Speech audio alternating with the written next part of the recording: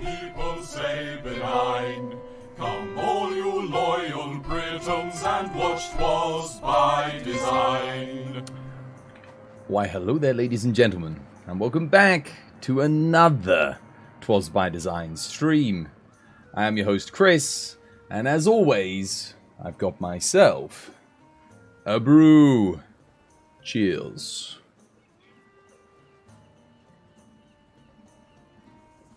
Oh.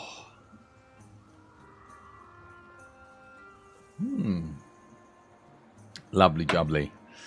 How you doing, Koshiro? How you doing, Inferno? How you doing, Alcoolio? Welcome back to the stream. Hope you guys are having yourselves a lovely jubbly day today. Back again with some more Monster Hunter Rise. What's for sale? You'll take two. Right. First things first. Today's stream brought to you by HelloFresh. Exclamation mark HelloFresh in the chat to get 80% off. First two orders with code HelloDesign. So if you want to sign up for that, help support the channel, get yourself some fresh food at an incredibly good price. Yeah, exclamation mark HelloFresh. And as for the sale today, exclamation mark Nexus. There's a huge sale on the Nexus store. Up to 80% off on all the Capcom, well, not all the Capcom games, but some of the Capcom games that are on there, including Resident Evil, Monster Hunter Rise, Monster Hunter World, Dragon's Dogma, so on and so forth. You can pick them up there. Every purchase you make as well, not only do you get the sale, but you get every individual purchase, you get a code for a month of Discord Nitro. So, yo, if you were going to buy Discord Nitro, which I think is like, it's like $6 or £6. I'm not sure exactly how much it is. Might even be $10, £10. Buy a game off the Nexus for like $5. Get Discord Nitro. Give the code to somebody. Or if you don't need the game. Or keep the code and play it for yourself. Because some of the stuff on there is super duper cheap at the moment. Yeah. So exclamation mark Nexus. Go pick yourself up some deals and steals. Tell all your friends. All the codes work for Steam. They're all Steam codes. So if you play your games on Steam, like you probably should be doing if you're on PC, yeah, that's what you're going to get them for. So indeed, big sale today. Grab your stuff. Help support the channel. Get some good games whilst you support the channel. It's a win-win. You don't even have to donate. You're just buying the things you'd buy anyway. Legend. How is everyone anyway? How you all doing? You had burgers and chips for dinner, so you're doing good. I had a sandwich. I had a cheese and chicken sandwich with tomato and mayo and salt and pepper, bit of butter and lettuce. It was nice. It was good. That's what I had. Because I'm with HelloFresh. Wait, what? No. What is going on? Don't tell me you're doing this again. Because we signed up to HelloFresh, I actually didn't get any food this week. Because I actually thought I was going to be getting HelloFresh this week to cook. But then when I found out how the whole sponsorship worked, I found out, I have to get the food the next week. So I order the food this week on stream, and then I get the food for next week. So we'll be doing another unboxing. Well, I say another. We'll be doing an unboxing of the HelloFresh food on Monday. So we'll be checking out and seeing what's coming with that. So that should be good. Sandwich. How you doing, Disu? Hope you have yourself a lovely, jubbly day today. Can I buy Dragon's Dogma and give you the code to give away and keep the Nitro for yourself? Yeah. Yeah, you can absolutely do that. Dude, you can buy Dragon's Dogma, do the giveaway for yourself as well if you want. You don't have to give me the code. It's totally up to you what you want to do. But you could buy as many codes as you want individually and get as many Discord Nitro codes as you like. Because if you buy Dragon's Dogma, that is legitimately cheaper than getting Discord Nitro for the month. So if you normally pay for your Discord Nitro, you can legit buy the Dragon's Dogma, get a Discord Nitro code, yeah, and then just like use the Nitro code, but you get it, just look at it that way. I mean, if you want to look at it that way, yeah. So if you want to get all the premium features on Discord, just buy that. And then play Dragon's Dogma if you haven't played it, because it's incredible. It's like one of the best action RPGs ever made. But but if not, yeah, give the code for a giveaway, dude. It's up to you. 100%. But no, how is everyone today? Burgers and chips, sandwiches. What's everyone else been up to? End of the week already. This week's flown by. Maybe it's just because I've been hunting on my own quite a lot. I mean, we had 4 people in the lobby for a few hours yesterday, which was really nice. But a lot of the people that we normally play with, they're all gone. None of them. I haven't seen them since before TU5. And you keep thinking, oh yeah, they'll come back and check out this, but no, dude. Not only have they been gone from the game, they've been gone from the community. They don't come back anymore. Like, they just one day they up and disappeared. That was it. They're gone. People that had been watching for years as well, which I don't understand. Very, very odd. How are you doing? Yeah, no, I'm alright. I'm good. Just hanging around. Did I need to get that as an audio command? Yeah, not much. It's good weather. Yeah, weather's nice. Weather's very nice. Got a barbecue. Gonna do a barbecue on either Saturday, Sunday. Something just tabbed me out of Monster Hunter. Epson printer software update. Well, I don't actually want to exit that because if I keep exiting it, it's going to keep popping up. So I've got to update my printer software apparently.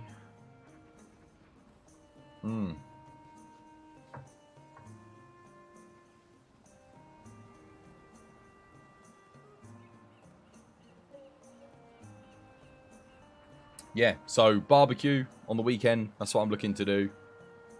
And I don't know, just did food shop today. You know, got like bread and sandwich stuff for lunch really.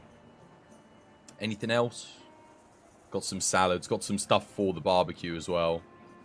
Yeah. So I'm looking forward to that. Be nice to have a barbecue. Weather's meant to be really, really good this weekend, so yeah, should be fun. I need to get to bed relatively early tonight so that I can get up and enjoy a barbecue tomorrow. You know, in the afternoon, lunch, dinner time, sort of, somewhere in between. Yeah, should be nice. Should be nice. Got burgers, chicken, sausages, buns, and the works, man. The works. Yeah. Oh, wait, no, I'm not having it on Saturday, am I? I'm having it on Sunday. Actually, we might do it tomorrow. I don't know. I don't know what day I'm going to have a barbecue on. If it's really nice weather tomorrow, and it's like, why take the risk of it not being nice on Sunday? I'll have a barbecue tomorrow. No reason not to, eh? Just have it on whatever day's best. I'm actually not sure what weapon we're going to be playing today, guys. So yesterday we obviously played Dual Blades. We made a bunch of new Dual Blades builds. There was a new event quest, or there is a new event quest that is probably the best event quest in the entire game. The Hazard Superconductor. It gives melding materials and insta-melds, which is really, really convenient because previously the fastest way to do your melds, if you didn't have insta-melds, was get killed by Rajang and come out. And that adds up. Like, that takes, what, like 20 seconds, 30 seconds every time? Maybe 40 seconds? Because you got to ready up, get back in, do all this, that, and the other. But now that we got this, we can just insta-meld stuff.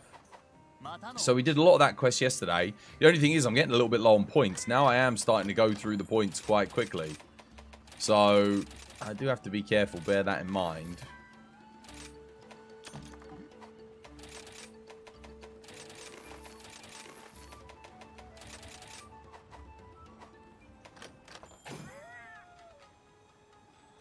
Obviously, we still need quests to give us Great Wetfish and Gloam Grass. That would be really nice. Still haven't given us anything for those yet, but now that we can get insta-melds, that is quite cool. You know, that's one of the things I'd like to see in a future Monster Hunter game is multiple event quests that give very convenient awards. so that you don't end up with just one event quest in the game that is really useful, that gives all the good rewards, because you end up just doing that same one event quest. I think, so it's the Hazard Zenoga that gives it to us. In retrospect, what they should have done then is make all the Hazard monsters give us that as a reward. That would have been quite interesting, because then you could go, all right, I'm going to do this Hazard, I want to farm this Hazard, I want to do this, you know. Just help switch things up a little bit. Because now I'm going to be doing a lot of Zenoga. Not because I want to do Zenoga particularly, but just because that's the path of least resistance. That's the easiest way for me to get the insta-melds. They'll never give the Gloam Grass for free. It's not about giving it for free. It's about giving us a quest to get it. Like they did in Monster Hunter World. So saying they'll never do it. In Monster Hunter World, you know what you could do? You could put it in your farm. It was there. It was in the farm. You just picked it up out of the farm.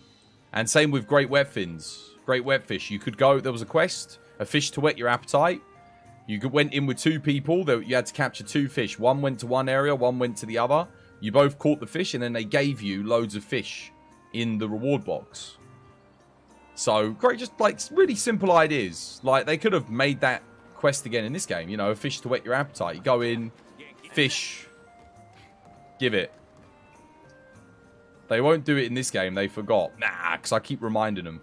I'll keep reminding them. If I keep talking... I talk about it on stream every single day. For the past 2 years, I've said, Great Wetfish Quest, Great Wetfish Quest. They know who I am. They listen to old Twozboy.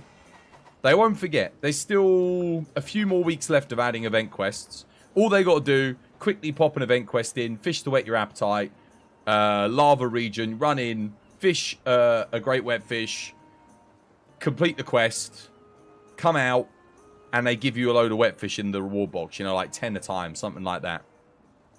Do we have any event quests in this game that isn't just slay monsters? No. None. Yeah, no, we do. We do. There's like the Sonic one where you have to catch the rings and run around the map. And there's the other one where you have to collect something else. There's like 2. But they're both low rank. Yeah, these 2. Gotta hoard fast and rising sun. I think that's it.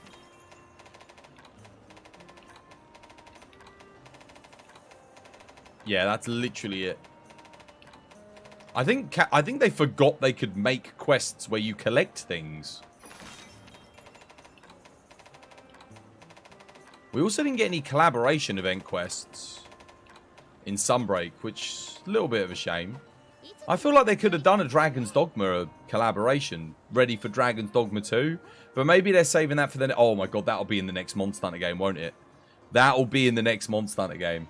There'll be a Dragon's Dogma 2 collab for like Bitter Black Isle DLC coming out or something. They're probably working on that in tandem with the game. Oh, imagine how good that would be. Slay the Everworm. Oh, dude, Capcom. Come on, man. Come on.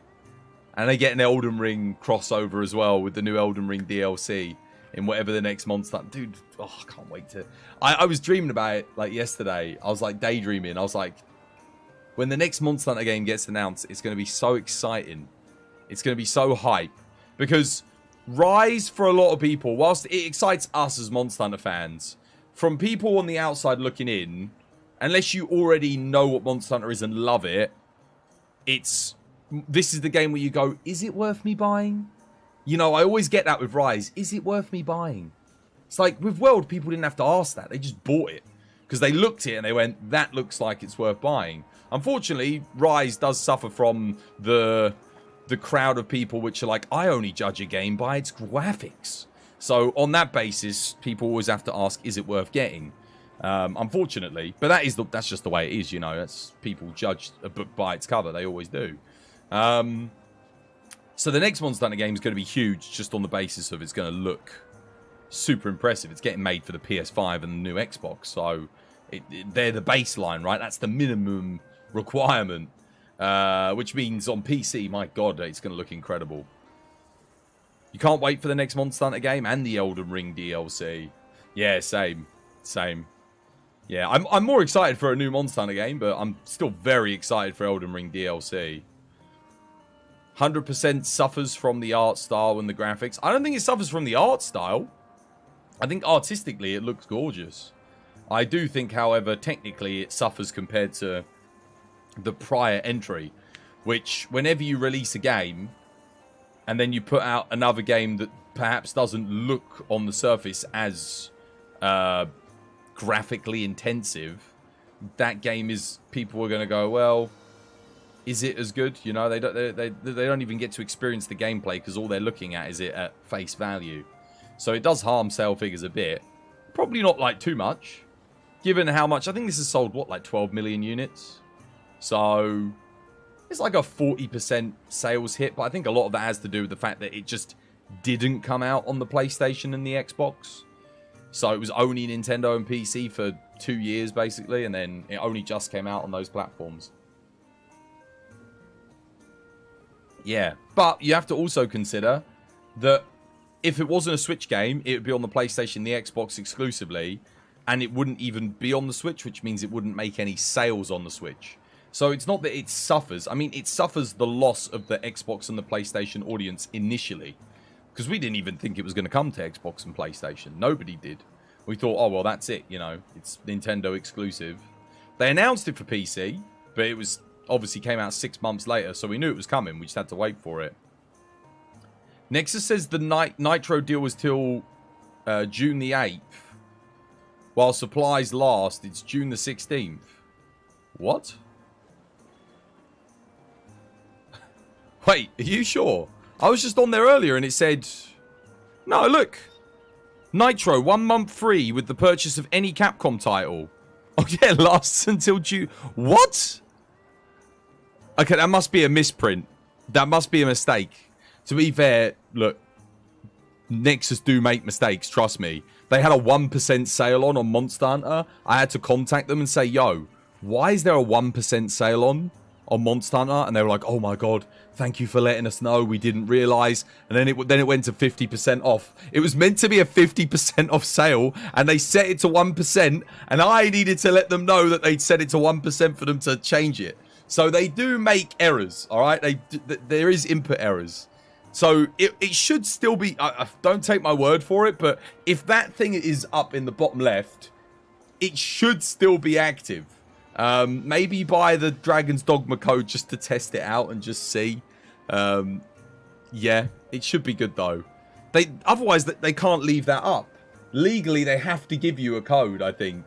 They can't advertise it and not give you the code, right? So, yeah, if they're offering it, then they owe it to you. You're so happy that they ported Rise to the consoles. You got some of your friends to buy Rise. Yeah, no, it's good. It's very good. I'm happy as well. It's good for the community. It's bad when you do exclusivity on games that are typically third-party games, you know? It's not good. It's not good. It's never good. Never good for the industry when they do that.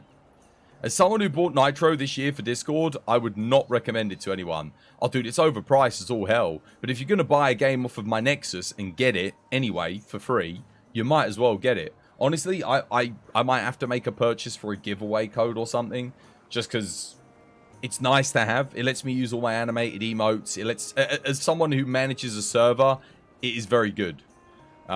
Maybe less so if you're not, because it gives me loads of options of things I can do on the TWAS server, which I can't do otherwise. Yeah, no, it is good.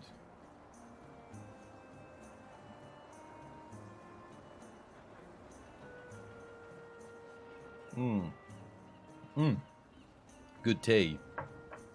A user's perspective, it's not worth it. As the server owner, it's probably worth. Yeah, no, it is for us.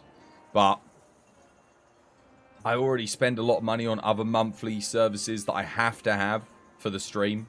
I pay for the little clip thing that pops up. I pay for the what's it? The TikTok multi-functionality, the Twitter multi-functionality. I got the... What else have I got? I was going to try Twitter Blue to see if it helps distribute my posts a little bit better, but I'm a bit on the fence on that one. I'm not like 100% sure. So we'll see. I'm not... I'm undecided on that. I don't really want to get it, but the problem I find with is when I make a Twitter post, it's very hit or miss as to whether or not my audience or community sees it. And apparently, if you have the Twitter blue, it prioritizes your posts. So people get to see that first when they log in if they're following you. Which, to me, would be quite beneficial, because it means people in the Monster Hunter community can actually see what I'm doing, what I'm up to, what I'm talking about. And whilst it is expensive, I mean, it's free advertisement, right? Like, if it helps build the community, then you've got to invest money to get money out. That's the way I see it, as a business expense. But at the same time, I don't really want to give Elon Musk more money. So that's kind of the issue at the moment, if you will. So I haven't bought it, and I don't plan on yet, but there is a part of me that wants to test it out before it gets a high adoption rate, because once everyone starts getting it, because they'll come to that realization that, hang on a minute, this can help me promote X content here, it will diminish its effectiveness. Discord's new update's pretty good with the community server thing. I haven't even looked at that. Didn't even check it out. I saw Steam's got an update. Steam just looks completely different now. So that's been updated. Yeah, you saw that as well, Maya. Yeah, Steam's got a crispy update, hasn't it? Indeed. Right, I need to decide what weapon we're going to be focusing on today. I mean, I'll probably come back and do a little bit more dual blades as well, because we only made 3 builds yesterday. Oh, well, 4 builds technically. We did make a couple of extra builds, but yeah. So far we've updated bow builds, charge blade, some charge blades, some switch axe, some dual blades. Today I was going to do hunting horn if we got 4 people in the lobby very early on, but I don't think that's going to happen if I'm being honest with you. So yeah, we played dual blades yesterday. Longsword's quite expensive. There's a lot of really expensive things I need to get to make this work. Could maybe do sword and shield. I don't actually know if the new skill is good with sword and shield, but I'm assuming it is. It's plus raw, plus element. Could do insect glaive maybe. Obviously bow and light bowgun are very specialist. That's going to take a while for me to make those builds, so I'm not in a rush to do those. Gun lance is, again, like, honestly, I don't think the gun lance build changes. I don't think you change Heaven Sent for the new set skill, because the new set bonus doesn't buff shelling with the raw, and the element does nothing really for gun lance. It's like, gun lance has terrible element scaling, which honestly is a real shame, because the weapon could be quite good if they did that. Make the physical hits actually do a little bit more. So I think, honestly, it probably comes down to Lance and Hammer as to what we play next. Maybe we try making a Hammer build, but I mean, bloody hell, I'd need, like, build up. I need a lot. It's going to be expensive. The new skill plus build up boost. I'd need to roll build up boost on loads of the new armor pieces. That's going to be hard. The only new gun lance change would be the coil change and the dragon weapon. Oh, yes. Yeah, you'd switch out for the new coil. Yeah, and you can use the new weapon. Absolutely. Yeah. I imagine if it heals quite well from the physical hits, because gun lance is good at breaking parts. Maybe you would use the new stuff, but let me think. I guess you could use 1 level, because you're going to use Heaven Sent 2, right, with gun lance. You don't need Heaven Sent 3. So maybe you use 1 level for the 10 raw, 10 element. Possibly. Maybe you use 1 level of Heaven Sent. So it takes 30 seconds to get it active, but that means if you take a hit with gun lance, you've got to wait 30 seconds. Or if you get out of range with gun lance, you've got to wait 30 seconds, which is a long time in a hunt. Like, 30 seconds is a lot. But could do that and then run 2 levels of the new skill, which means you could also run Blood Blight, so you gain the heal. If they'd made the blood the new skill buff shelling damage, then it would have been really interesting, because then you'd use it. But I don't know. Heaven Sent is really, it really is that good. It's a tough one. But yeah, maybe you use one piece. You definitely use the waste. I think the waste is efficient enough, you're right. Actually, no. Do you?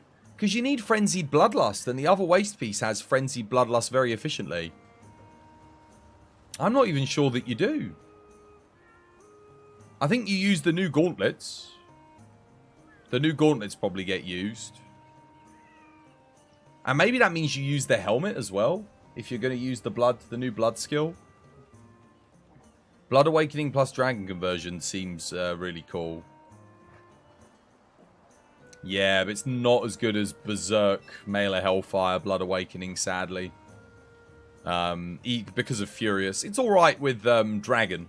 If you're doing Dragon and you get Dragon Heart, Dragon Conversion, Blood Awakening, then it works. But with the Furious Dragon Conversion, it's not as good. It's not as good. Berserk Mail of Hellfire is the way to go. You can do it if you don't have a good Berserk charm. If you don't have a good Berserk charm, then you can do the alternative. Do you drop my full build-up boost talisman on Greatsword for Berserk 2? Depends what type of Greatsword build you're using. Depends. If you're doing Ellie Greatsword, yes. Because you want Strife fully activated. So it's quite good for that. But otherwise, no. Not on like your standard TCS. If you're doing the Magnum Aulo Greatsword or Lucent Naga Greatsword, then no. You got a Berserk 2 Mail of Hellfire 2. 2-2 from an electric. That's really good. I mean, like I said, if you're doing Ellie Greatsword, then yes. But I don't think you'd use Berserk on a... I mean, I guess you could if you want to activate Resentment. Maybe. Your charm's so efficient that you might consider doing it. Maybe. If I had that charm, I would test the build. But I don't have a charm that good, so I can't. It synchronizes well with the primordial weapons. At least the Dragonheart idea. Yeah. That's what I'm saying. You'd only use it with Dragonheart, though. That's the only time it would be better. It wouldn't be better with anything else particularly.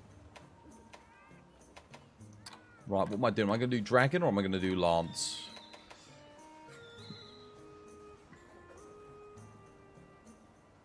Let me think. I mean, Hammer. I think I might do Hammer. Because Lance, we're going to be farming Zenogre. Which means I'm like, Hammer and Lance aren't great on the Zenogre fight. Like, Lance is actually good. Except it just doesn't do any damage. Like, it doesn't really... It does nothing. I'd have to maybe make a Raw Lance or something. Yeah, with the new skills. That might be quite good, actually. That's probably the way to go, actually. Hammer, I don't know what I'm going to do, actually. We'll see. I need to get build-up boost on here somehow. I'm going to do a...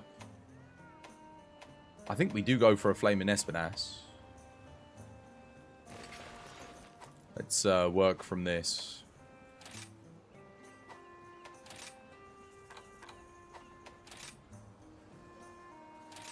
Let me see.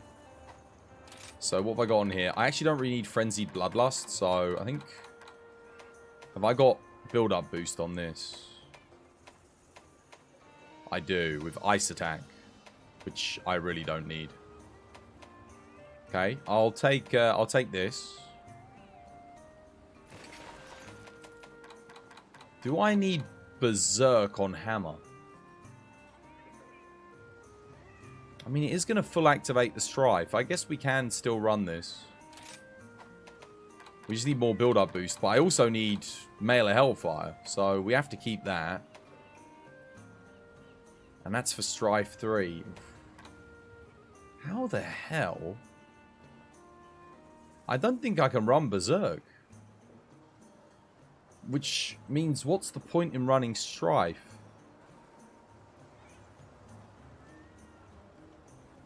I don't think I can make it work, because I need to get build-up boost. Which, again, I can get. Like, I can get it here, but then I can't get Strife.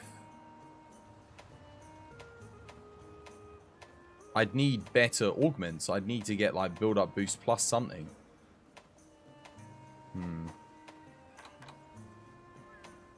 Build up boost. Mail of Hellfire. Or I'd need a better charm, obviously. Okay, in that case, let's forget about the build-up boost hammer, and we'll just do a fire Ellie hammer for now. We'll keep it simple. We'll run with this instead. And then we'll have to come back when we get some god rolls and we can make a build-up boost hammer work. That's fine. So in the meantime, I guess I will use... I could use Wind Mantle, Bloodlust, Strife. Oh, Tailstra Blessing, Punishing Draw. That might be nice here.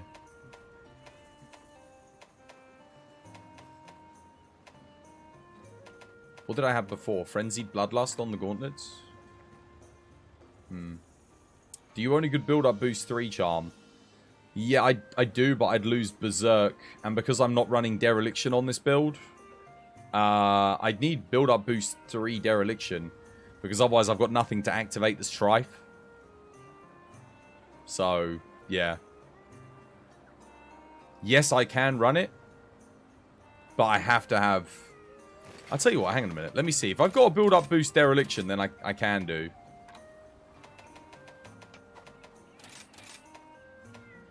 Dereliction build up boost 1. Build up boost 3 Foray. That's my best one.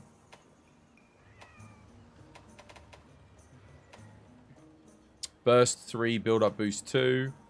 Berserk 1 build up boost 2. No, sadly I don't. Like that I'd have to use that.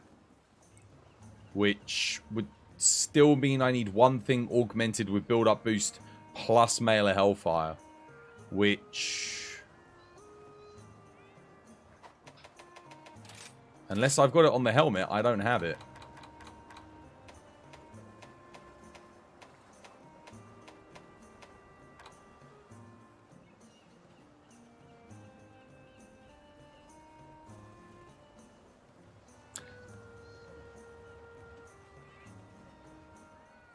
Well, in that case...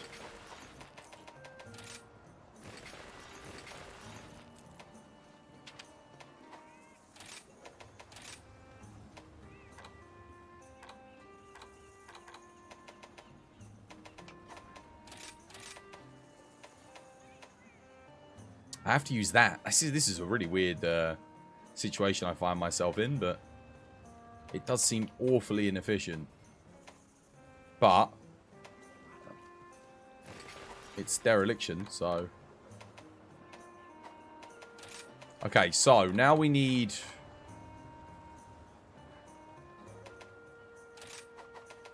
Let's work this out.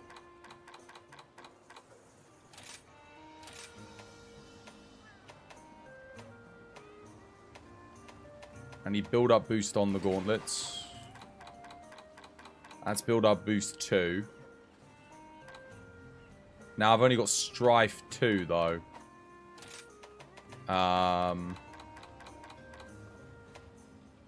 Mail of Hellfire, Mail of Hellfire. Damn. Well, now I'd need a Strife Mail of Hellfire on something else. I don't think I've got that on the waist, have I? No. Do I have build-up boost plus anything? Nope. Nah, it's not quite good enough. This would have to have build-up boost 2 on it. Still can't quite make it work, even with that.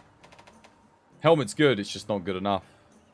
Like how you search up Berserk 2 Talisman, and your Twitch channel appears on the front page. Standard. Because they know that I need it. They're just messing with me. Nah, we'll just do the fire hammer for now. Can't get the build-up boost to work, sadly. That's okay though. It just means we're going to be doing more element damage. We're going to be putting all of our eggs in one basket.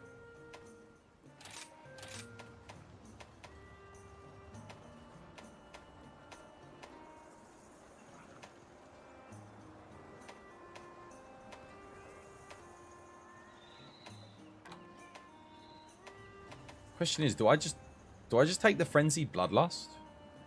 For Hammer, though. I don't really need it for Courage Hammer. It's kind of dead. Might be better off with just the Teostra Blessing. Yeah, I'll just take that instead.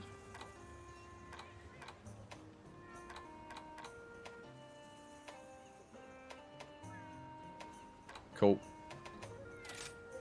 And then this. Just use the Berserk.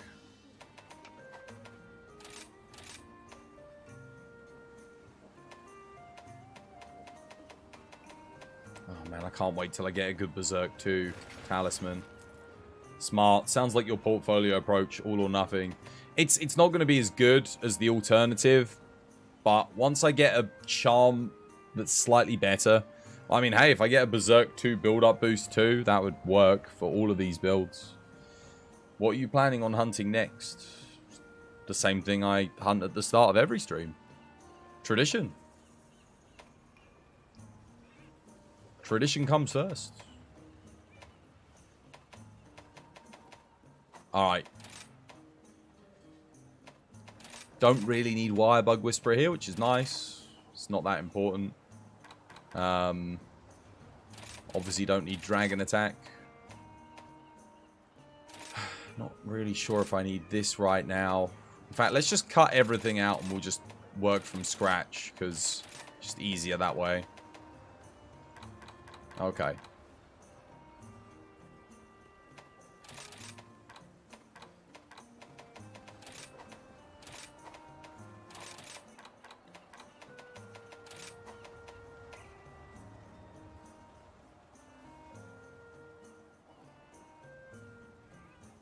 Cool.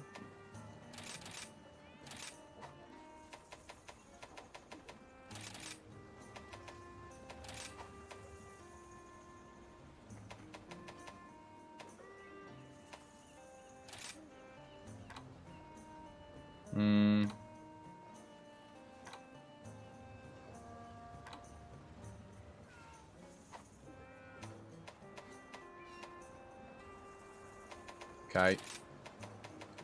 That.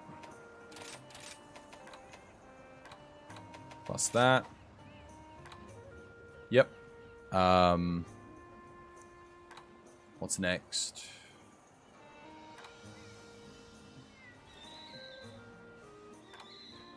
How am I looking for crit? 75%. Plus strife, 85%.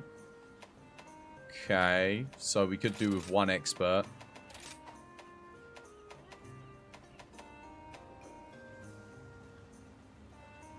Twas is on his way to cause a mass and ogre extinction. Event Talisman. Forgive me, you don't know what that is. You usually don't make it for the start. Oh, I always fight a Velkhana first. 'Tis tradition. So tradition always evolves, but essentially we always used to fight Velkhana at the start of our Iceborne streams. For World, I believe tradition was Teostra or something. What was, no, it was Nergigante. But then we evolved to Velkhana because it was kind of like the title monster. And then in this game we did do Geismagorn was tradition for a long time. Then Lucent Nagakuga. And then obviously that eventually became Velkhana when Velkhana came about. Because we were like, oh, we can go back to tradition from Iceborne. So we just started doing that. Right, I need Charge Master.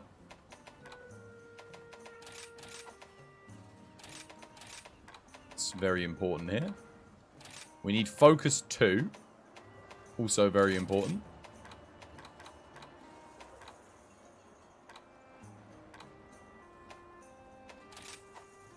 We need, well, we want crit element.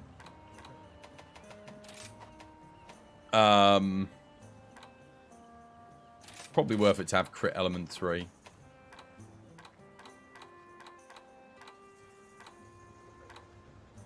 It's either that or I get Teostra Blessing 2. No, I'll take the crit element 3, it's fine.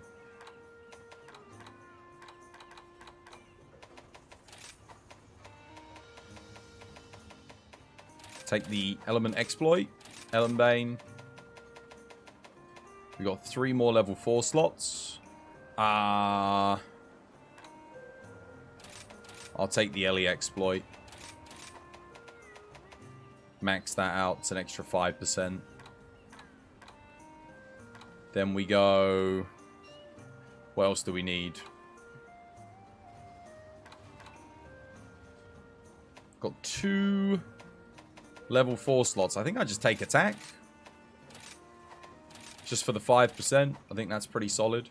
Honestly, that might be better to take the raw on the physical hit like that than take the Ellie exploit. Yeah, that's I think that's it. Looks good. We need to augment and get the final upgrade for this thing. Oh, wait, no, I need handicraft. Right. Right. What do we... Ooh. Now comes a predicament. What's more important? Plus 3% raw? Or plus 10% element? I think we're going to switch that out for the handicraft. There we go. Who was that? Murtaito. Thank you for the follow. Welcome to the TVD family. It's good to have you with us.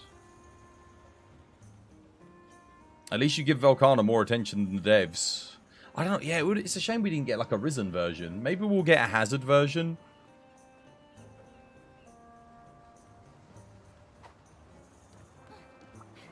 Right.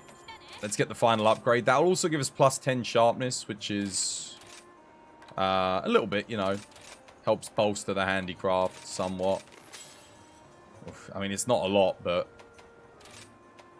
I can't run the Flaming Espinas hammer, sadly. Well, I mean, I could do, but I can't get build-up boost to work with it. It's got 160 freaking fire element base. It's pretty good. This build looks nice. Again, once we get a better charm, it will be better, but for now, it should be quite good. We'll take it for a spin. Let's save it. This is the Magmadron hammer. Cool.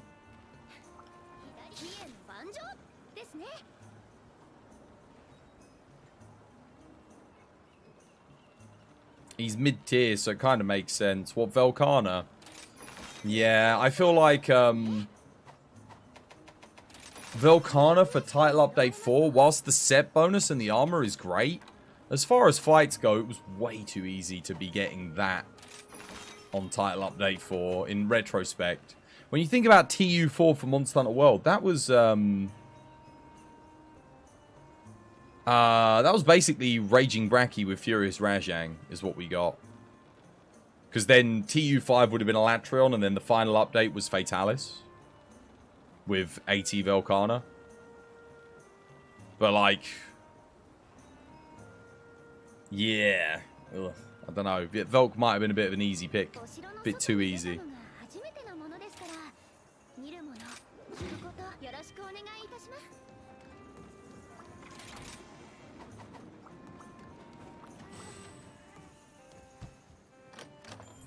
Which layered armor is this? A mix. It's 5 different pieces. And I'm not sure which. I actually don't know.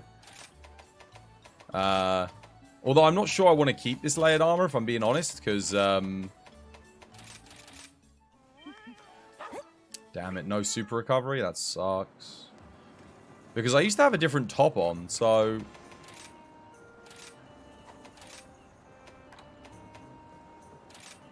I'm not sure if this top looks a little bit better. This one looks... I think this one looks a little bit more like 2B at a glance. Probably keep this.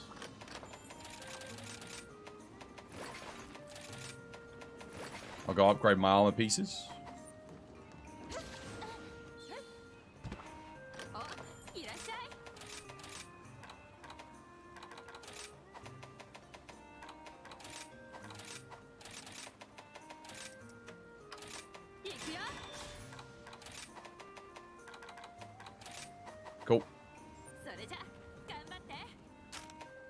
Now, the only thing I'm really missing on this build is a level of Teostra bonus.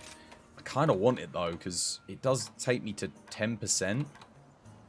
But, like, where would I fit it? I need a small slot on something. I need to roll... Let's do a couple rolls on a Prudence coil. See if I can get Mailer Hellfire plus a small slot. It's worth a go, isn't it? It's not likely to happen, but... Wait, do I even need to run this coil? I need Bloodlust. Oh, yeah, I guess I do then. Yeah. Oh, wait, do I not have Burst on my... There's no way. I don't have Burst on the build? Oh, crap, I've got no Burst. That's kind of important here. It's a huge increase to Roar and...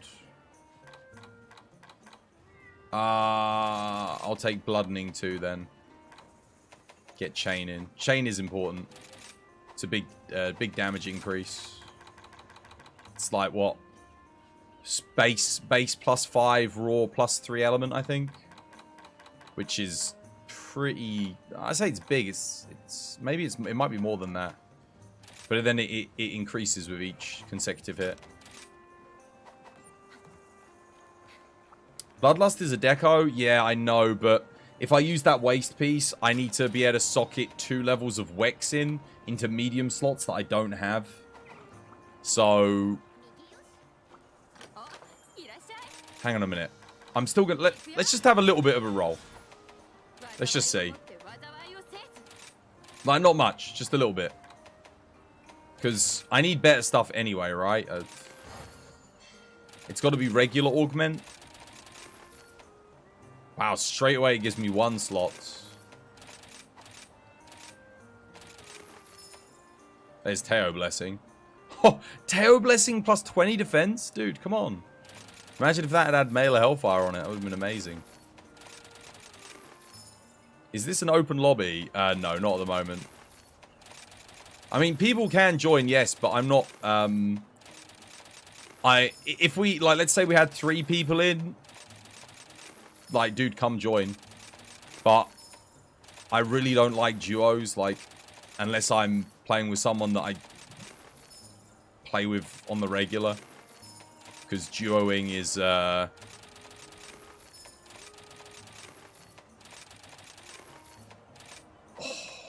that's pretty good.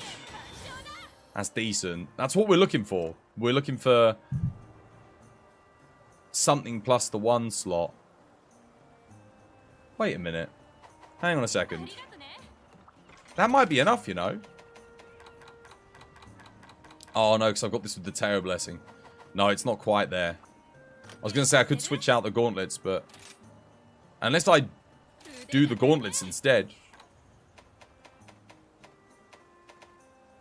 But I've already got a Teo Blessing on these. And I'd have to roll skills as well.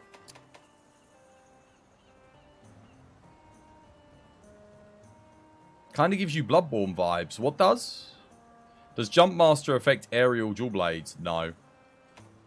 Jump Master sucks in this game. Just ignore it. Don't use it. It's not like it was in World, where it gives you plus 10% on jumping attacks.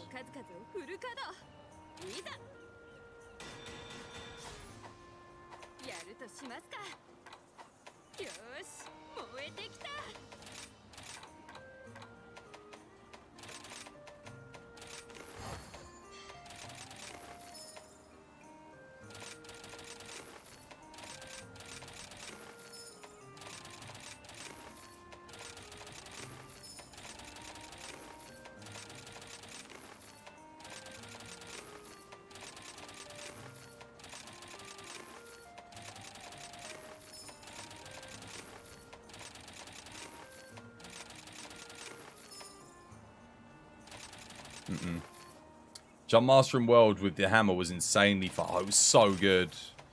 Yeah, especially on the arena with the slope. You could just go to the back and spin to win all day long. It was brilliant, man.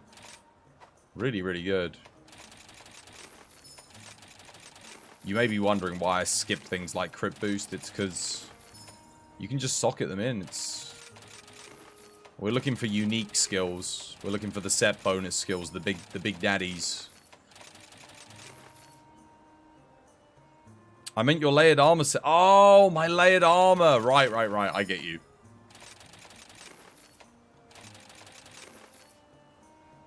I mean, if you use the new coil from Malzeno V2, you gain crit boost, burst, and a 2 slot. Yeah, but I lose Wex, Frenzied Bloodlust, and Bloodlust. So Bloodlust immediately, I have to use a +4 slot on that coil. So now I'm left with another +4 slot. And I'm left with the same outcome. And I've lost Frenzied Bloodlust. And Burst is less important than Wex. So this ends up being a more efficient coil, providing you can get a good augment. Now, the benefit of that coil is I can run Skills Plus and sacrifice a level of Burst. So, yes, I have a chance of getting something really good on it. But if you get something really good on this, this is more efficient because of Wex 2. Wex 2 is essential. Burst 2 is not essential. Yeah, it basically ends up the same because I'd have to use the level 4 slot for Bloodlust anyway. So unless I augmented the other piece with Bloodlust plus Mailer Hellfire, which is... I don't think I've ever gotten Bloodlust Mailer Hellfire, ever. It's very hard to do. At least I've certainly never got it without sacrificing something useful. Yeah, it wouldn't be better. That's quite hard for me to get. I'd probably be here all day. Here I'm just looking to get Mailer Hellfire with something. Honestly, I could take Strife. If I got a piece of this with Strife and a small slot, I could make it work. Because I've got another armor piece with... Actually, wait, no. I take that back. I don't know if I could. Maybe. Maybe I could make that work.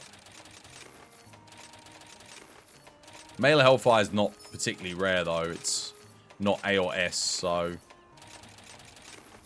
Shouldn't take us too long to get it with a little something.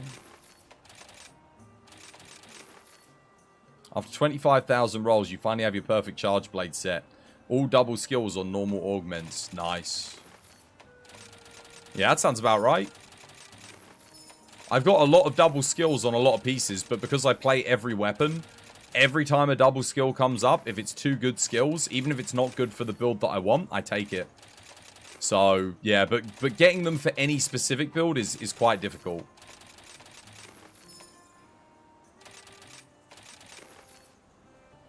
What's the augment today? I'm just doing a bit of rolling for Mailer Hellfire with a small slot. I need an upgrade because my current best waste is just Mailer Hellfire with nothing. I can't roll Skills Plus on this waste because I can't... All the skills in the waste are essential. But... We're looking for like that negative 30 defense.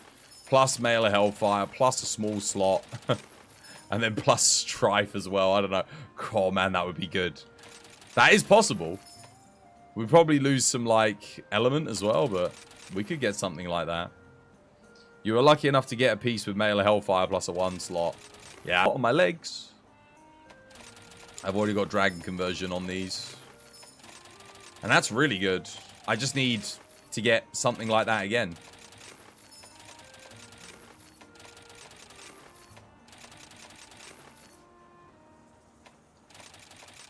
With max KO? Nah. We kill things so fast, I'd rarely even get more than 1 KO on a fight anyway. And the issue with, even on the longer fights, so the anomaly fights, if I'm playing multi, things have too much health, you know? It's, sorry, they're too much resistance.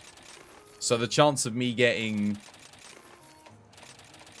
multiple KOs is kind of rare. Like, it'll again probably die before I get the second, sadly. I just had a thought, the Flaming Espinas waste piece might be better here in terms of efficiency. 1 second.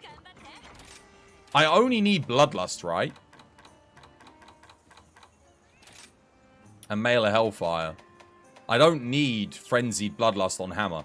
Not on Courage Hammer. I really don't need it. So does this end up being better? Charge Master 2, Burst. I'd have to socket Wex back in. But I free up Charge Master. I free up a medium slot from Waste. Then I have to put Thingy in. Oh, but I don't have Mail of Hellfire. Yeah, and I'd have to be doing the same thing anyway. It doesn't make a difference.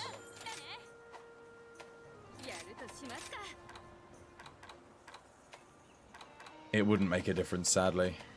One of these... Which one's the new one? There should be one here with no roll on it. There we go.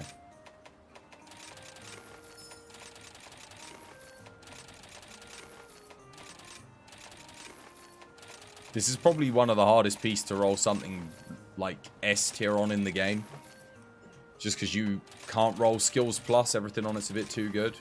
I guess you could. You could roll Skills Plus and sacrifice Bloodlust, but then you've still got to get Bloodlust on something else and then socket it in. So the best way to do it is just do it this way.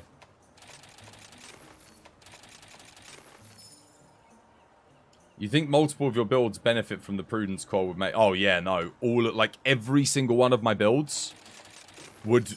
If I got Mail of Hellfire plus 1 slot, that is a huge upgrade for me.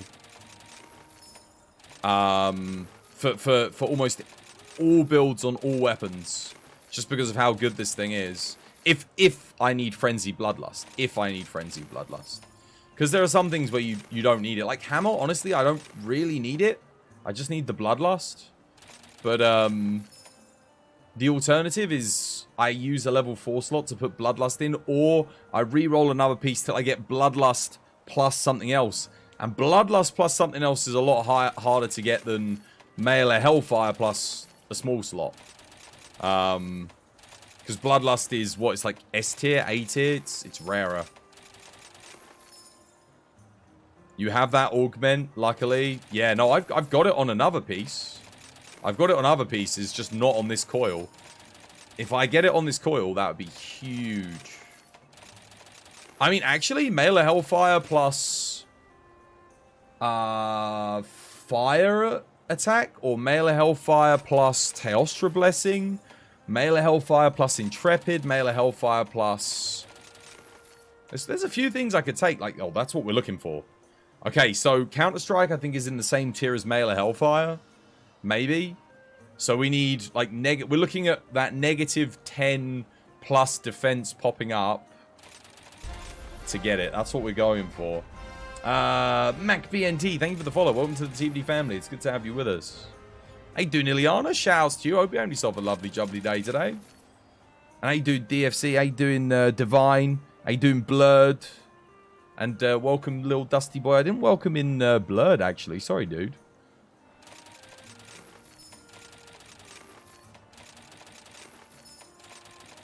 How's things today? How you doing? Shouts to Ileana, by the way, guys. Fellow Monhun streamer. Member of the community. If you haven't given them a follow, I'm sure most of you probably have, but just in case you haven't. Oh, Ileana. Yo, Vincent, thank you for gifting a sub to Ileana. Dude, thank you for the 50 gift subs, you legend. Cheers, me dear. No more ads for you. You're alright, thank you. And you? Yeah, no, I'm doing good, thanks. I am doing well. Just, ooh.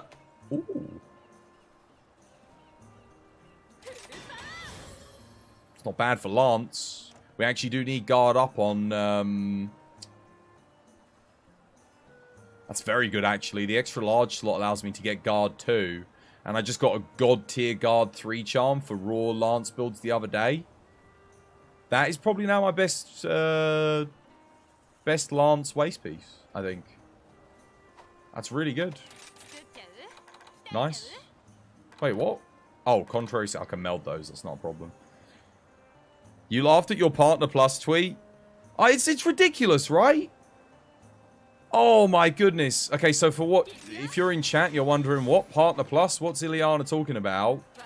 So, basically, Partner just got made obsolete. So, we've been Partner now for, I think, 2.5 years. And Twitch have never really done anything. You know, the partner's there kind of just to get the extra emote slots.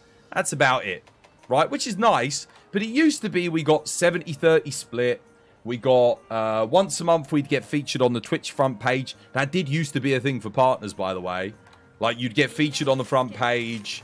Twitch would, you know, like, contact you to help promote your channel, stuff like that. None of that happens for partners anymore, right? So what have they done? They've made Partner Plus, where all of those perks that partners used to get now go to an upper echelon. And do you want to know how you get it? You have to have 350 concurrent paid subscribers for 3 consecutive months, and they cannot be gifted, they cannot be prime subbed, they can only be individually purchased subs. So for hypothetically, let's say Invincent just bought Ileana a sub, that's one less person now that can sub to the channel to help me get Partner Plus. It's ridiculous! Who came up with that idea? It's so dumb! It's kind of funny to think about this whole Twitch debacle, potentially, because of Twitch Prime. Hey, dude, Ramika, shouts to you. Hope you're having yourself a lovely, jubbly day today. It's crazy. It means it punishes you, as a content creator, for people supporting your channel through gifting and Twitch Prime. You're like, it's like, what? Imagine if you're going on a partner plus grind, which I don't think I'm gonna do. Let's be honest. Like, that's just. Would I want 350 subscribers? Yes.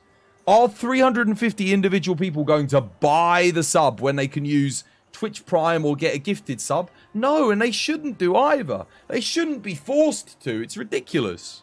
I say forced to. That's a bit of a strong word. No one's going to force them unless you're an asshole. But, like, let's say you want to help that Twitch streamer get Partner Plus. Well, that's the only way you can do it. Why not just have, like, I don't know, average viewership? Or there's got to be a better way. Surely. There's got to be a better way. You literally don't even care about partner. The extra emote slots are nice. That's it. That's all it is. That's all it is. There's no difference between affiliate and partner now apart from that. Used to be we were the only ones that could get ad revenue. Obviously now affiliates get that too, which is great. But we don't get a 70-30 split. So there's no point. Like, who cares about emotes anyway? Like, you lock yourself into so many things with partner. Like, at the end of the day, you can just get those external Twitch emote things that everybody uses and upload your emotes to that. Done. Then you got hundreds of emotes. You're allowed to apply now. You just don't even want to bother.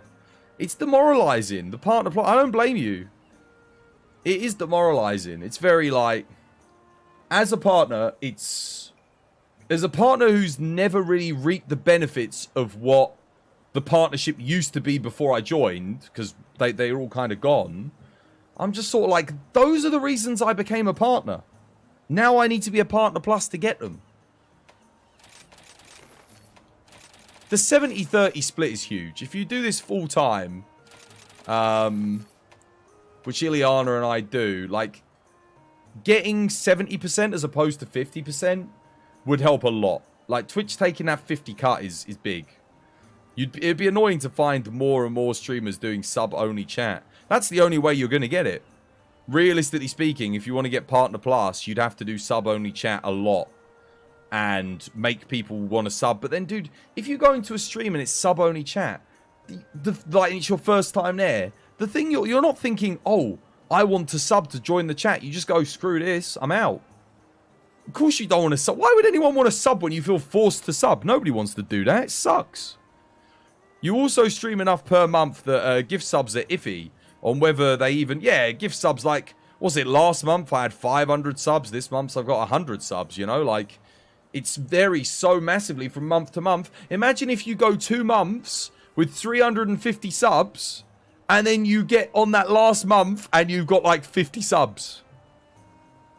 You're going to be stressed out of your... You'll be stressing your bollocks off. You're going to be like, what? You're going to be sweating there on stream. Chat's going to be like, are you all right, Twosh? Are you all right? You look a bit ill. I'll be like, yeah, I'm fine. I'm alright! Didn't need Partner Plus anyway! What the hell, Twitch? What are you doing? Jesus. The thing is, Twitch Prime is free, so Twitch doesn't get any real profit from it. Mate, Bezos is a multi-billionaire. He can afford to give people that are paying him £100 a year for bloody Amazon Prime a Twitch sub for a single channel. One channel, so you don't have to watch ads on one channel on the platform with tens of thousands of channels. Twitch earns from Twitch Prime because some people get Amazon Plus. They stay on their Amazon Prime just because the Twitch perk. Because it helps justify it. If you sub to one channel for a year, that's $60, right? Amazon Prime is about $90, $100 in the UK.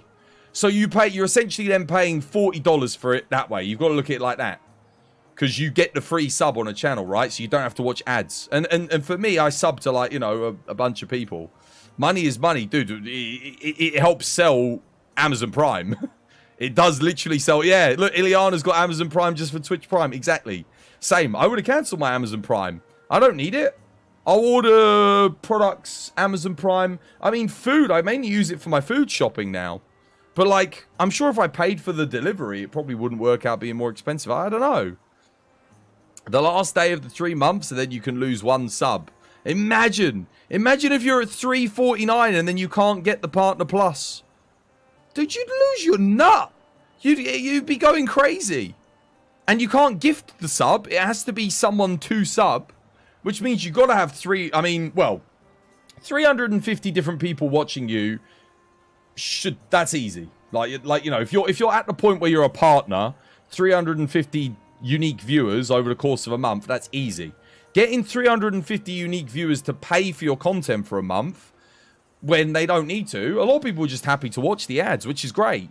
So why are they going to sub, you know? Like Twitch, what Twitch need to do is give viewers more benefits from their paid subscription, right? So that we can give the viewers those benefits.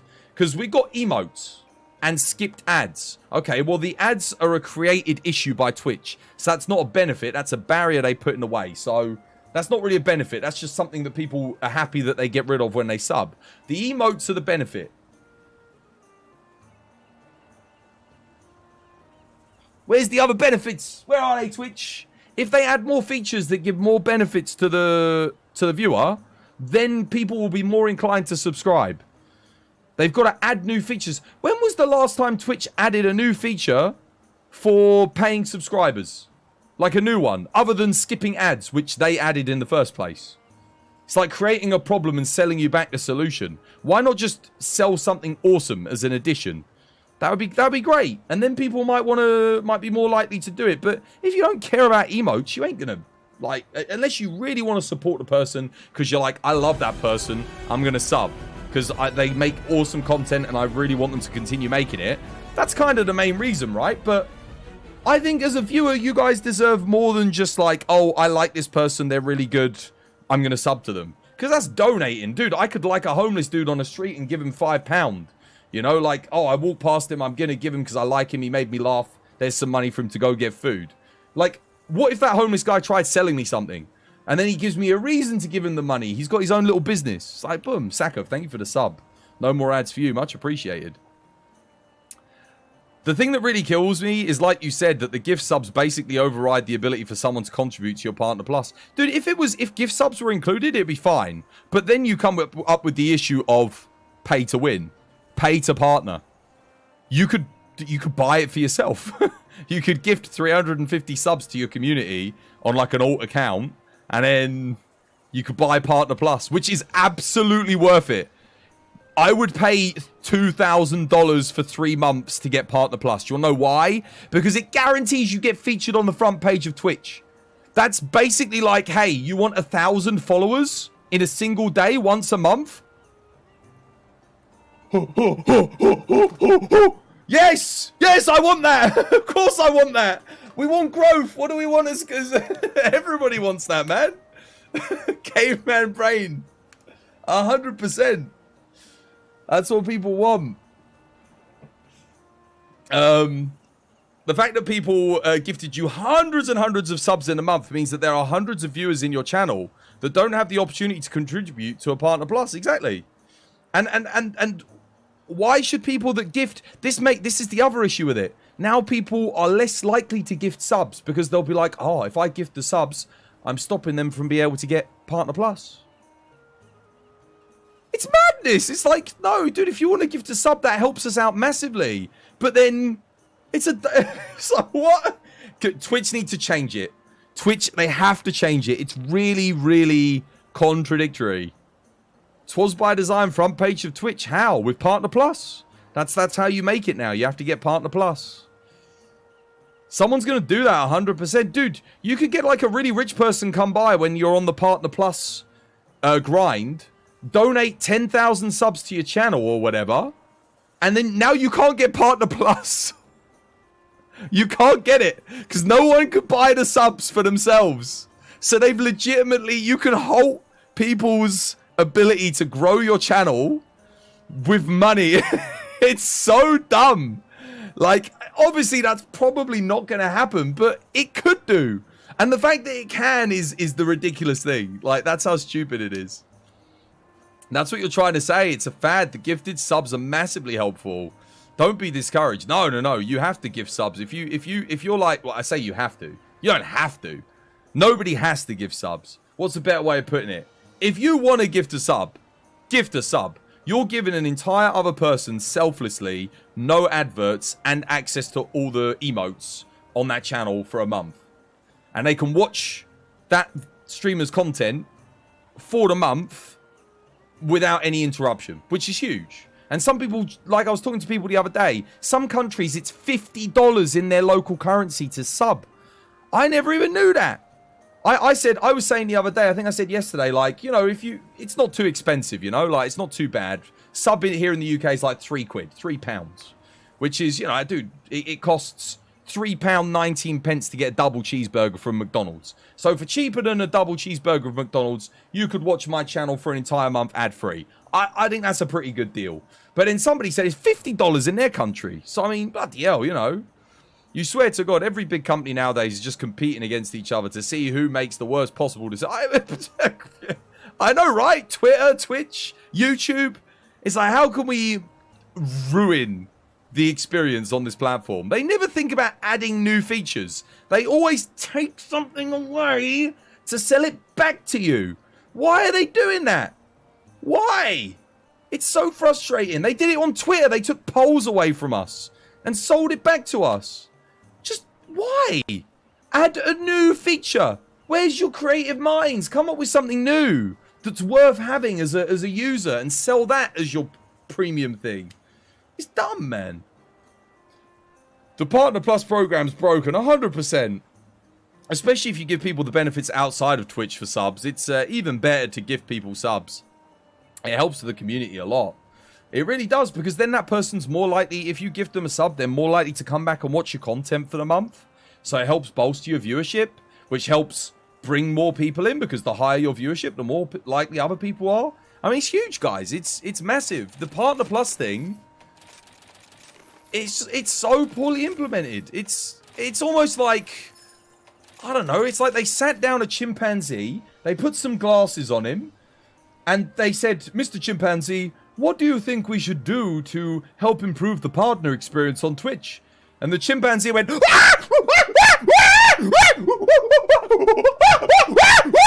and they went, Partner Plus, that's a good idea, Mr. Chimpanzee. Thank you. And then they implemented that. Where did they get it from? What are they doing? Drives me insane, man. Jesus, that's what it's like.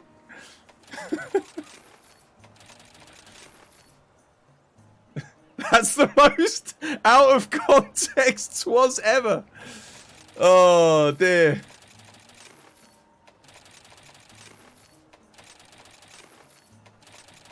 It drives me insane having to watch these companies operate sometimes. I swear, man. And you know what I found out? Anyone who knows Blunt Nate, fellow Monster Hunter streamer, he's partnered, right? Apparently, so I think he put up on Twitter a few days ago, you can lose your partnership status if you don't meet quotas. Like, you know, if you don't hit, I don't know why he lost his partner, But they said at the end of the year they're taking his partnership away. So they can take it away? What, like if you don't get enough viewers or something? Like, what's this about? I didn't know you... I thought, like, if you get partner, you're partnered, right? Like, no, apparently it can go. Nuts, man.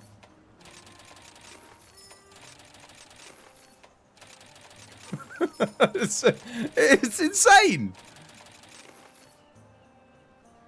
It's a new change now. Affiliate too. Yeah, they can take your affiliate away. And if they take your affiliate away, they bill you for it. They charge you $25. Oh, dear. Can you imagine? What if he meets the... It doesn't matter. It doesn't matter. Even if he gets it back, he has to reapply. So you're assessed, I guess, on a yearly basis as to whether or not you get to keep your partnership.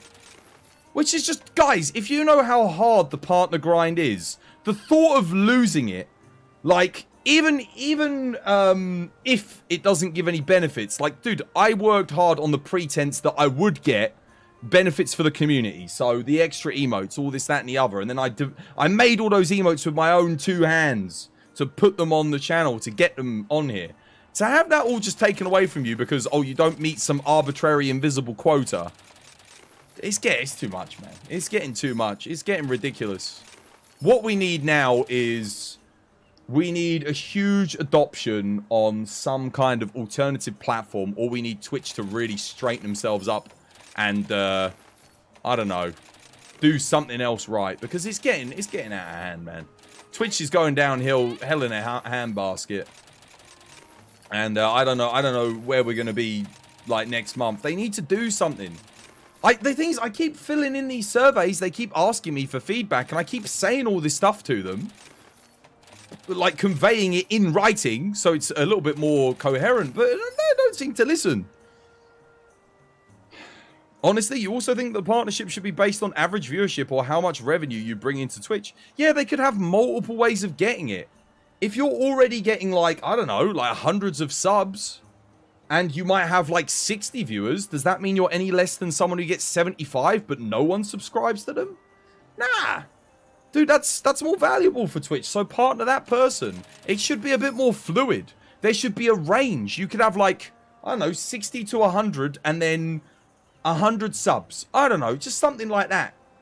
That would help.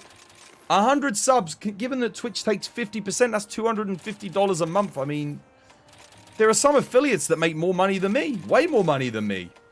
You know, substantially more off the ad revenue and the sub revenue. Crazy, man. You know for a fact that you make more money for Twitch than quite a few people with double or triple your viewership. But nope, if they want you to get partner, you've got to just go hardcore grind. Yeah, you've got to do, like, get your hours in and maintain the 75 average. Which, to get the 75 average, you've really got to be, like, over 100.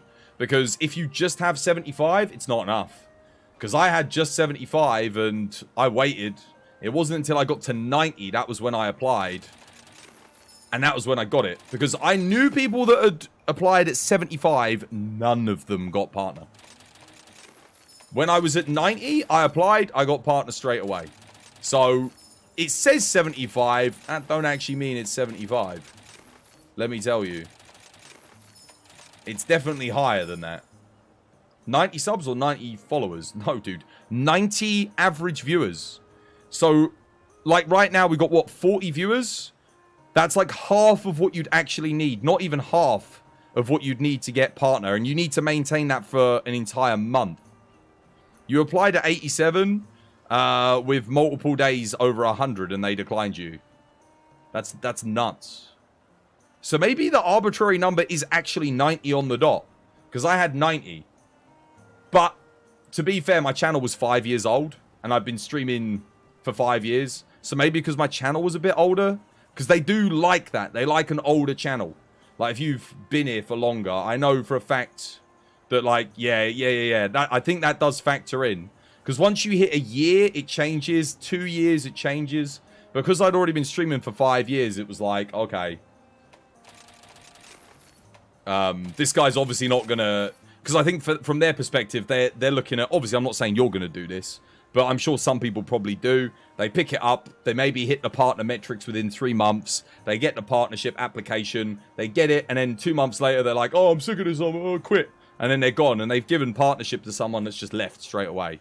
But if someone's been on the platform for 5 years, they're like, okay, this person's very unlikely to just quit out of the blue, because they've been going for this whole time, you know? So that definitely helps, I think. It definitely helps. Hey, doing Grim? Welcome back. Hope you're having yourself a lovely, jubbly day today.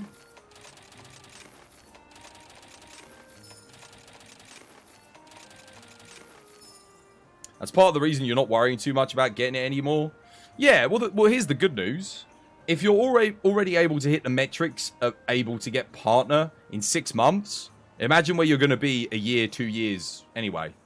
Like, it's going to be even easier because you will have built your audience more. There'll be even more people in your community watching you collectively. More people able to help you when you next go for the partner push.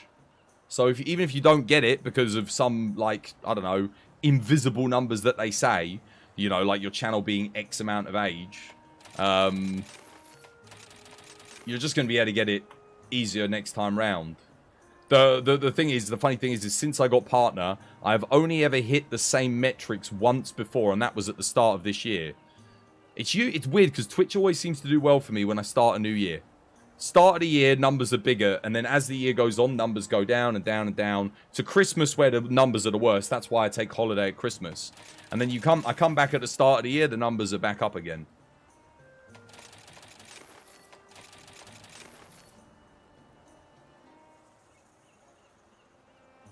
Sorry to hear that you're burnt out on it, though. You're burnt out on, like, 2 months to inflate your view. Wait, sorry, I missed that bit. You know for a fact that you may... if they want me to get partner, you've just got to make a hardcore grind, and you're burnt out for, like, 2 months. Yeah. No, I was getting super stressed when I put my partner application in, because it took them 2 months to get back to me, and I managed to keep the number at the partnership level for, like, the next month. And then the month after that, we started to slip. People started to leave because people were like, oh, you're not grinding for partner anymore? Well, I guess you don't need me here as a viewer, which isn't true. Like, we wanted you here as a viewer because we enjoy your company, not for the partner grind. The partner grind just happened to be something that we were doing at the time. But you'll be amazed the amount of people that just, after I got partner, they were just gone. That's the other thing about getting partner. Like, people just disappear once you get partner. They're like, they're not there anymore. They go, they disappear, and they never come back. It's like, well, why? It's like, you were only watching... I mean, it's nice that they came to help me get partner, but is that the only reason you didn't like the content? Where'd you go? Time to do the annual TWAS streams. That way you can keep your viewership peaked forever. Well, just do January, February, March, and April, and then stop after that. Yeah, maybe. You'd surely imagine viewership as a whole is down during the holidays and Christmas. Oh, yeah. Well, summer, it used to go up during summer. But nowadays, now that I have partner, not so much. But that might have just been because we were going for partner. You myself are guilty of leaving when it's not Monster Hunter, a Souls game, or something like God of War. What about Dragon's Dogma 2 and Armored Core? I mean, that's a From Software game. It's going to be a Souls-like Armored Core. And then you got Dragon's Dogma 2, third-person action RPG by Capcom, in the vein of Monster Hunter. I mean, surely that's the kind... I'm going to be streaming both of those probably, because they fit the demographic. They just don't have co-op. Holidays are bad for viewership for obvious reasons. Yeah, people do go away, don't they? That's true. But winter, people in the Northern Hemisphere, most Twitch viewership stuck inside. Honestly, it's sad as this is, people are more depressed and more lonely in the winter to watch streams more. Yeah, winter, my viewership goes... Last year, my average viewership in the winter was like 20, 30 viewers. 20, 30. And in January, it went back up to like 90. January, February, it was like 87. It was like 70, then 80, then 90. It always start of the year is good. People want to watch streams at the start of the year, but they stop watching streams as the year goes on. And the funny thing is usually the end of the year is when all the new games come out. So you'd think that's when the viewership would like peak to come check out the new content, but people aren't interested in it. A lot of people just prefer the smaller streams, Twas, too. It's true. That's true, yeah, because they get more interaction, don't they? But, I mean, I do my best to interact as much as possible. You know, obviously I'm not going to see everything in chat. I ain't going to read everything, but hopefully you guys just feel like you're part of the conversation, even if I don't necessarily directly address you. A lot of people prefer the small... your time is valuable. See watching and enjoying it. Dragon's Dogma is 100%, you're saying. Yeah, it's going to be good. How much views did you get on Elden Ring? It's like average of like 30. So it wasn't great. Like, I mean, it's okay. It did good on TikTok. So TikTok helped justify me making the series. I got hundreds of thousands of views on TikTok. So if I wasn't getting hundreds of thousands of views on TikTok, I would have had to have cancelled that series a lot sooner.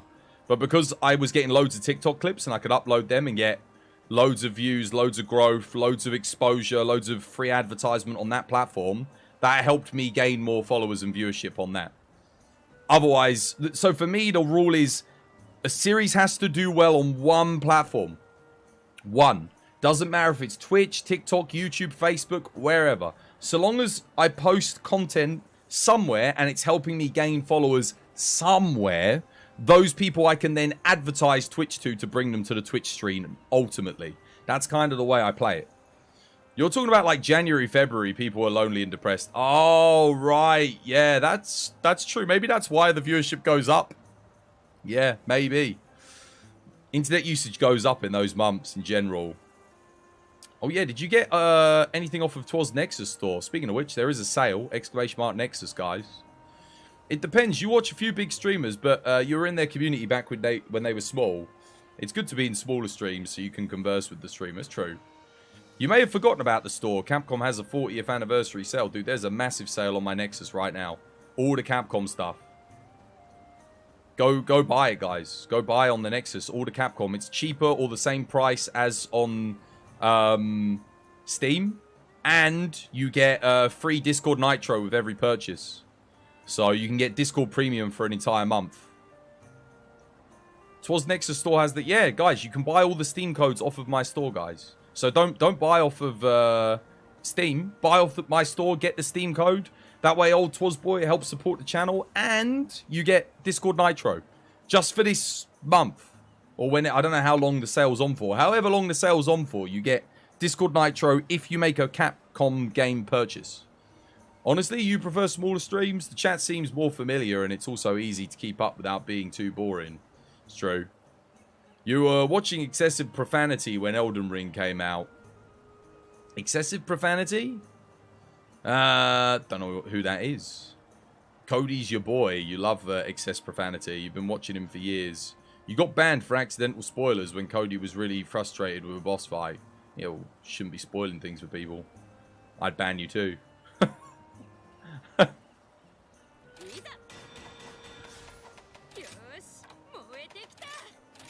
Nobody banned anything for me in Elden Ring, which was really nice. But I was literally ahead of everybody. I played that game so much. I was doing like, 12 hours a day. I think I beat the game on the launch week. And then I was on New Game Plus already. So people couldn't really spoil anything. I was so far ahead that people were like, oh, I'm not even at this bit yet, I don't even know. People were like, oh, I can't give him advice. So I don't know what to do.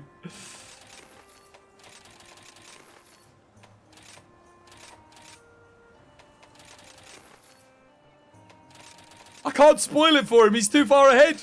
He's spoiling it. That was the reason why I didn't get good viewership. Because I would have spoiled it for everyone else. They couldn't come in and go and spoil it for me. Because I was so far ahead of them. That's why the viewership wasn't so good for Elden Ring. Took you like 3 weeks to beat Elden Ring. Nah, Elden Ring was easy, man. Piece of piss. The only thing that was moderately difficult was Melania. And I think even then I got her done like with the hardest thing in the game, which at the time was Greatsword. Greatsword was like super weak when the game first launched. Don't know why, it just was. What the hell?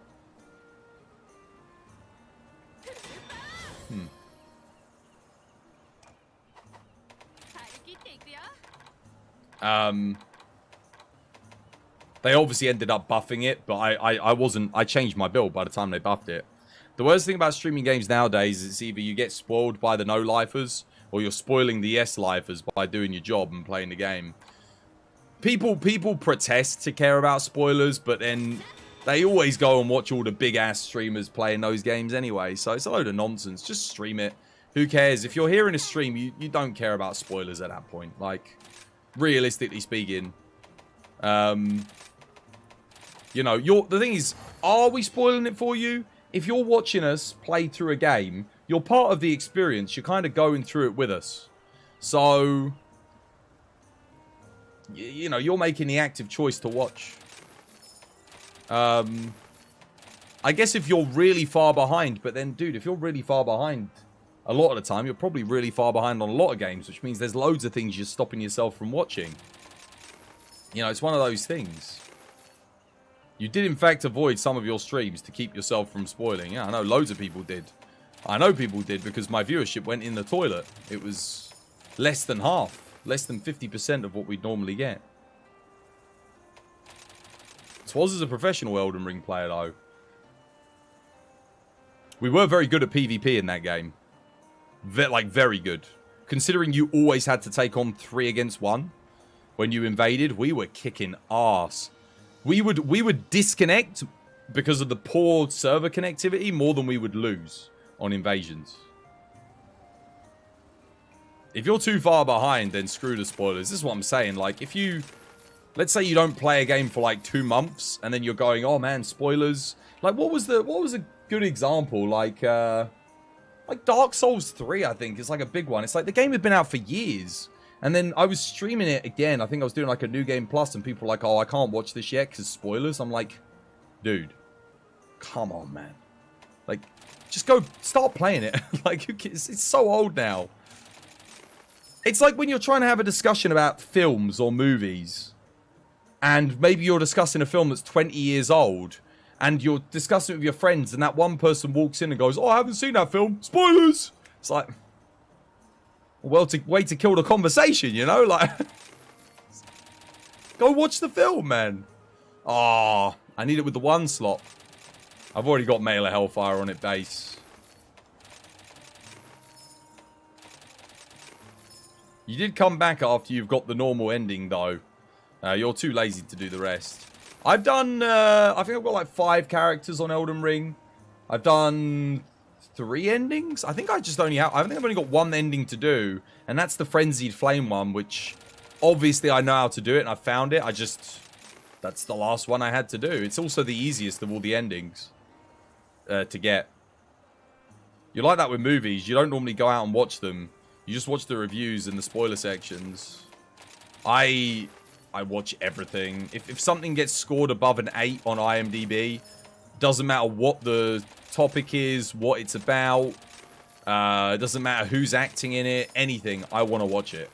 Because I'm like, okay, enough people agree that this is a pretty damn good experience. I think the general rule of thumb is a movie has to usually get above an 8 to become some kind of timeless classic. Go on IMDb, look at all the films that score above an 8, and you'll be like, okay, like 80% of them, you'd probably be like, yeah, if you've seen them all, like I have, then you'll be like, that's a good film. You kind of start to learn what constitutes an 8 out of 10. Everyone always goes, oh, Rotten Tomatoes and all these other sites, mate. It's IMDb. IMDb through and through. That's the site that gets it right. Spoilers don't bother you unless it's for an anime that you really care about. That's fair. A lot of animes are ongoing, so I can kind of understand why when it comes to anime.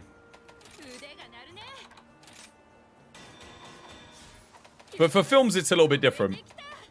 A movie, you've only got to sit there for, what, an hour and a half? Just quickly watch something. Like, you know, if the movie's been out for a few years, you still ain't watched it. Unless it's just because you didn't know about it. If you actively chose not to watch it and then stop other people from discussing it based on spoilers, then it's a bit like... Okay. Just, you know, stop being lazy, go watch the film. Go watch the film, goddammit.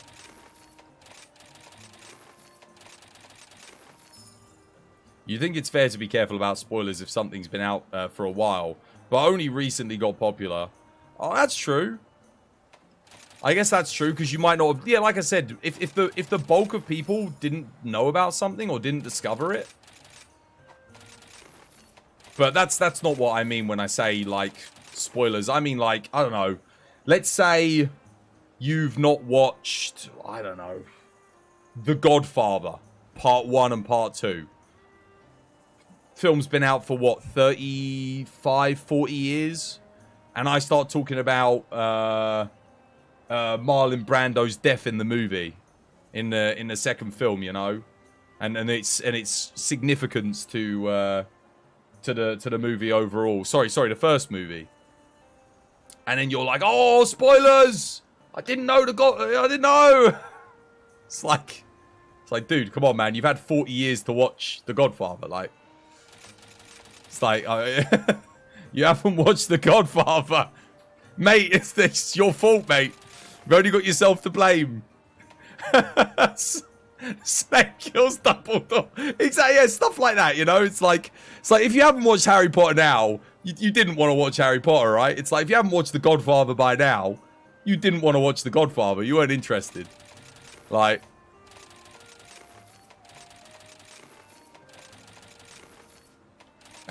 I'm sorry for spoiling The Godfather for you, Invincer. You didn't intend to watch it ever. Yeah, no, most people don't. That's a crying shame that you don't intend to watch it, because it's incredible. I can't believe you would drop a massive spoiler. I had to give an example on a film that I assumed everyone would have watched by now. I mean, dude, who hasn't? Have you guys seriously? Is there more people that haven't watched The Godfather? What are you guys doing? How have you not watched The Godfather? That's like saying I haven't watched Star Wars or Lord of the Rings. I'm like, you've honestly not seen the God. What is going on? You didn't really watch films, so it doesn't matter to me. That's not the ending to The Godfather, by the way. Happens about the midpoint in the film. It's a necessary story beat. It's like, you know, Gandalf falling off of the Bridge of Khazad-dûm in The Fellowship of the Ring. It's like that kind of story beat. You haven't seen The Godfather or Lord of the Rings. Look, okay, in that case, you don't like movies, all right? You don't care about films, so it doesn't matter, does it? It's like, who cares? You know what, Twas? You'll watch The Godfather. Check it out. There's loads of good films like The Godfather, though. You've got Goodfellas. You've got The Usual Suspects. You've got Casino. You've got The Irishman, which came out more recently. Like, you've got The Departed. Loads of fantastic gangster movies. Obviously, many that are as good or close to as good as The Godfather. But The Godfather Part 1 and Part 2 are classic. Very good. You've never seen Star Wars either? How do you even understand the cultural zeitgeist that we live in without watching Star Wars? I don't know. Star Wars is just referenced in everything. It's influenced everything in current culture. You also haven't watched Lord of the Rings movies, but you've read the novels, so you get... that's fair.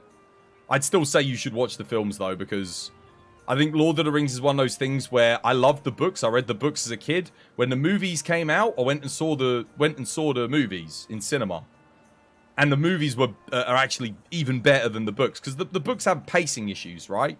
They're a little bit too wordy. The pacing's a bit all over the place. Like, I love them, but they're more of a descriptive text to help people build a fantasy world around, more so than the storytelling's okay, but it could be a bit more coherent. But that's fine. That's Tolkien's style. It works. But the movies are... It is the greatest trilogy ever made. The Godfather trilogy would have been the greatest trilogy, but the third film kind of sucks. It's not as good as the first two. It's good, but it's like, nah. Lord of the Rings, all three films are incredible. Even Star Wars, like Return of the Jedi, is not as good as Star Wars and The Empire Strikes Back.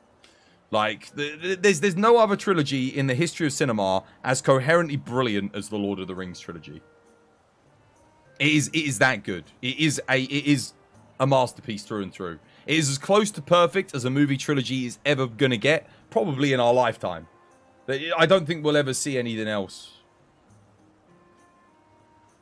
The Matrix is one movie franchise as far as you're concerned. See, The Matrix, again, the movies get progressively worse as it goes on. That's not to say that... I know a lot of people don't like Revolutions and Reloaded. I still think they're okay movies. But they're nowhere near as good as, like, The Matrix, the first film. Planet of the Apes reboot, though? Are you trying to compare the Planet of the Apes reboot with James Franco and that to... and Gary Oldman to the Lord of the Rings trilogy? They're good. They are good. I'll give you that. But it's not as good as the original, Charlton Heston. Nowhere near as good as the original Planet of the Apes. It's so good. Charlton Heston. If you've not seen the original Planet of the Apes, that's another classic. It holds up so well as well. It's brilliant. Really, really good. Better than the remakes. Not from a special effects standpoint, but from a storytelling standpoint, it's better. The thing is, the original Planet of the Apes continued. It did, yes, and the sequels sucked. But the original film is a nice, complete experience, and it never needed a sequel, so it's fine. Kind of like... I don't know, there's a lot of films like that, where, you know, like, they end on a note that is good enough for it to be a standalone movie. It doesn't need anything else. You saw the first 5 Harry Potters, though. You still got burnt out. Nah, Harry Potter's kind of dead.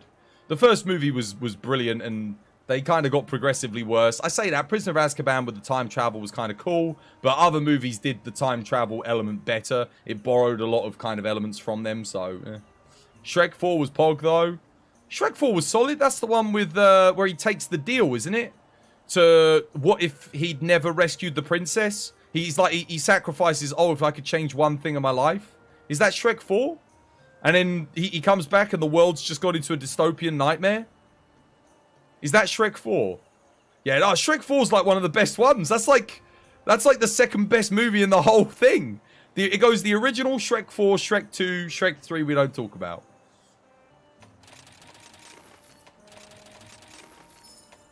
Shrek 3 sucked, man. Shrek 3 was crap. So bad. I wasn't actually a big fan of Shrek 2 either, but I watched it again recently. It's better than I remember it. But Shrek 4 is genuinely good. And don't even get me started on Puss in Boots 2 or 3 or whatever the new one that came out. That is god tier. That film is so freaking good.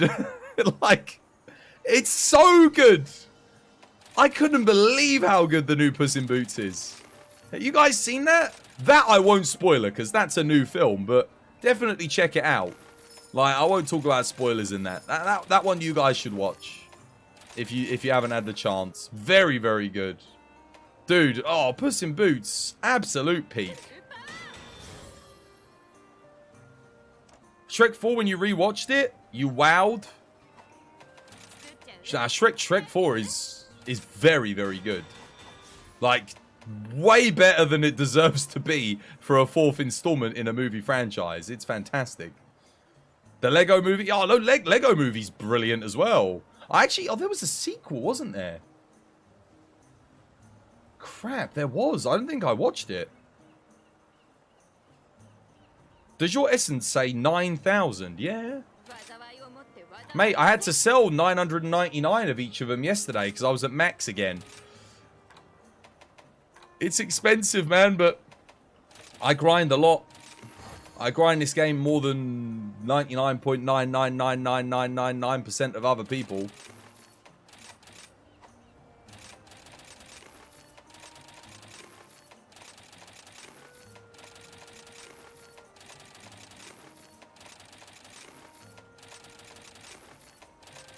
It allows me to do things like this. What other good films have I seen recently? I think the new John Wick is on... Oh, yeah, no, I watched the new John Wick on Amazon. You can get it on Amazon. I watched The Whale on Amazon. That was pretty good. I watched Is it The Interpreter or The Covenant, I think it was called? New Guy Ritchie movie. That was all right, with Jake Gyllenhaal. That's on Amazon as well. You can watch that. New film. I'm always watching movies, man. Whenever I'm exercising and cycling, I'm like, right, what new movies are good? What's out? Have a little browse through Amazon, have a little browse through Netflix and that, and see what they got. I literally, when I turned, I think I was about 16, 16, 17, I went down the IMDb list of the top 100 films and watched every single movie on the list. Everything. So that was, you know, that was 14, 15 years ago now. I was like, yeah, 15, 16. Because I realized how many great movies were out there that I hadn't watched. I watched them all. And became somewhat of a movie buff in the process. You made a gun lance and you never have to heal again. Nice. I did actually guess, I was thinking, would the new skill be good with healing? Shame it doesn't buff your shelling though, eh? Did you watch the new Spider-Man? No, I haven't gone to see that one yet. That's still in cinema. I'll watch that when it comes to Disney Plus.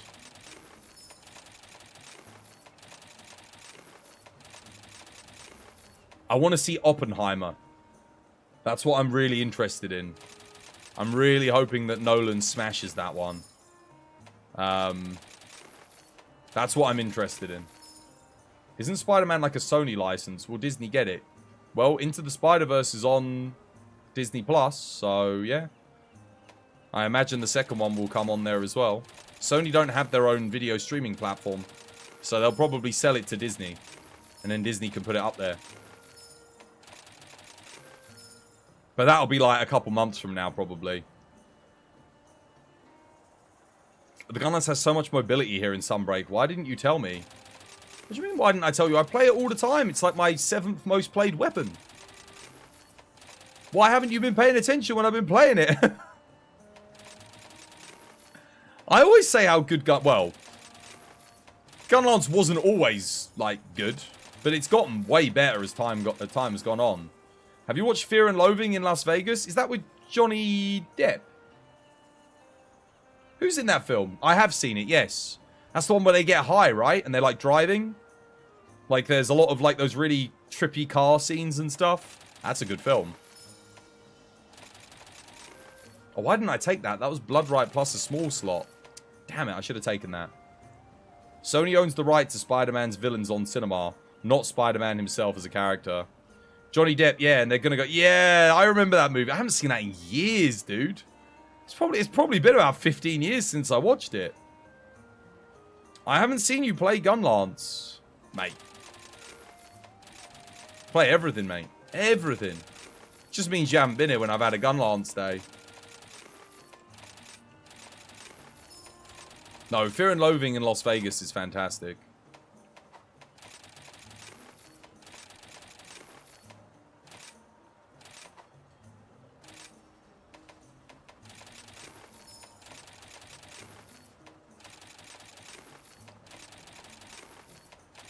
How long have I been rolling for now? It feels like forever.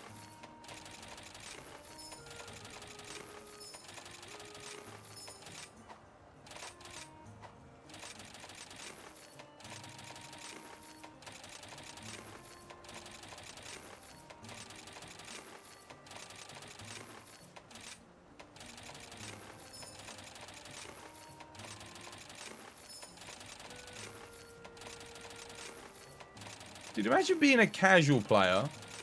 Well, some of you guys are casual players, but like, this system is not good for casual audience. This system's not good for me. I'm like one of the people that plays this game and grinds this game more than anyone else. And look how long I'm having to sit here just to get something that I want.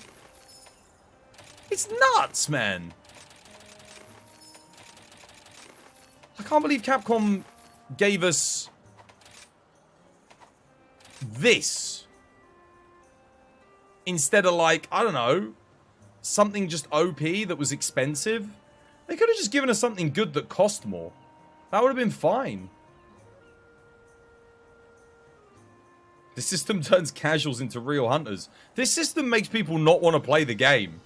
I don't think it turns casuals into real hunters. Dude, this is making me not want to play. And this is all I want to play.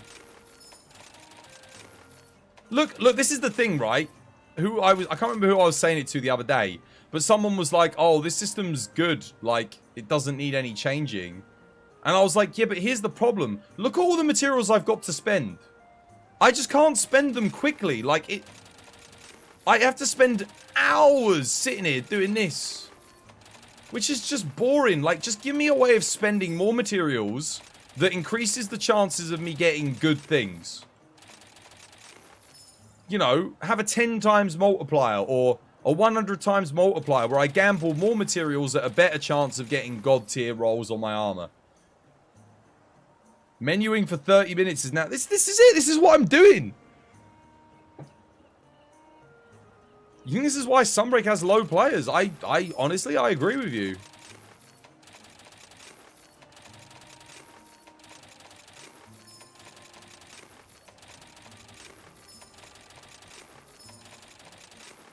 Did you get the Berserk 2 charm? Did I get the Berserk 2 charm? Mining meme twas. Can't stop now. You're so close. We always get the best upgrades just before we stop. But Sabi twas, how's your day going?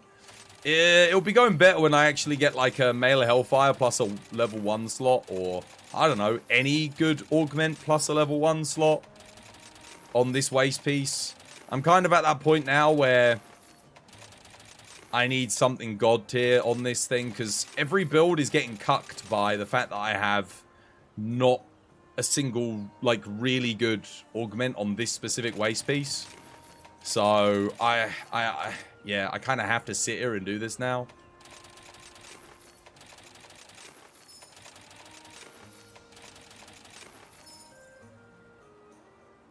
In Capcom's defense, most of the casuals won't be trying to augment for the rarest of the rare augments. No, but here's the thing: they should have put a system in the final update, because the only people that are kind of left, you know, after once all the ashes have settled and the community's been burnt to the ground on the final update, the only people that are going to stick in the game are the heart of the hardcore, right? And why make us suffer this system? Like, just give us a way to spend our materials at a faster rate, like they did for the Steamworks in Monster Hunter World Iceborne, so that we don't have to spend as much time rolling. We can get our good stuff faster. I mean, it still F's over the people that would still be playing. That's what I'm saying, exactly. So for those of us that stick around, it's like, yeah, I've just got to sit here until I finally roll something that I want.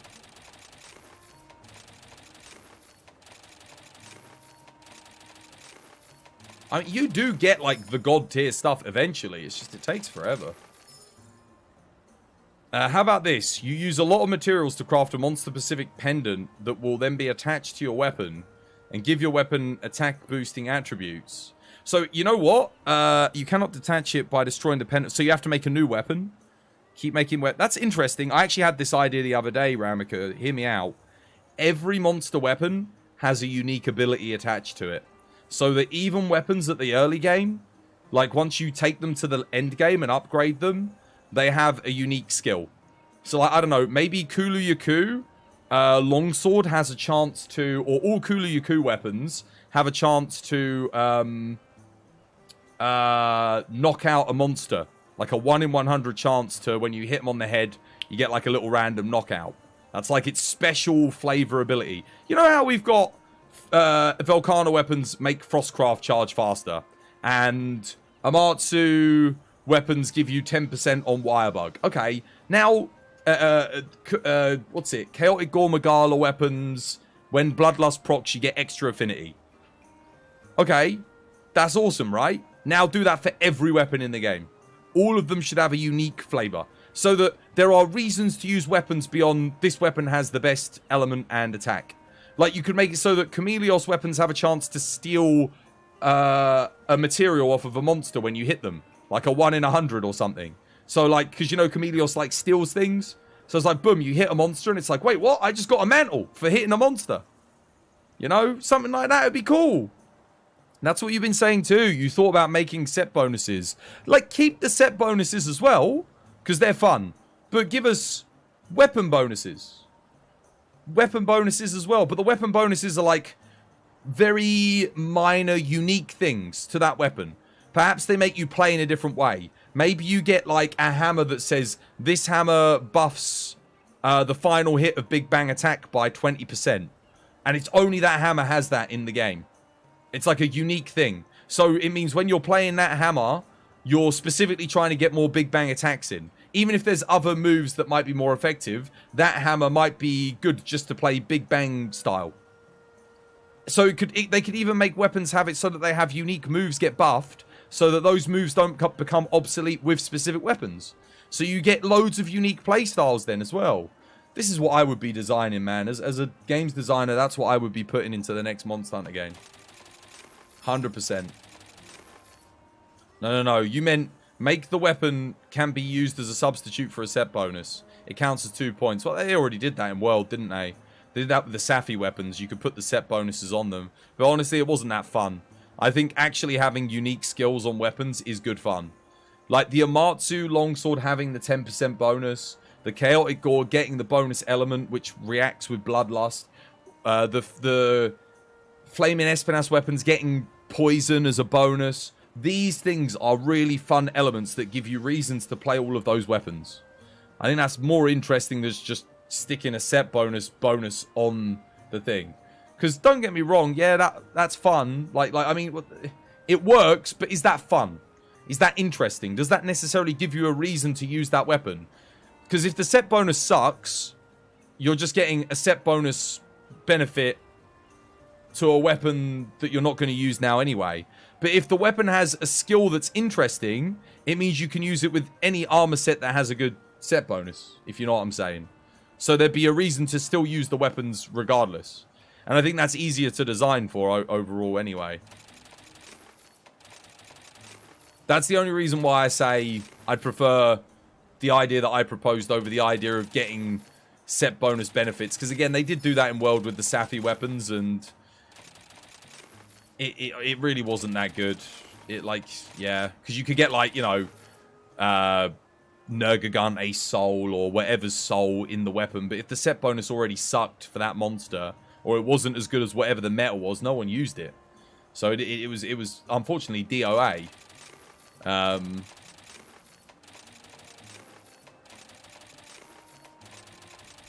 The only one that really saw any use was Velkhana's Soul. Because we had the 80 Velkhana armor, which was meta.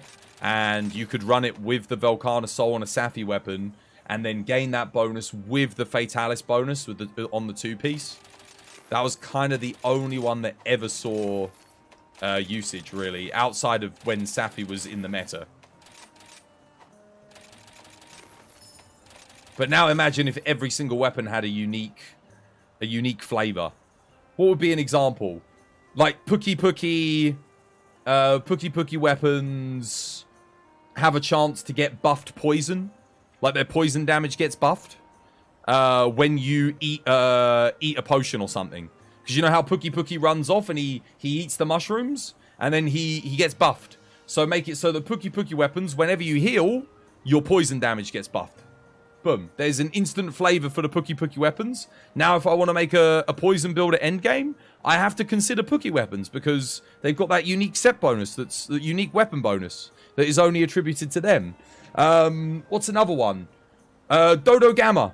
Dodo Gamma. When you throw an item, so if you use a thrown item, you gain blast damage on the weapon.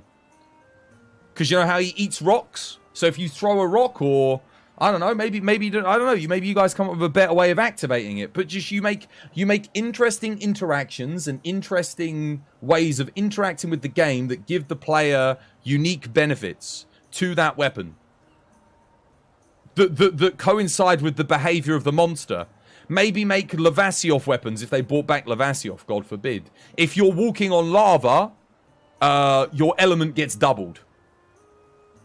So it's like, wait, what? Like if you're in a hot environment, element gets doubled.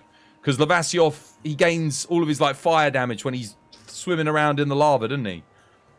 But it halves your defense. Doubles your element, halves your defense. Or halves your water resistance. There you go. Instant flavor for a new weapon. Makes it behave in it. There's so many things you could do. And I'm just one man. I'm coming up with these, you know? Like, imagine Capcom. They got a whole team of people. They could easily do all this stuff for every single weapon. Dude, if you gave me a weekend, I could sit down and go through every single monster in a Monster Hunter game and come up with a unique skill that could be attributed to their weapon. A weapon that has the potential to trap monsters. Yeah, maybe something that slows them down, gives them ice blight. You could maybe do that on Zamtrios weapons, because he does like frost stuff. You know, perfect. There you go. Inflicts chill. Chill typically in games, so as you don't know, it usually slows something's movement down. Could be interesting.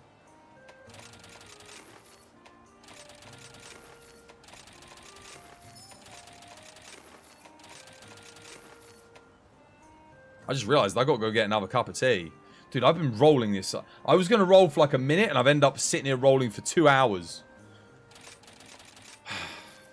2 hours. This is me playing Monster Hunter. This is how it ends up. This is the end game. Oh, dude. I think I was at 39 million Zenny when I started today. I've spent 6 million and got nothing. You thought of making Levasios weapons having a gimmick like... let's not even call them gimmicks, because gimmicks are thought of negatively. What will we call them? Call them monsters' attributes. Like, unique attributes. Rather than gimmicks. If you call them gimmicks, then people immediately go, I don't want that. Call them attributes. It's just their unique attributes. Rajan Greatsword replaces your True Charge Slash with the Rage Slash. Oh, so what, like, unique weapons get unique movesets? I don't know about that as well. I feel like keep the custom movesets from this game and from Generations Ultimate and Frontier, where you get to pick the movesets. I don't think weapons should dictate the moveset, because then it's going to get annoying.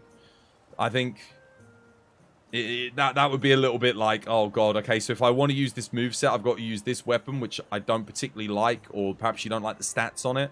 Whereas, at least if you do unique flavor, it's a bonus. It's not like, it's not essential. It's like, oh, I have to use this weapon to get the Rage Slash.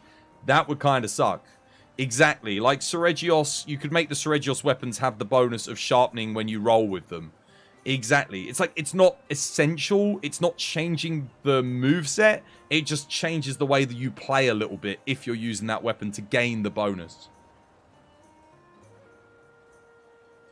Steve doesn't have that anymore. No, because there's blade scale home. So it's if you're dodging, it's a skill now, rather than a bonus like that. I'm just going to go grab some more tea. I'll be back in a second.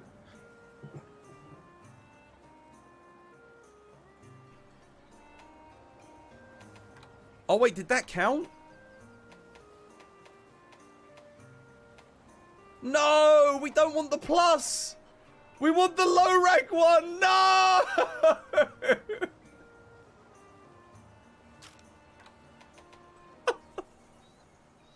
No. Oh my. Okay, right. Skip. Chris did second DM you. Second? Oh, I don't know. I haven't looked at any of my messages today, dude. I literally got on the computer after I'd eaten. I had a phone call. I was watching Vela, and then I started stream. Oh, you... Skep. Why? I loved you, Skep. Why are you doing this to me? The betrayal.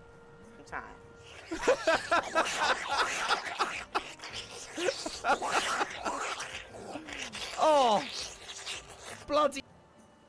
I am really thirsty, and I also need to, yeah, like I said, nature break. Pika Pika! You know, because of the way you've written it, the Mika Mika! Like...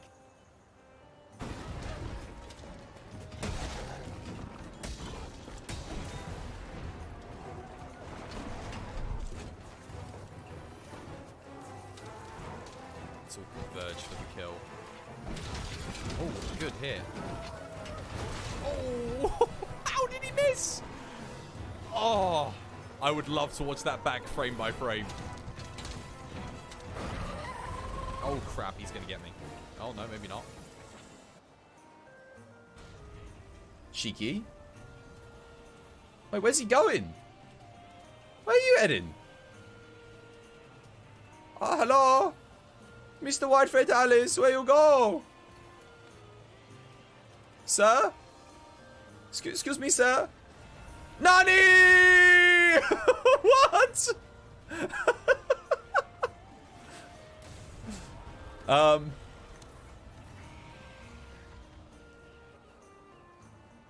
All right.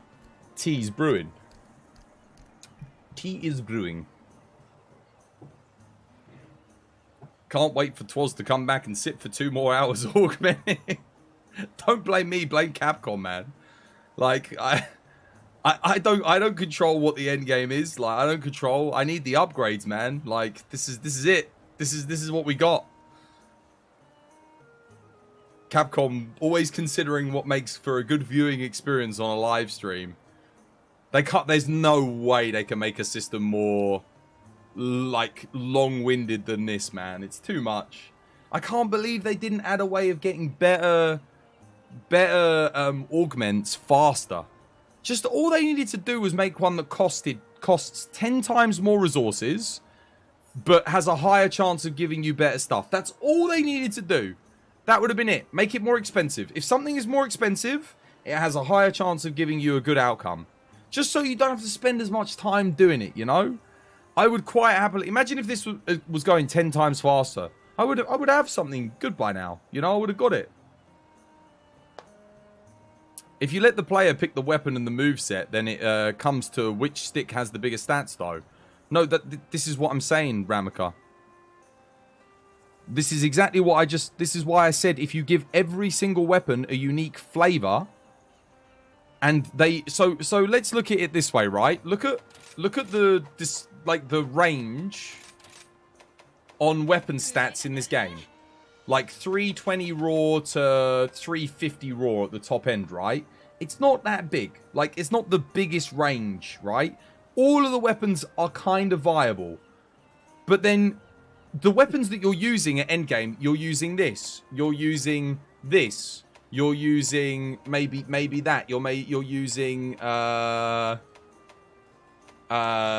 this. You know, you're using the things that have the unique flavor benefits, but you use them in different scenarios because they line up quite well for certain things because of their unique flavor benefits, you know? So this is why I'm saying if you make all the weapons at endgame like this at endgame, I think this is a great system, by the way, because again it really means you can use whatever your favorite weapon is in the right scenario if you want to use it and have a play style that works with it. But then the issue is that when they add at the end game all of these cool weapons with unique flavor text, they instantly become better. So what I'm saying is all the weapons should have a unique flavor text. All of them. So they all give you a different way to play. You were assuming moveset customization would be returning. You were assuming that it isn't going to. It absolutely will. It absolutely will, because 3 of the best Monster Hunter games now all have customizable movesets. 4 if you include Rise and Sunbreak being a separate thing. I think that's going to be a staple now, because we've had it in Frontier, we've had it in Generations Ultimate, and we've had it in Sunbreak and Rise. The only game outside of those that hasn't had the customizable moveset since is World and Iceborne. So I genuinely think moveset customization will be coming back. That'll be something that they carry on. It might not be in exactly the same format. Obviously, we're not going to have wire bugs again. But I think we'll be able to customize our movesets, or there will be predetermined movesets, kind of like Generations Ultimate, that we can kind of switch between to choose how we want to play. Yeah, I think that's a must.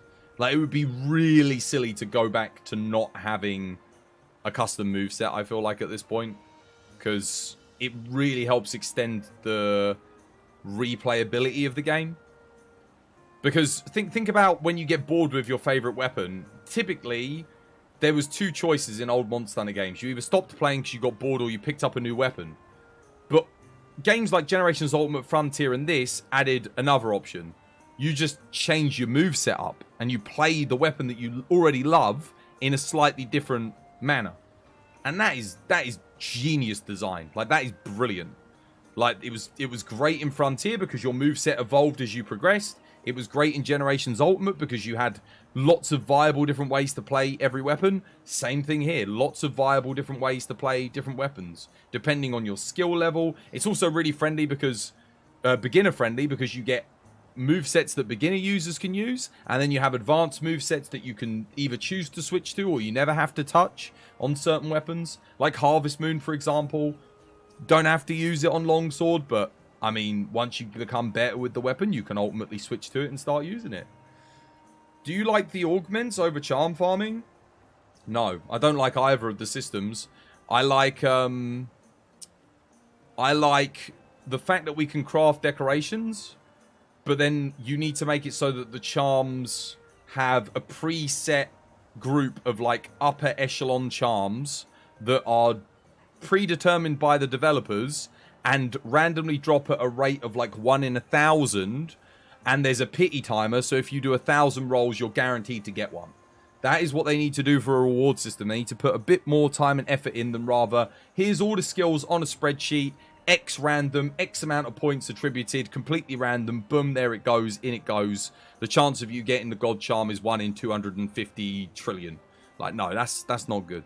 That's not a good way of doing it, because then people they never know when they're getting the best thing that they can get. And then if someone does win the lottery and gets the best charm ever made, well, then they've got an inherent advantage over all the other players. And that just forces people to cheat, because then they're like, well, I'm never going to get the best charm in the game, so guess I'll cheat it in. Which sucks. Like, you don't want to be playing a game where half the player base is just spawning in the best items because they legitimately can't get them. Like, even if they sat here for the next year and kept melding charms, they wouldn't see what they want. So, I know. I'm not a big fan of either system. I think they can improve it. I think they just need to tone it down and control it a little bit more. There needs to be some level of control. The fact that I'm rolling Rarity 10 charms with Stun Resist 3 on them to this day is, like, it's dumb. It's like, dude, why am I... No, I don't want that. I'm at the end game. I don't need that. And Capcom should know, they should know, I mean, they play this game more than all of us, collectively, that Stun Resist 3 shouldn't be popping up on a Rarity 10 charm as, like, the top level skill. Like, no, that shouldn't, but that's not Capcom that's done that, that's just because it's pure random. It's like, it's as random could be, so the game doesn't know that, it's not been told to know that in the code. So it attributes it. You've been testing every day to see if you disconnect because your friend was thinking of getting Iceborne. It still happens a lot, but me and my friend managed to get to Fatalis kill right before I disconnected. Well, that's good. Who's hosting the lobby, though? That can matter, yeah? You always want the person with the best connection to host lobbies.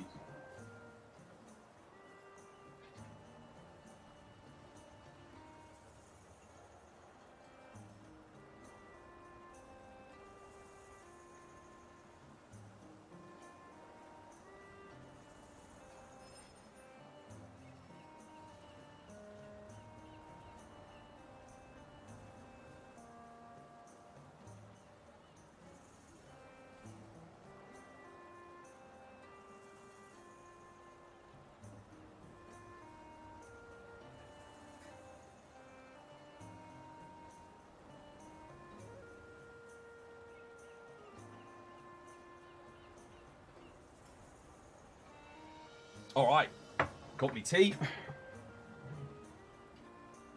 Oh. Right, let's get back to rolling that armor piece for a minute. Come on, game. Was it this one? Yeah.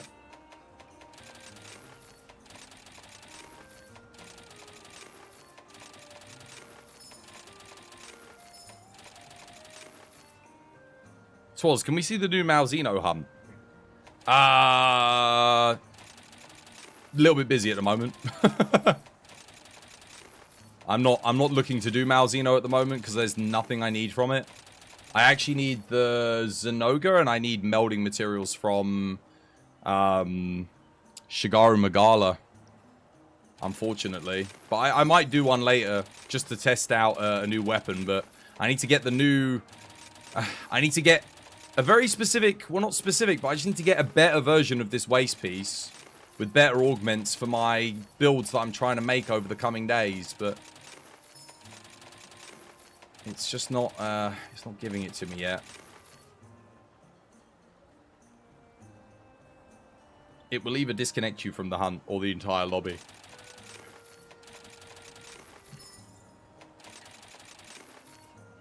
You'll hope back in later and hope to see one. Good luck on your melds. Thank you, man.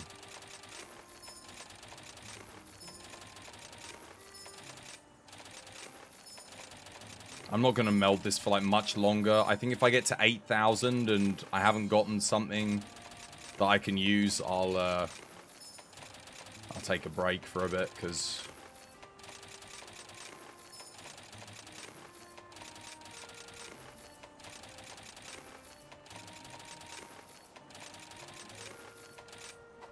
I've already got that.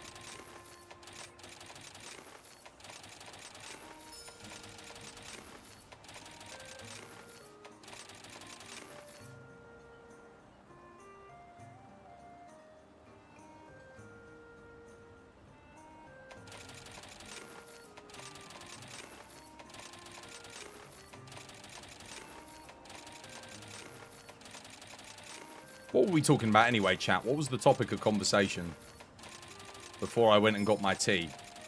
I forgot. You have to remind me.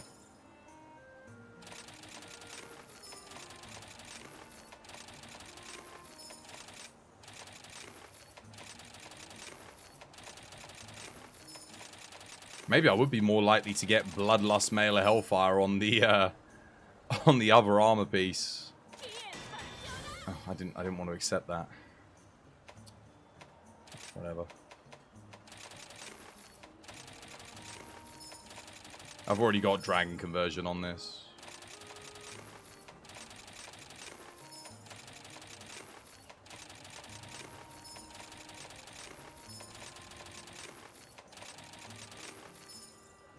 Do you like the augments more than the charm farming? And I said neither. Oh, yeah, no, like... I'm not a big fan of this. Like, I like the idea of this, but look at how long I've been sat here.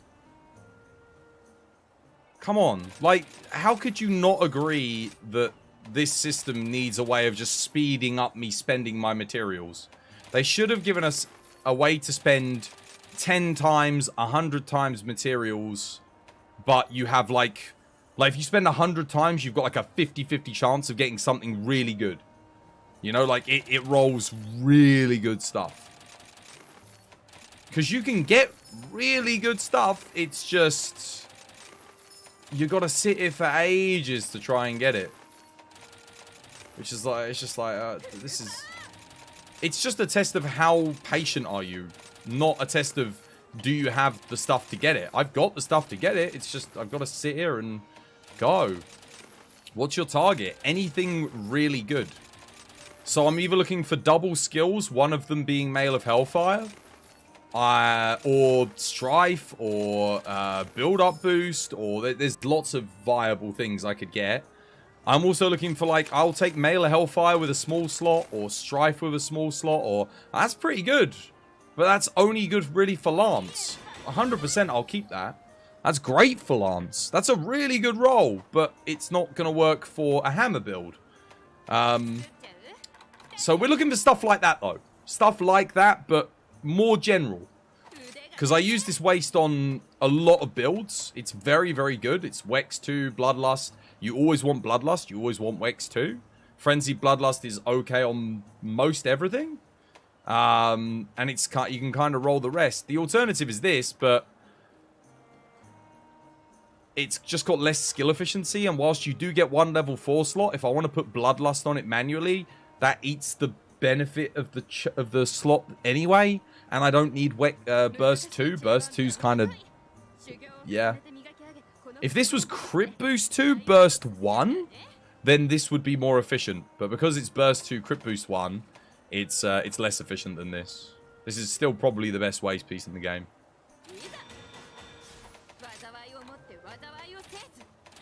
But I just got to get a really good roll on it. The other reason why this is better is it's already got a unique set skill on it. Whereas the other waste is just efficient. It doesn't have anything unique on it. That's not to say it's a bad waste piece. It still probably makes the top 3 or the top 2. Nephilim waste also being very, very good. But it's... yeah, this thing's just so good. If I can get like a god tier roll on this bad boy, it's going to help my builds a lot. What's really good though, what you just saw was really good. Guard up plus melee hellfire. That's good. That's 2. That's melee hellfire with another useful skill for lance players, and for charge blade players as well. Actually, yeah, it's good. It's just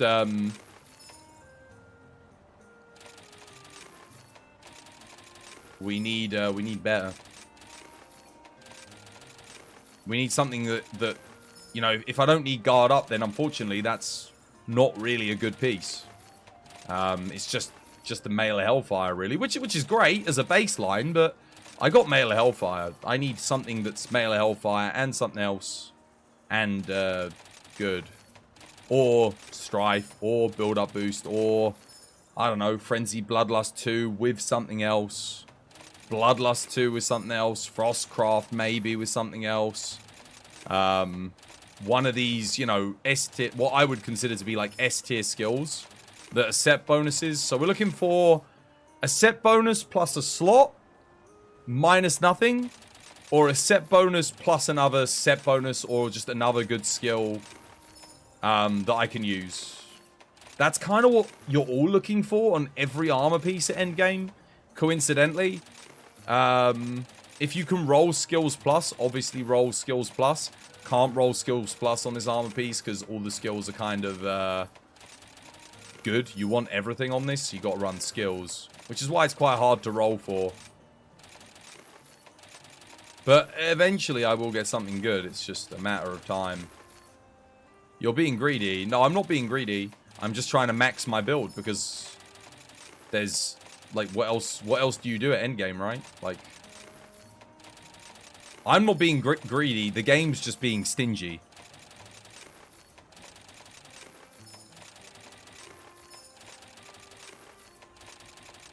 There's a difference. You actually can't believe that you sat here for 2 hours watching Twas augment whilst doing nothing else? I actually can't believe that this game forces me to sit here for 2 hours augmenting whilst doing nothing else. At least I'm managing to make it somewhat entertaining. That was okay. Like, Mushroom Man's a bubbly dance. It's like, it's interesting, but it's because you know it's going to be huge when that big boy augment pops up. So yeah, that's nice, but it's like, it's not quite good enough. That's only 2 level 1 slots of efficiency. We're looking for something like stupidly good. We're looking for the white elephant of augments. Conversations are carrying. Yeah, well, that's the thing. This kind of content is very good for me to just talk about. That is the 3rd time I've seen that pop up. I've already got it, by the way, in case you're wondering. Don't worry, I'm not skipping over things that I don't already have. I've already got a waste piece with that.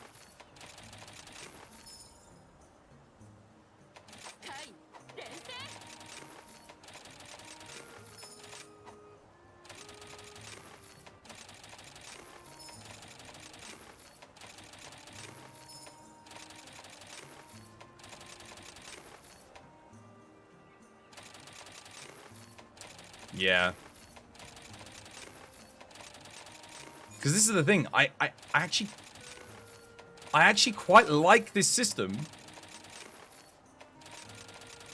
But if it just gave me rewards, like really good things a little bit more frequently, you know, like 10 times more frequently, or just gave me a way, like I'll keep saying it, gave me a way to spend my materials more to get better things faster, I'd be all for it.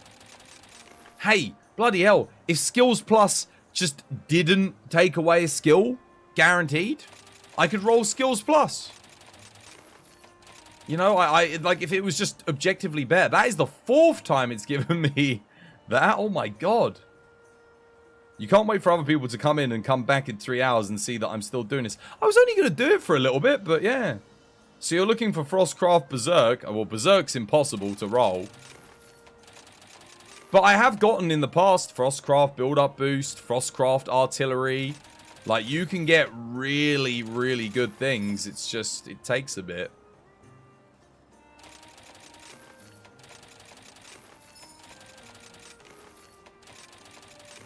I'll tell you what, if it gives me like Frenzied Bloodlust, Mail of Hellfire, that'd be pretty peak. How the hell is that? No. I love how it presents that to me like it's giving me the golden goose. It's giving me a golden turd, is what it's giving me.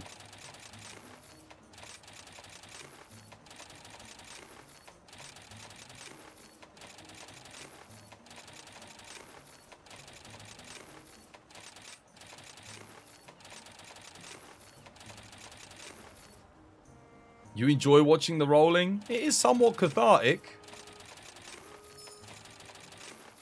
It also kind of, I guess if you're a newer player, it gives you an idea of sort of like what you can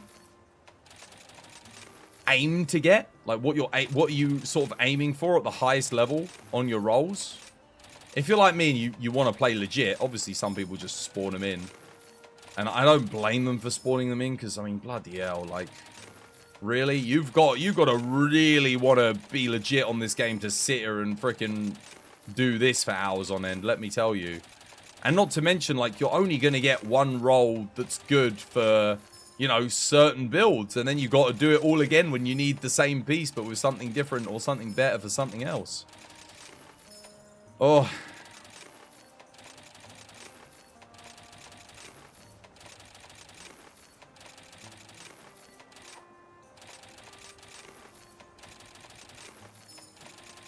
All I wanted was a Mail of Hellfire plus a small slot. That's actually not... I've been offered better and rarer stuff than that.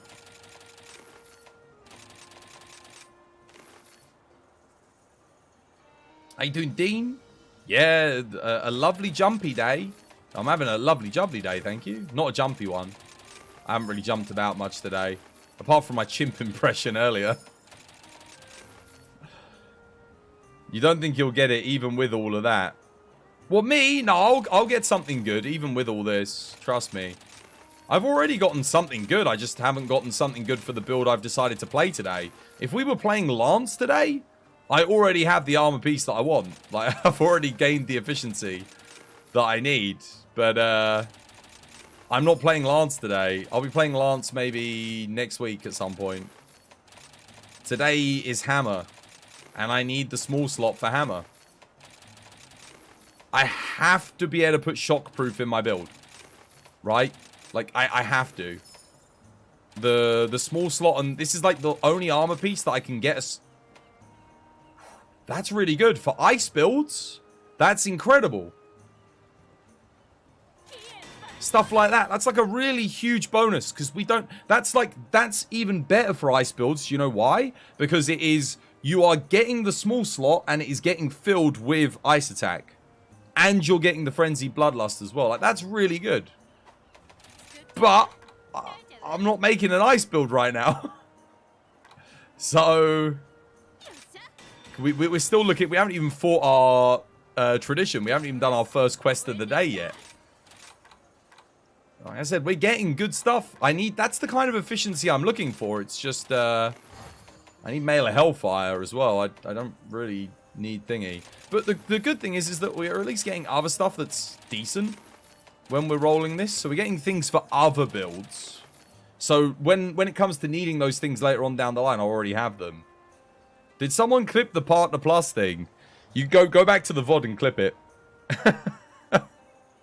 You don't think anybody... Dude, Twas community make clips? Mate. You must be joking. What do you mean you haven't done the first quest of the day? Dude, I haven't even played a quest yet, Ramaka. I've been rolling for 2 hours. This is Monster Hunter. Look, I can't defend this system. I like the idea. I do not like the implementation. I should not have to roll for this long to get something good. You know, I really shouldn't. This to me just screams like have the Capcom employers play tested this? Did they actually sit down and do this? I really don't think they did because there's no way any of them would have gone, "Oh yeah, that's the best way to have this." And then add augment slots plus as the final thing. There's no way.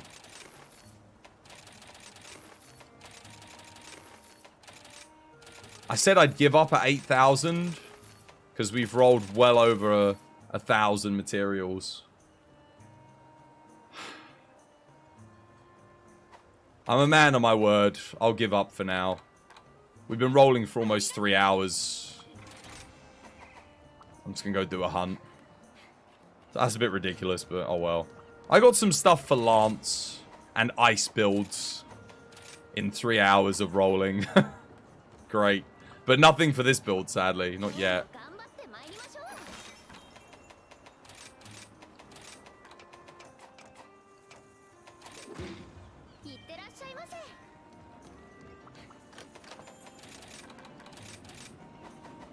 Right, well, I'm testing my build without the things I need. This is just the whole stream. There's nothing else, just rolling for days. I mean, I'm going to have to do some more later, right? I didn't get what I need. And I need it for... Well, okay, I can make the ice hammer build now. I can do that. So that's something, because I did get a good roll for ice hammer. I got the 1 slot efficiency. But the only thing is I need the 1 slot more for multiplayer to put shockproof in. Hammer without shockproof is... how do we put it? Not the best. Like, hammer suffers a lot from not having the 1 slot. So I really need Mailer Hellfire plus the 1 slot, man. Like, really need it. Or Strife plus a 1 slot. There's other things I can roll. If I get Strife plus a 1 slot, I can maybe roll a different armor piece to get Mailer Hellfire on. That's fairly easy. Plus, I can roll Skills plus on some other armor pieces. But I just need to get a viable, useful skill plus a 1 slot. Simple as that. That's really it. That's what we need. That's what we're looking for.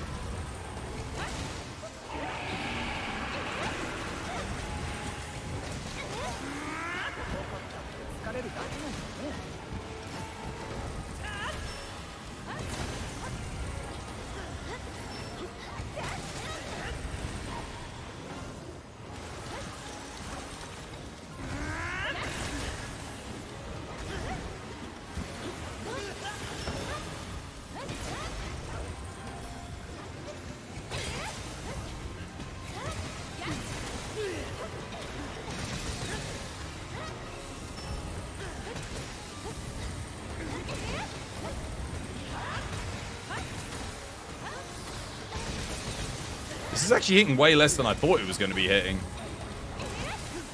Okay, I think the Flaming Espinas Hammer is definitely the way to go, but I'm going to need some God tier rolls to make that build work.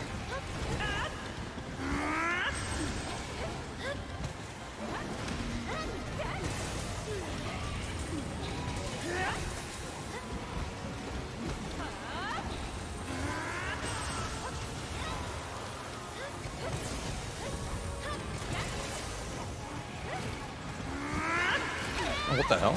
Wow, actually got a really good lock onto me there, even though I dodge rolled forward out of that. Uh-oh, I'm dead. Wait, the AI was about to heal me there, and then it sort of thought twice about it. That was weird.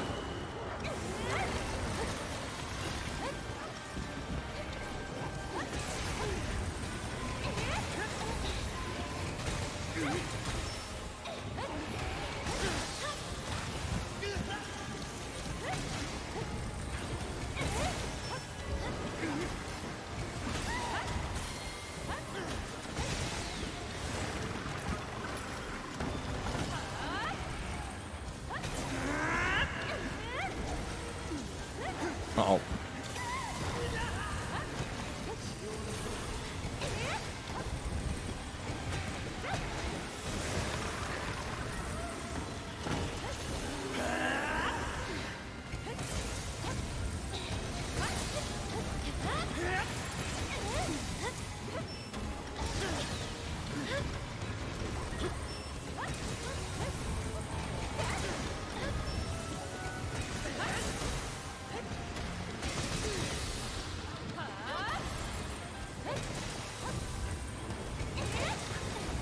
Oh, wow. Sushi didn't mount? Alright. Build's good. 3 minutes 53 for Hammer. That's not bad. Solid. But I wouldn't be able to use it in multiplayer.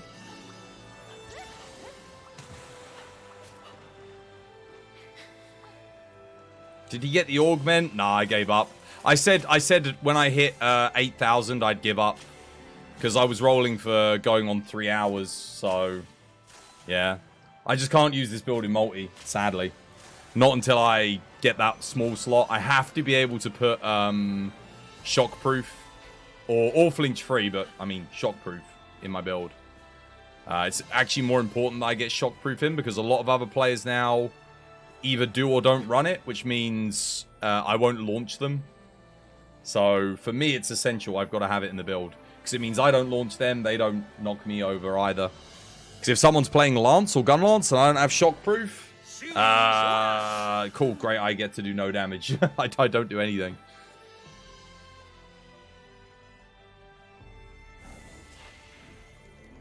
Oh, that is some lovely tea.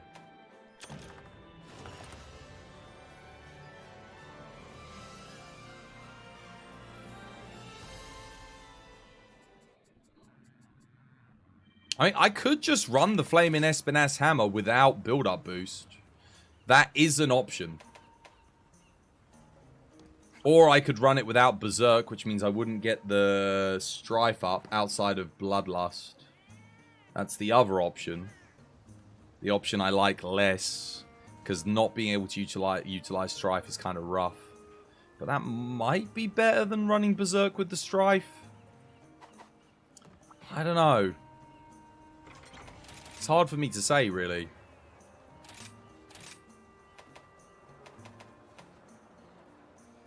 I'd really need, like, Berserk 2 build-up boost 2 as a charm, which is... My god, dude. My current charm is rubbish. So, I mean, hey, I wouldn't even need to re-augment this waste piece. Legit. Like, I would not need to re-augment it if I had a better charm. If I had this with even one slot, I'd be good. But because I've only got Berserk 2 large slot, kind of in a bit of a predicament.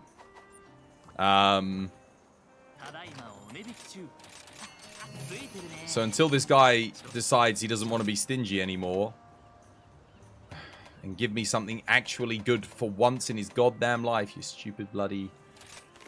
I can't, yeah. Unfortunately, not yet. I don't even know if the new skill is worth it with Hammer, though. It seemed okay there, though, right? Performance seemed alright. I think the damage was okay. Again, I think sub 4 minutes on Hammer on Velkhana, that is not bad. And again, we could do better if we had the Flaming Espinasse Hammer with a God Charm.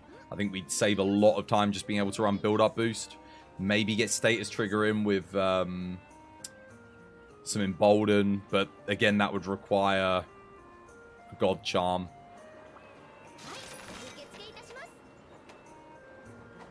Right, well, now what? Now what do I do? What do I do? I mean, I could try out the new hammer, the Primordial Malzeno. Let's have a look at the stats.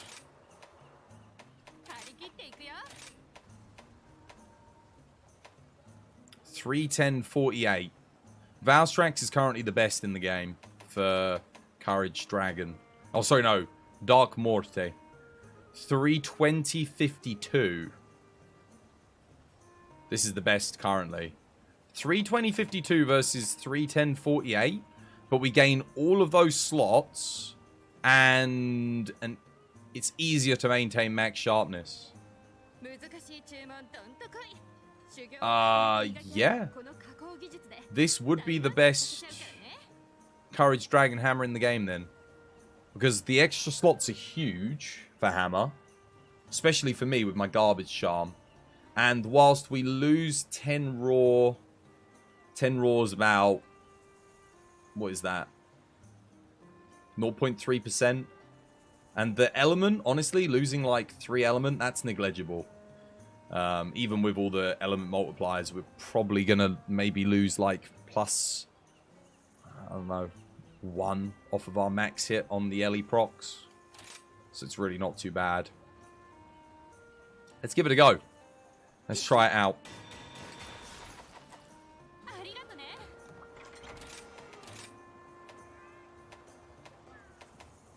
There are, of course, other benefits here.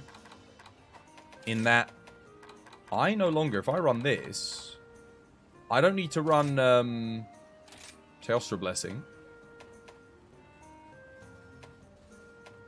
I can actually run Max Might here. This actually works.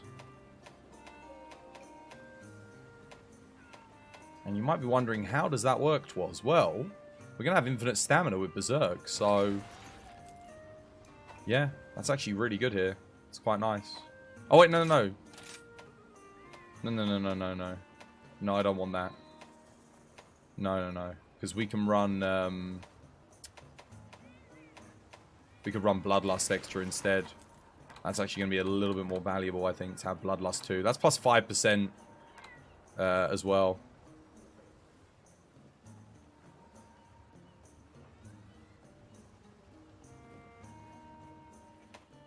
Okay. Obviously, we're going to need to augment the weapon, but let's work out our slots first. Naturally, we don't need any of that. In terms of skills, what are we looking for? Dragon attack, definitely. Again, if I had the small slot, this would be a lot easier, but once again, we find ourselves without the small slot, which means we have to do this, which kind of sucks, given that we've got all the level 4s, but whatever. Charge Master goes in here.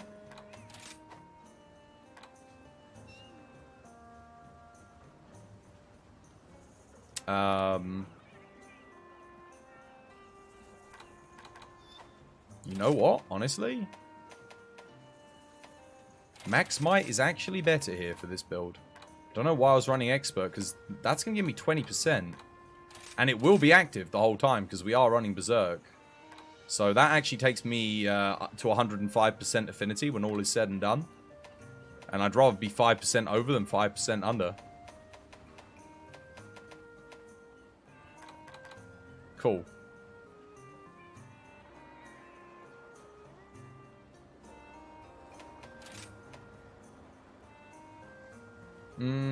I think we might as well... Let's get attack 6 for now. I might get the final 2%. We're going to work out and see if that's the most efficient thing for us to do. We also want... where are you? Wait, have I got focus 2? Oh, we need focus 2. Cool. So, focus 2 up here.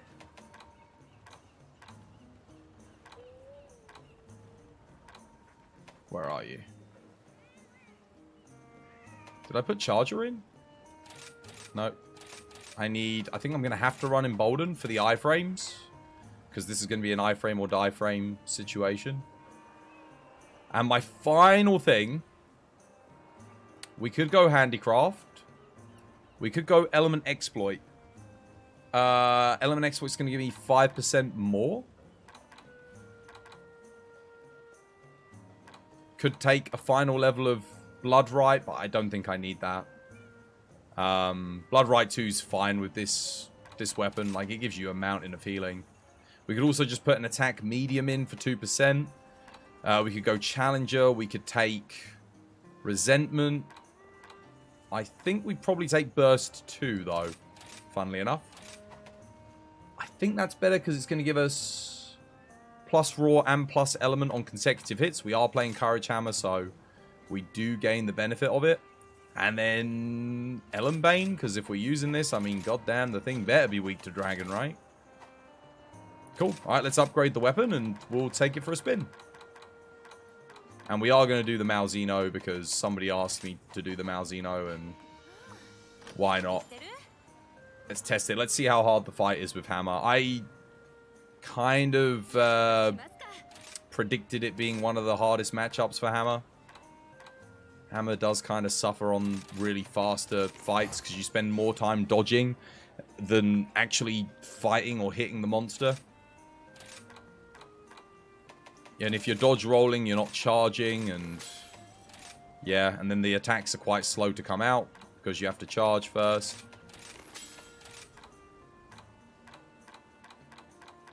This might even be a matchup where Strength Hammer is kind of your go-to, but we'll try it with Courage first. For now. Quick question. Is Magmadron and Almudron bows worth it for the fire and water? Fire, you need to go Rathian. Rathian for spread and Arachnikadaki for pierce. Those are what you want to go for. And for water, Almudron is the best. Yes. Yeah, 100%. Even though you don't have the extra level of shot, it has so much element that it ends up being the best regardless. But Magmadron, no. Magmadron, the Rathian bow is better than the Magmadron bow. I'm pretty sure. I haven't checked Magmadron bow at tier 10, but I imagine the Rathian bow is still better. Because the difference in element wasn't huge, but the difference in raw was quite big. Rathian also comes, I think, with a large slot already, so you can get element exploit in without having to sacrifice any element augments. So I think it does end up being the best choice. But yes, no, Almudron is worth getting. It's very good. The Crab Bow was the best. It kind of depends where you're at, really, in the game. Like, if you're early game, like early master rank, get Crab Bow. But if you're, say, like AR 200 plus, maybe even AR 160 plus, Almudron Bow ends up being better at that point. So, yeah. Again, it just depends on how many element augments you have access to at what stage in the game you're at. Because element compounds from element. And what I mean by that is, because all of the element buff skills are percentage based, once you hit a certain threshold to boost your element by X amount, the percentage based increase on certain skills becomes better, and thus weapons with better and higher element outclass the counterparts with lower element but higher raw. So I think before AR 120, I'm going to say use this as a rule. If you're before AR 120, your raw LE builds, your power files, stuff like that. Obviously, element's always good for things like Charge Blade and Bow, etc. But a lot of the time, there's going to be a raw LE counterpart that performs better. Once you get past AR 160, there's like a middle ground between 120 to 160. Once you get past 160, I think LE-centric builds with a decent bit of raw, like don't sacrifice too much, but so long as it's like I've either got really, really high LE or good raw and high LE, those become the better options. A fact? Yeah. I'll get you a fact. You can use that as a general rule so that, you know, if you're not sure, apply that rule and then that should help you make an informed decision on what weapon you should be picking. Thank you. No, dude, you're welcome. For endgame, yeah. Oh, yeah, Almudron's... For spread, it's the best. If you want Pierce, get the Amatsu. Amatsu's very good. So if you're fighting something like Flaming Espinas or... I mean, there's precedent to use it on other things, like Magmadron. I think Amatsu's always better. Yeah. Almudron's still good on those fights as well. But Espinas, if you're lining it up... Amatsu, if you're lining it up perfectly and getting all the pierce ticks, it's very, very good. De Burforstel was a moustache grown by Dutchmen to stimulate a woman's clitoris. There you go. De Burforstel. I wonder what that looked like. You just look up De Burforstel. There's a picture of my face with with my moustache. Oh!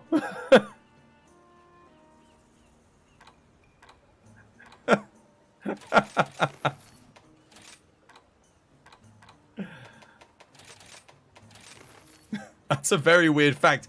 That's a very weird fact, but that's what you paid for. That's what you get. A weird fact.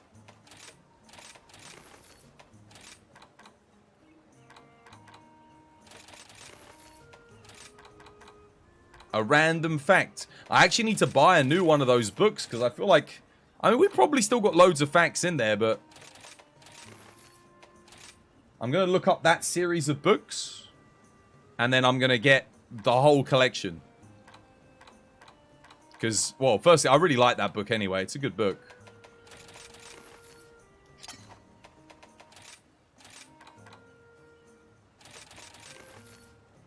Alright. Let's see how she does, shall we? This is probably going to go really badly, but... we'll give it a go. Yeah, how you doing, Nif? Hope you're having yourself a lovely, jubbly day today.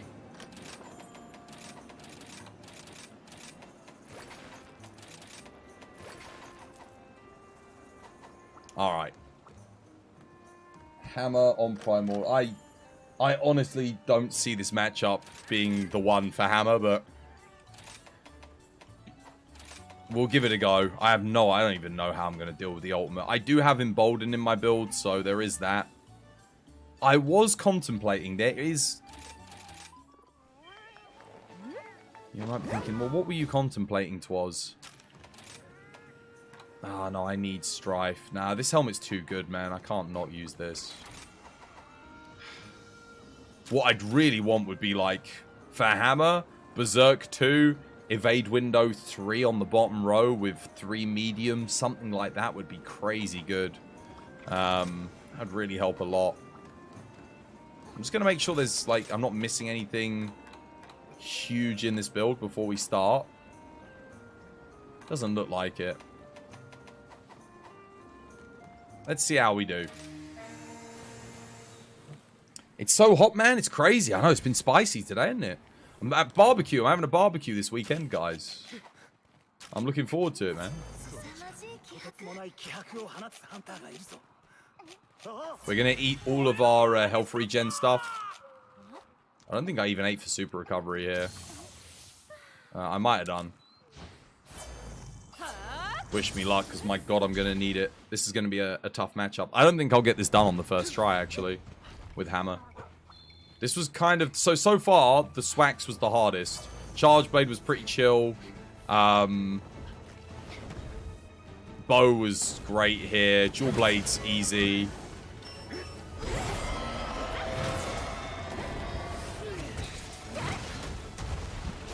But I think Hammer's going to be kind of tough.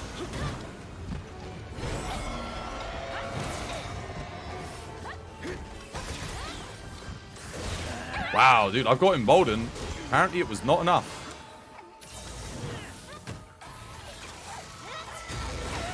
I did press circle there. Too slow.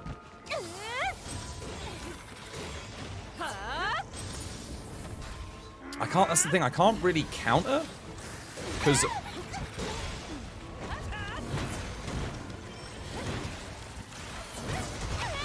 too early. Because of all the multi-hits. That's not good.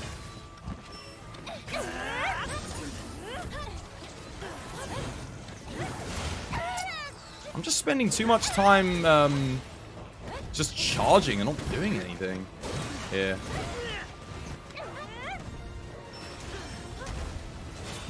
Okay, there we go. Actually worked there for once.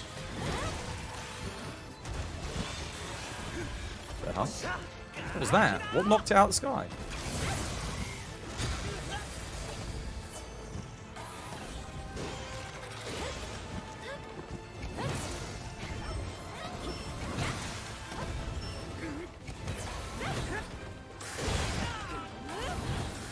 This is rough. Can get the eye from off there. I got a heal.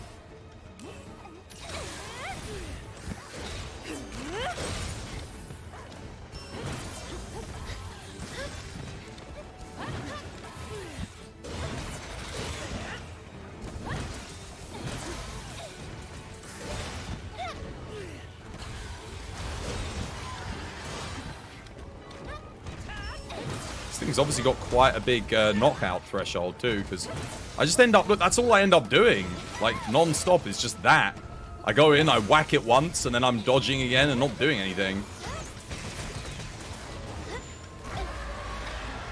There's got to be a better way to this fight, hasn't there? There's got to be, hasn't there, chat? I'm probably just missing something.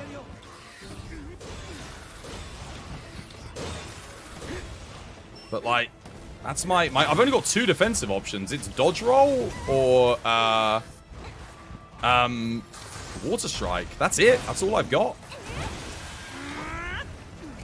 I haven't even knocked it out yet, dude. This thing's got a crazy high threshold. Maybe I should be using strength hammer. I don't know. Oh, god damn it. Oh, that's fine.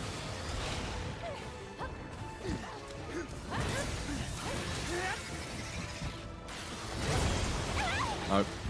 Need a double water strike to get through that, because that's got 2 hitboxes.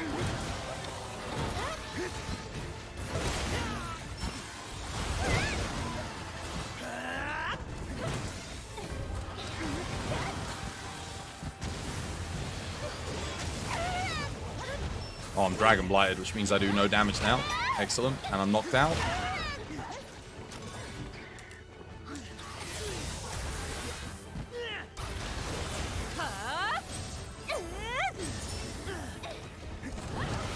Mate, like, seriously, Sword and Shield hits more on, like, a regular hit than Hammer.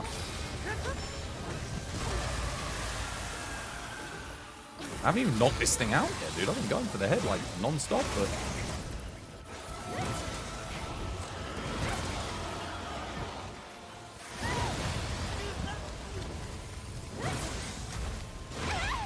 Couldn't water strike there, sadly.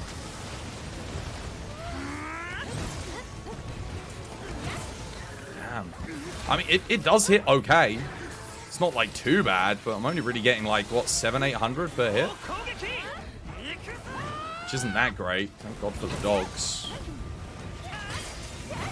There's the knockout right there. I knew it was coming soon.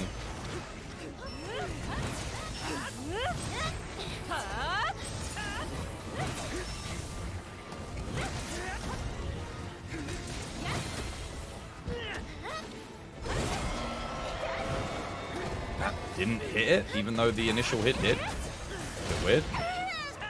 I might need Embolden 3 just for slightly better iframes. I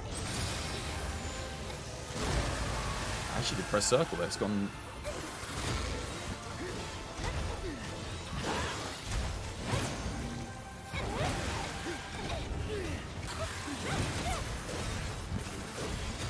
Uh-oh.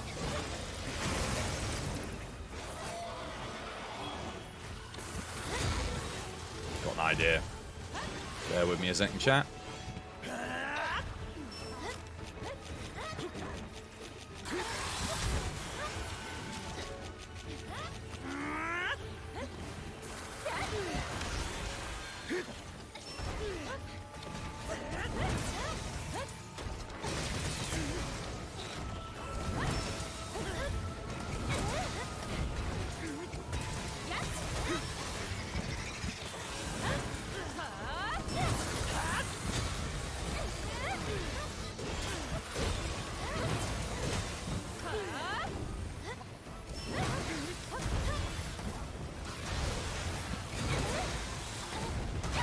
Oh, damn it.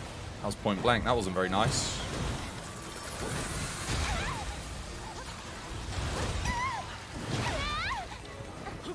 What? What? Wait, whoa. No. No. Get your shit in order. That's, no. There is no way I was in that hitbox. There is no freaking way I was in that. Oh, ultimate, here we go. That's the, hey, Twoz, you weren't doing enough damage, you suck. Cool, I'm Dragon Blighted. Excellent. This. I mean, I'm not surprised I wasn't doing enough damage. I mean, bloody hell. It's not even in its ultimate. Okay, this is... Hammer is by far... every other weapon that I've used on this fight has killed this monster at this point. Like, it's already dead. So this is by far the worst weapon for this. No, I don't think anything else even comes close to being this kind of slow that I've used yet.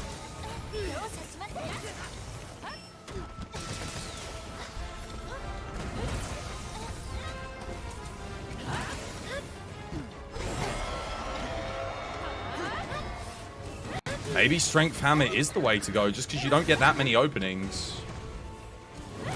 But I'm thinking, like, Strength Hammer's probably too slow, right?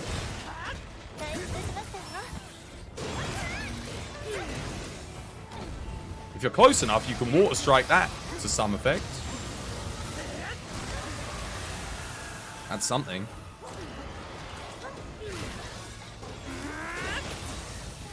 Okay, he's actually targeting Utsushi here, which is kind of good for me. Because it means I can...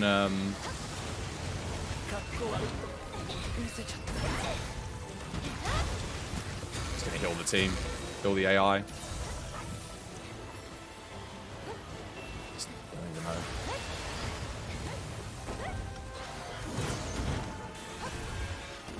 I need to get rid of the Bloodlust or I'm gonna have a really bad time.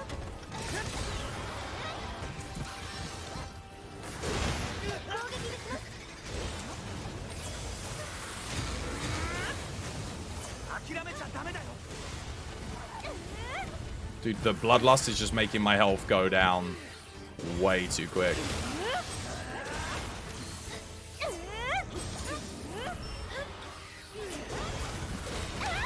Wow.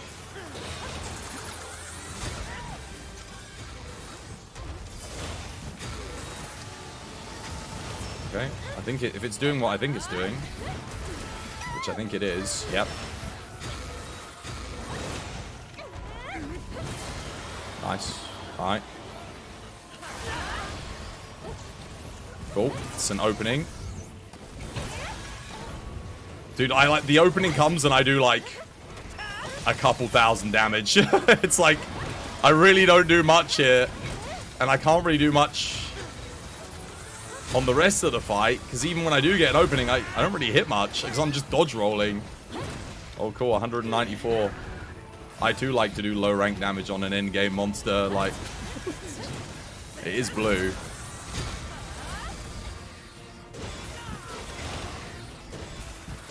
I can't double iframe roll that, so unlike a lot of other weapons where you have a counter that allows you to get through it, there is nothing for Hammer.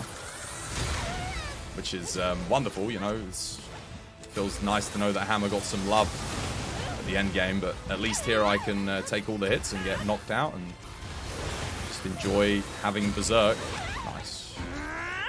Alright, wait for him to do his charge and then we can do our 1000 or so damage. Oh, no, or not. Actually have to full heal here.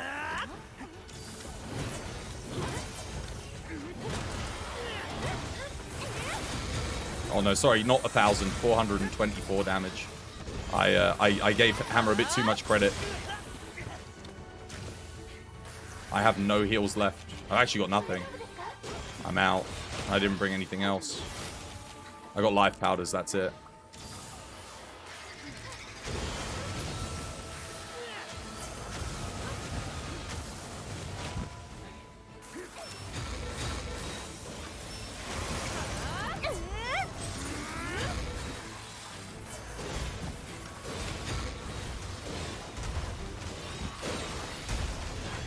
I dodge roll, and then I sweep. Oh, God damn it. I ran into it. I've got to finish it here, or it's, yeah. Holy crap, this weapon sucks ass. Oh my God. For this fight. It's bad. It's even worse than I thought it was going to be. My slowest time to date, before we have a look at the time, was... My slowest solo was 6 minutes with Switch Axe. That's my current slowest. We have a 5 minute on Charge Blade and a 4 minute on Bow. And we have a 4 minute on Dual Blades. And then Hammer... 12 minute. I'm just dodge rolling. I'm just dodge rolling the whole time. And I have to double dodge roll a lot of attacks, which means I don't even get to do anything. It seems like that one weapon that's got nothing in Sunbreak to keep up with an insane monster. The thing is, I can Water Strike, but then I get hit by the follow-up hit. So... I get punished for doing my one counter. It's your first, don't worry. Oh, dude, all of my other first runs were way better than that. My slowest first run was, well, the first time I fought him was 8 minutes on Bow. The first time I'd ever seen him was 8 minutes. That's 4 minutes longer, and I've done this guy like 100 times. Literally. And then, so I know the moveset. And then after that, it was, my slowest was, like I said, 7 minutes with Switch Axe. You'll get a better time. Dude, 12 minutes, man. Yeah, I know I can do better, obviously. But, like, I'm never going to get 7 minutes. Or, like, 6, let alone 6 or 5 minutes. Not, well, maybe with Strength Hammer. I don't know. Maybe Strength Hammer's the way to go, because it's not like this thing's hitting much. You know, it's not really doing much.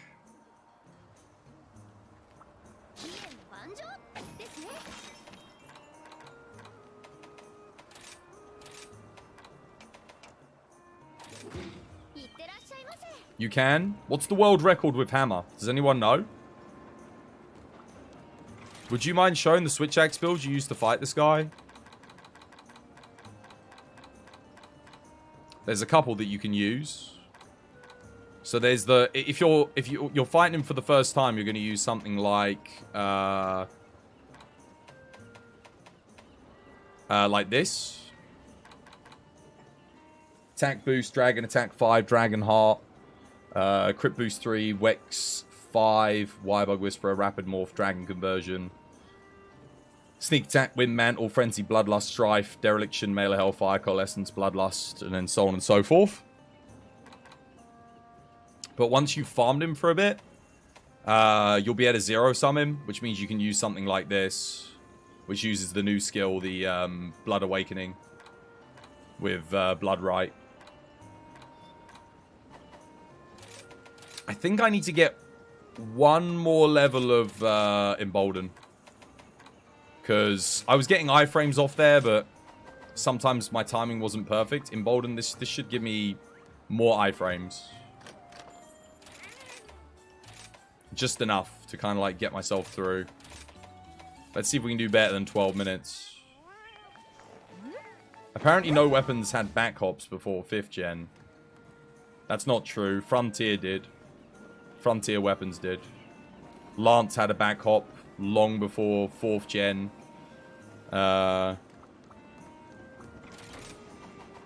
Long before 5th gen, sorry. I think it came before 4th gen as well, yeah. Other weapons have back hops in Frontier too as well. Mainline series...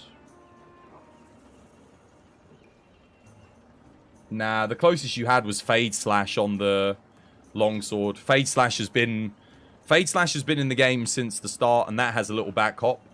That is technically a back hop on the longsword. So there was that. Other than Fade Slash, did we have anything? Dual Blades, did they get anything?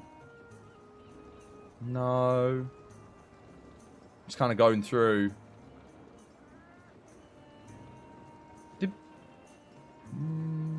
Gunlance? I think Gunlance had something.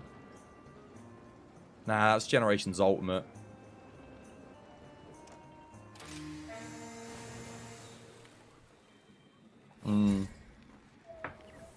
But no, Frontier, you had a lot of mobility stuff. And Longsword, ever since its inception, has had the Fade Slash, and that is a back hop. It's an attack that jumps you back. You could move left and right with it as well, but yeah, it was obviously omnidirectional.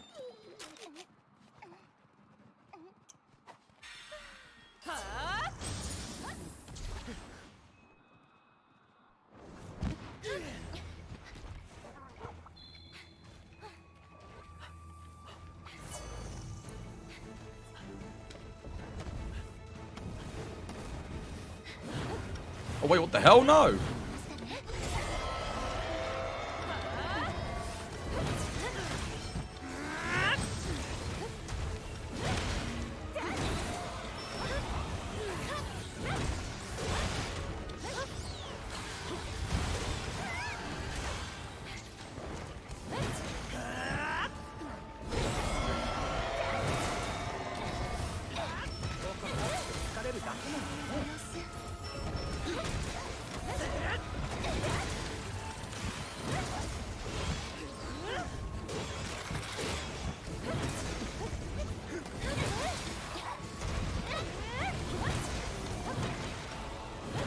Just don't hit anything, man.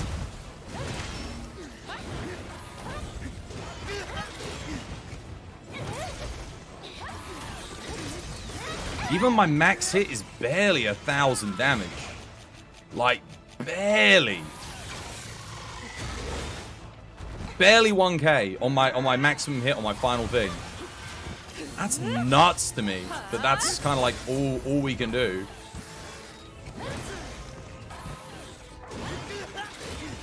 I don't even get a water strike off there.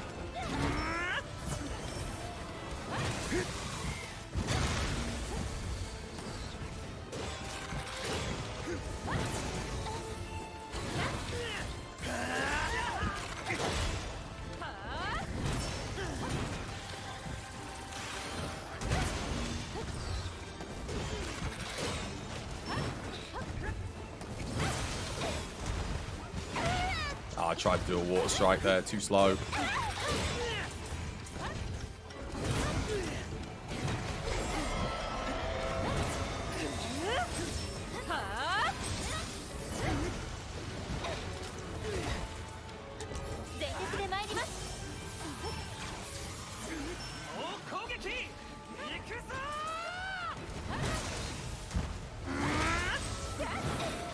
And like my follow-up hits don't even connect. That also really sucks.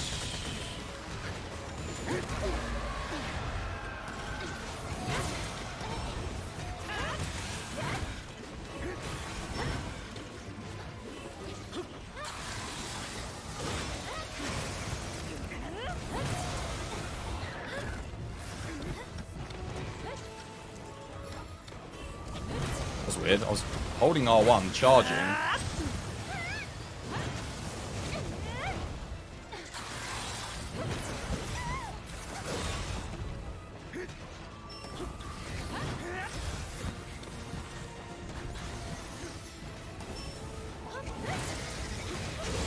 Again, this wouldn't be too bad if like Hammer's knockout potential wasn't absolute garbage in this game. Because if this was like second gen Hammer, I'd have knocked him out by now. I'd be building up towards my second knockout, and I'd get 3 knockouts comfortably in the fight. But dude, I got nothing.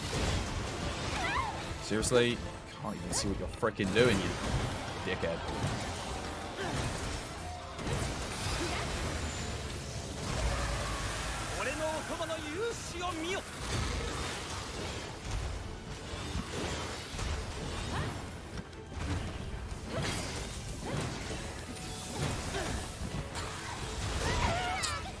Damn it.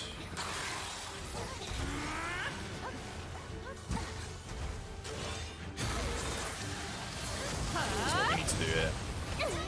I have to launch him. Wait, what the hell? No, I'm not going to launch him. I'm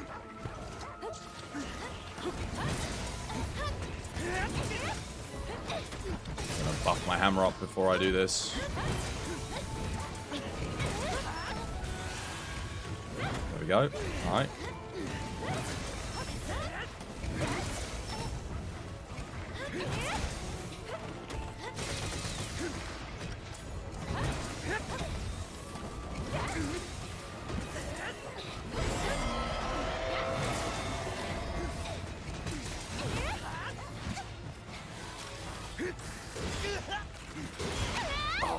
was out of range there. That was dumb.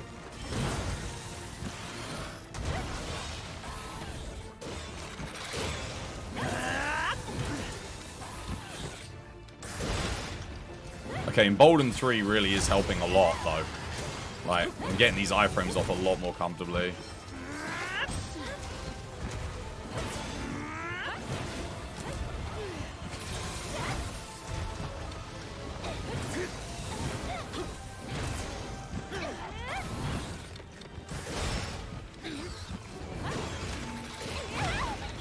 The issue is you can't water strike anything, man. Like, it sucks.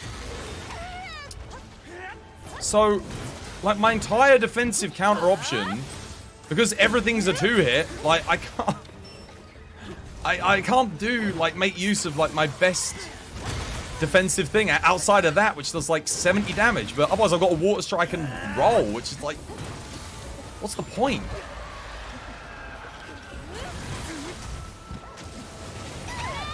Why did they not...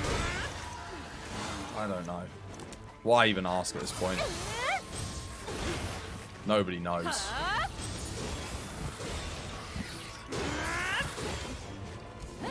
Oh wait, haven't I got the spider still? I think I've still got the spider.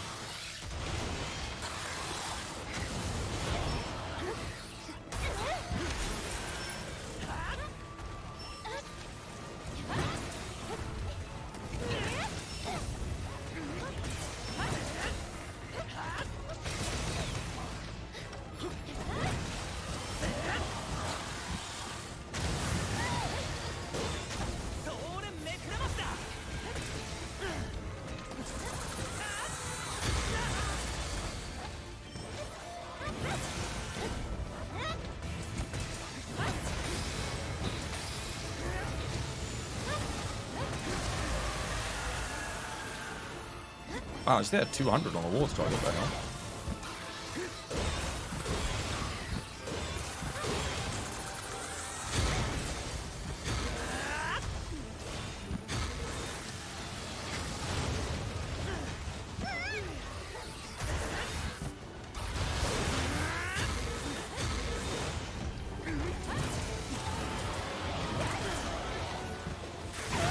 Oh, I did try to water strike that, but...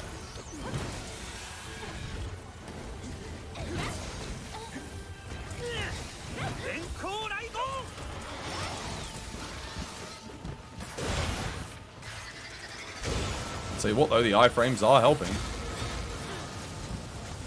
Oh damn.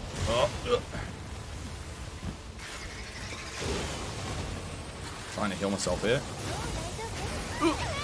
Oh, I got hit by the little...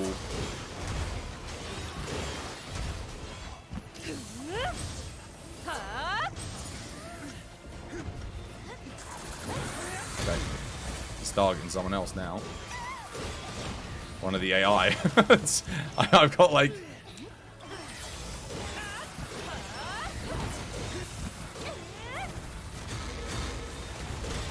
Ouch.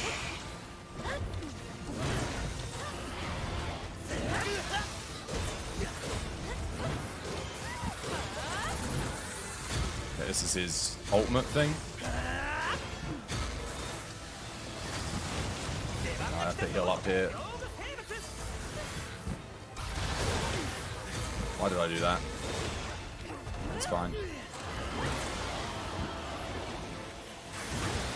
Oh, god damn it. I didn't need to do that. Or whatever. Just hit him. Can't even reach the bloody head. Oh my god.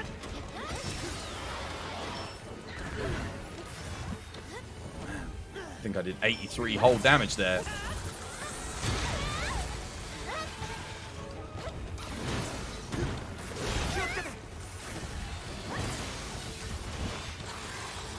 The hell's he doing? Oh my god, I can't even see what he's doing anymore.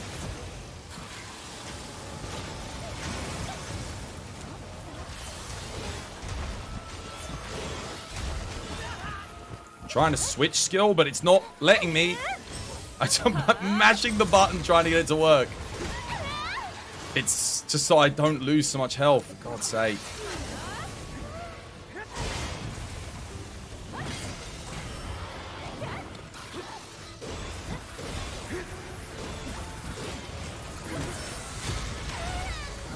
voxeling this too much. Just spamming heals.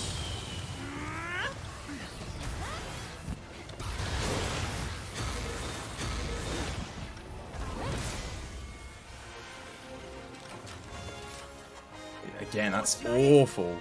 Like, what does hammer do at the end there? What is it meant to do? How does it interact with that final portion of the fight in a way that is conducive to giving it any form of damage? Like, okay, so I'll tell you what other weapons do there. Bow can keep shooting and dodging. Charge blade, you can hold till the end and then get an SAD off. And it does like 5,000, but you can get 2 SADs off, so you do 10,000 damage at the end of the combo, right? Switch axe, you can zero sum through basically the whole thing and keep healing yourself. Hammer, I'm just iframing. Iframe, iframe, iframe, iframe. I don't even have enough time in between to do this basic attack to do 200 damage. Like, what am I meant to do? So I wasted 4 minutes at the end there just dodging attacks and then doing maybe 1,000 damage when it's exhausted. Maybe I have strength hammer, so if I bring the crater smash and pop that off, but that's only like 1,200 damage. It's not that much if I hit both the ticks, but then I've got to bring a strength hammer build. If I bring a strength hammer build, I'm not even... What am I even doing for the rest of the fight? Charged R1 and then let it go? Iceborne feels so good. You're out for now. See you on Monday. Yeah, take care, dude. Like, we don't have a... I can't even water strike most of the stuff. If I could water strike, it'd be okay, because the follow-up hit on water strike does 700 damage, which is decent. But because if I water strike, he does the second sweep on the wing, I get hit by it. It's not like Charge Blade, where when it does the wing sweep, you can do a guard point, and then you don't get hit by the second sweep, for some weird reason. So why did they not do that for Hammer? At least then I could Water Strike, do a follow-up hit, and, you know, bait that attack out, and I could do a bit. But otherwise, I've got a Water Strike and then iframe roll. Which, dude, the Water Strike's only doing 70 damage to the wing. I can double iframe roll. Well, no, I can't. There's not enough time for me to double iframe roll, so I either roll in so close that I don't get hit by the second hit, or I slide in. Let me have a look at the switch skills. Is there something here that maybe would be better? No, that's not going to help. No, this is definitely the best thing to use here. Keeping sway. No. Attack performed by rushing forward with the help of Wirebug. Nah. Don't think it gives hyper armor, does it? Silkbind spinning bludgeon. Oh, yeah, no, definitely not. No. And then we got Impact Burst or Impact Crater. Well, Impact Burst... Maybe I should be using this. I'm trying to think, like, where do I even use it? And if I do use this, then I've got to get Wirebug Whisperer 3 and Frenzy Bloodlust on a build too. Which I'm already struggling to fit all the skills in that I need. And Impact Burst is buffing my Courage. Damn. I don't know, man. I'm not sure what I'm meant to do here. This is it. It's the only counter we have in the game for Hammer. Well, keeping sway gives you some iframes at the start. No idea, man. I think Hammer just kind of got forgotten about a bit when it comes to endgame. Like, it's just sort of... Maybe if they buffed Crater Smash? Did they buff it? I don't know. You doing Nero? Welcome back. I hope you have yourself a lovely, jubbly day today. But like 10 minutes. 10 minutes for that hunt. That is so long. And other than... I think on that last hunt we just did, I think other than the final portion of it, we played it pretty good. The final portion, I feel like I'm missing something a bit. Like, I feel like there's something there that I'm meant to be doing. Maybe that's where I'm meant to switch to Crater Smash or something. Maybe Hammer's like Hunting Horn. Capcom expects you to knock the monster out. Yeah, but dude, I got one knockout on that last hunt. I can't even reach the head half the time. I can't even hit the head. Except for if I'm doing the golf swing, I can hit the head. That's about it. But my regular hits don't reach. I have to hit the arms and the chest.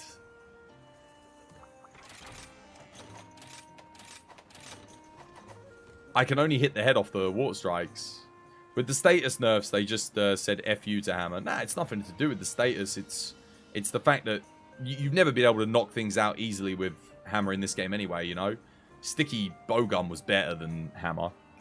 But Hammer's knockout potential is just like, oh, man, I don't know. I guess I could ask the question, would getting a second knockout on that hunt realistically help me? And bear in mind, that's me solo.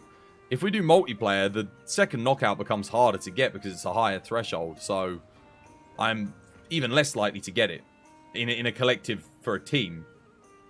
So yeah.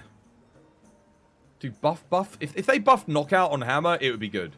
Because Hammer's moves are best when the monster's not doing anything. That's where Hammer gets the most DPS, you know, big bang attack, stuff like that.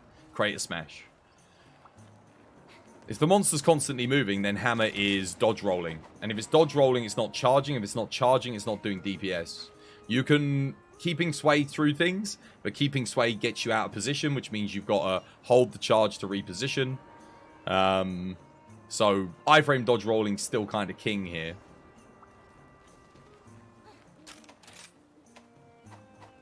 Yeah. I tell you what though, when it does get enraged, the Courage Hammer does hit decently. The final hit, I think, is about 1500 damage, which is... It's okay, but you're only going to get one of those off. Which I think probably every other weapon can get more in than that. I think even Hunting Horn could probably do more. Just as long as it does one breakdance. But you got Crater Smash.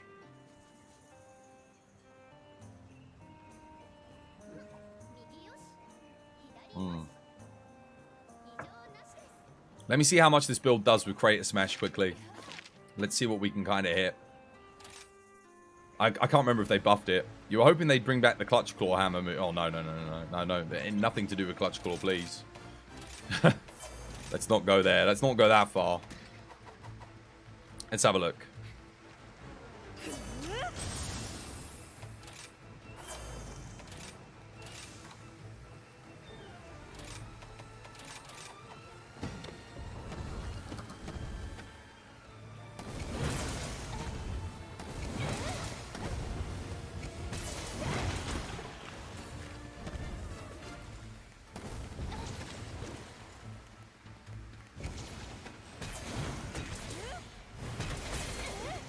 That's it.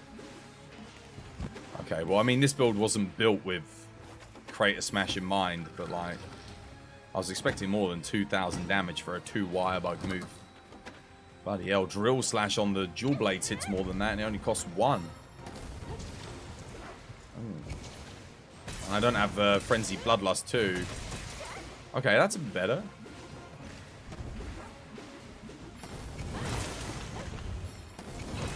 What about if I'm on, like, the third and final thing? Look how long it takes for the wire bugs to come back, too. I guess I don't have Wire Bug Whisper on this build, though, so... Alright, I'll tell you what. Let's try making a Crater Smash build. And we'll give that a go. Maybe I should be spamming out Crater Smashes. So we're going to need Frenzy Bloodlust, Wire Bug Whisperer... I'm going to need a Strength Hammer. Man, what's going to be my best option for Hammer, then? Amatsu, probably, right? Because the Wire Bug boost? Probably. 340, 350, 137, 133. Alright. Let's try the Amatsu Hammer with Crater Smash. We'll see if we can make a strength build. Anyone tried Strength Hammer on this fight? Anyone know if it's any good?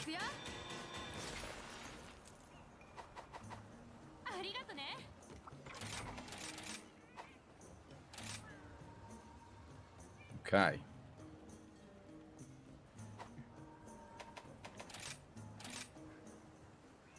So, the build's going to look very, very different if we're building it into strength. Very different. We're going to want to play orange. Probably still want the primordial bonus, I think. Yeah. But I don't really need strife. I also don't need build-up boost. I think Wind Mantle is probably a good call. Wind Mantle Embolden, yeah, that's decent. What about Frostcraft? Would I run? Nah, because I'm not really. I don't want to sheath my weapon. I mean, I could use it. Powder Mantle's probably going to be quite good. Wind Mantle Coalescence, is that my best thing for this? Nah, Wind Mantle Embolden. We need the iframes. I don't think I need Strife. I don't need Element Exploit either. I don't even think this is the best. We'll go with this. Because we want the Powder Mantle, and then... Let's see. Mail a Hellfire Blast? No. Frostcraft Small Slot. Handicraft. Frostcraft Constitution. Powder Mantle 2.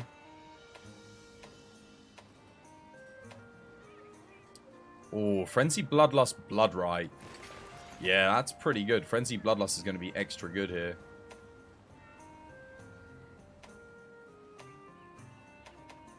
Charge Master Powder Mantle. Oh, Charge Master's only plus element though, isn't it? So for Strength Hammer, nah, we're good. Strife Wind Mantle, Frenzy Bloodlust with extra slots. Frenzy Bloodlust plus Focus. Dude, Focus is good here too. What did I pick? Frenzy Bloodlust Bloodright? That's probably the best thing here. Because we're gonna need Bloodright 3. Emboldened Wind Mantle's good. We need Wirebug Whisperer. I don't need Berserk. I'm gonna need... Oh god, what am I gonna want for Charm? I could take Frostcraft. Agitator? I've got like a good Agitator charm, right? I just need something that gives me a lot of raw, really. Could go Dragonheart. Bloodright 3, Agitator 3. God damn, that would be... Maybe we do that. It's pretty good. I do need Agitator for the extra crit, because this thing has negative 25.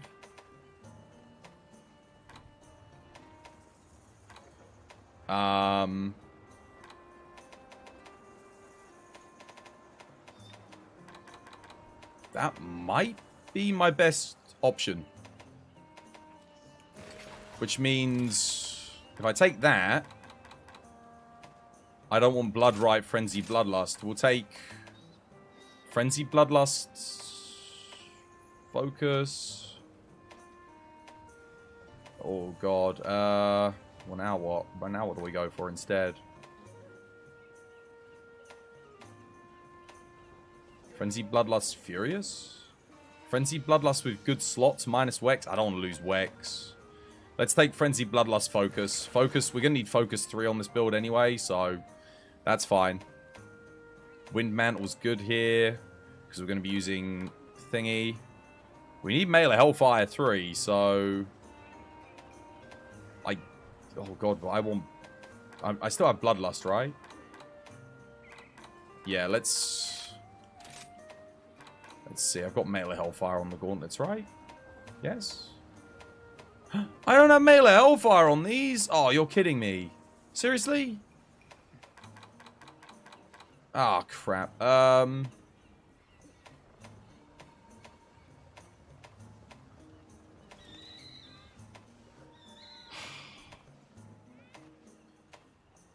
Well, I need it.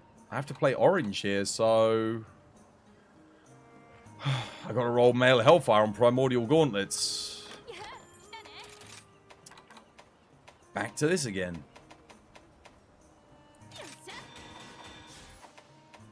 On the bright side, I only need Melee Hellfire. I don't need it with anything else. Just Basic old male of Hellfire will do.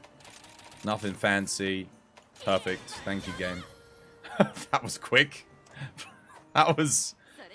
Alright, thank you. Cheers. I'll take it. God, why can't it always be like that? Who said desire sensor was a real thing? Jesus. That was instant.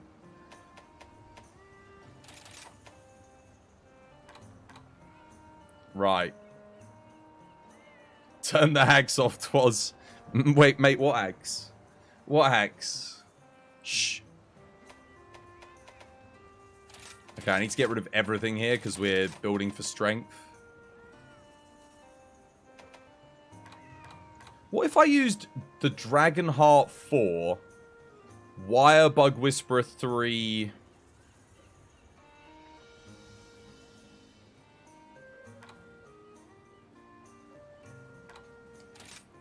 Maybe I do run Dragonheart on this. Just for the extra 10% raw.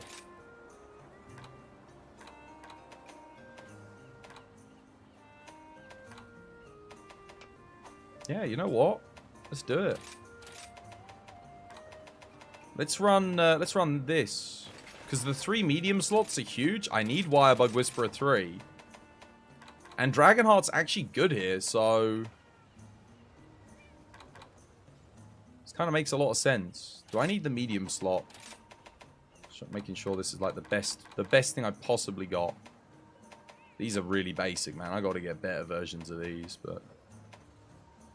The rest is good.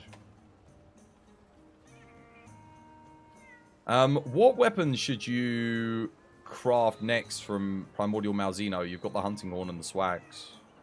I don't know. What weapons do you play? What weapons are you best at?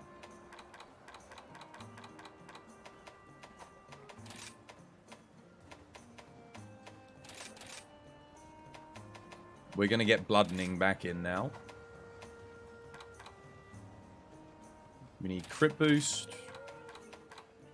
We're going to need a lot of crit. We need Dragonheart.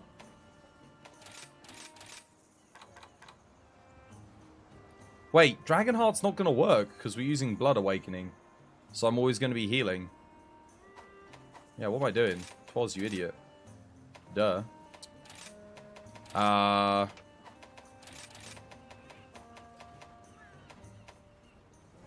Agitator 4, Divine Blessing 3, Dereliction 2, Agitator, Blood Right 3.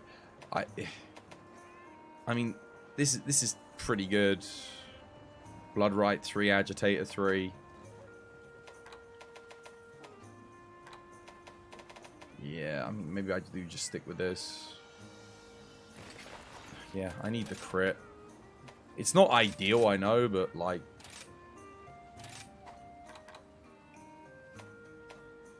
Agitator has to happen. Because we got negative 25, and I feel like... Yeah, it's not the best skill in the world, but... Here it's it just becomes a bit more valuable. And the 2 small slots are nice, because it means I can put Shockproof and Intrepid in to my strength build, which... Obviously having those in multiplayer is really, really good. We are at negative 25, plus 20 on the Bloodlust, 50, negative 40, I mean, plus 45, plus the 15. We're at 60% crit so long as Agitator's active. So we need another 40% crit. Do I just take Crit Eye, or...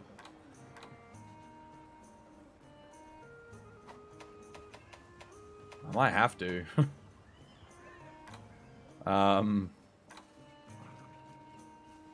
Well, we need Wirebug Whisperer, that's for sure.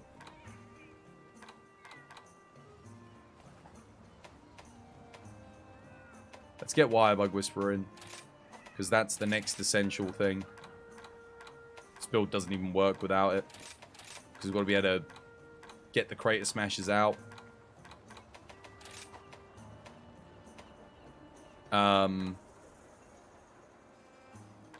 We need Embolden. Because we have to be able to iframe. Iframe or die frame. Yep. We need just a mountain of crit, really. The problem is, if I was running Heaven Sent, I could get Max Might 3. If I was running Berserk, I could run Max Might 3. But I'm not, so I can't. So I have to run... My only option for more crit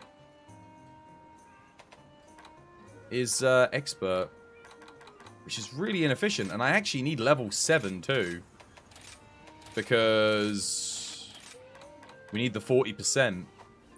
That's kind of rough, but I mean, we still got slots, so yeah, there is that. Now I need more raw, basically, guys. I guess we go attack. That's kind of our next best option. We will be at 100% crit here. I could run Deora's Soul. Like, but I think anti-aerial was important here for the raw damage. It's 5% extra, which is kind of big. It adds up. Like, you know, if we're doing 1,000 per tick, you put the 5% in, you gain an extra 50 damage per tick. So it's 100 damage more. It's worth it. But we're probably going to be hitting more than that. We're probably going to be hitting... I'm hoping we're hitting like at least 1,600 on a Crater Smash with this thing. Could run Cap Boosting Affinity. Could do, yeah. But then I lose Dogs, and Dogs are at their best with Hammer. No other weapon gains more damage from Dogs than Hammer. Like, Dogs are just too good. So, if any player doesn't want to run Cat, it's Hammer. Hammer always wants 1 to 2 Dogs. 100%. You're hoping that, the way Hammer can catch up to monsters in Sunbreak. Oh, what you mean like that? Yeah, that was kind of nice. The Clutch Claw move could get you killed, though. It was risky. Yeah, I think we go attack now.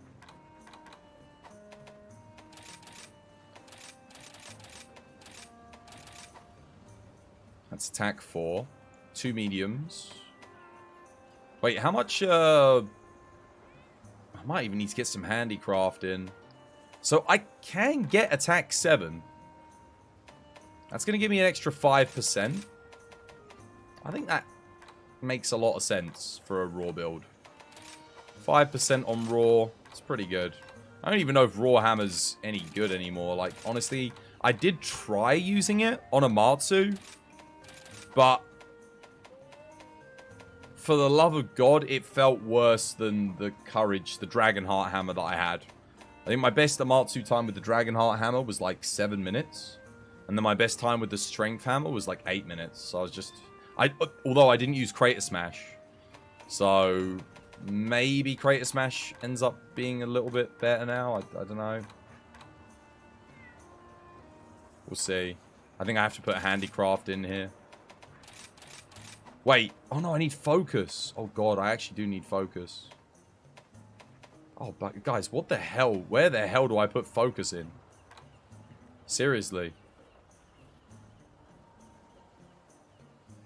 I've got 1 level of Focus. That's not really enough for Strength Hammer. Or is it? Can I get away with 1? Maybe I can. Maybe I can... Let's see. We'll upgrade the weapon first. The other issue with this weapon is... because it's not a status weapon, we don't gain as much raw from the augmentations. Which kind of sucks. Like... whilst the base raw is good, we'd gain a lot more from others, but it's the 10% on the wire bug, which I'm thinking might make this the best. Either way, let's just experiment with it. We kind of come this far now, there's no reason not to. We've basically got the build.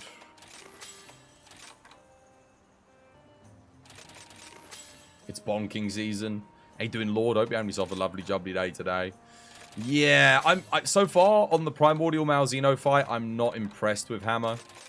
Out of every weapon I've used to date, it's definitely the weakest in terms of...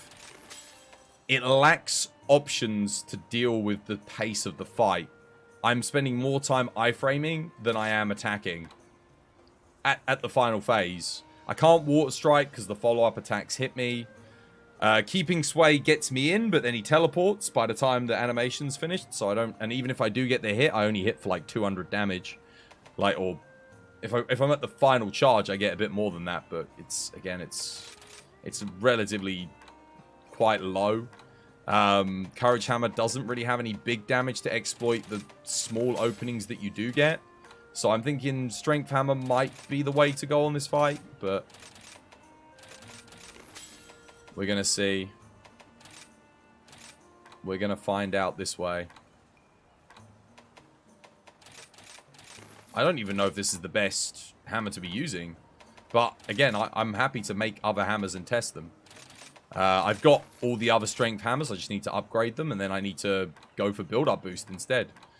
So, honestly, status trigger with Embolden. Get that up. Activates build-up boost 100%. We gain a 20% damage increase. That's pretty good. We can run a build-up boost 3 charm as well. So, but then it becomes a little bit harder to get Blood Awakening up. So, everything's a trade-off. Anyway, what we at? 395 raw. I'm guessing the other hammers are going to be like 415 raw. But, again, we gain the 10% here. And I guess I take the element boost. It's probably not going to be much whilst we're playing Strength Hammer, but damage is damage. You don't really say no to free damage if you can afford it. It's not free if you can afford it. But, it's free enough, like, costs nothing in the grand scheme of things. If it's not enough focus, get rid of one of the wire bugs. Oh, no. No. So we can't do that because this is for Crater Smash. The whole point of this hammer is to be using Crater Smash. That is its entire purpose. Why this hammer over Scorned or Lucent? Because it has 10% on Wirebug and we're playing Crater Smash. We need to be able to exploit the little openings that we get with the most damage we possibly can. So Big Bang Attack is great. It's better technically than Crater Smash, right? But we can't like dodge out of the way and then go into it, if you know what I'm saying. It just doesn't really work. Whereas this we can... I'm gonna run a little bit of practice because it's been a while since I played Strength Hammer, but I'll show you kind of what the plan's gonna be. So we are gonna be here. We're gonna be on Impact Crater. We're gonna be on we're gonna be on Strength. Water Strike is fine. And Keeping Sway is fine. And then I'll kind of show you what we're going to be going for here. I don't get why it resets the training options every time. Like, why doesn't it just save whatever I had them set to? So we're on Strength.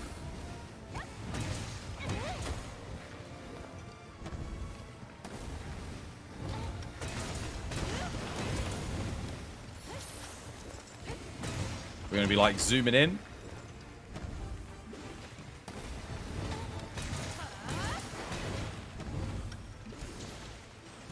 And then sending.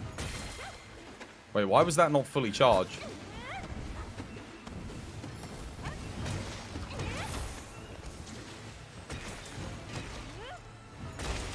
I know why that wasn't fully charged. I don't know why the previous hit wasn't, though.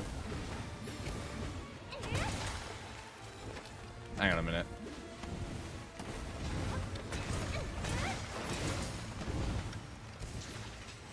That should be at 100%, right? Why is that not working? Am I missing something?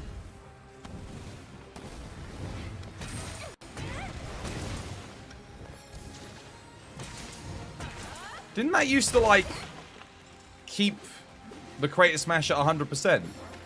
The wire bugs are recharging quick, which is nice.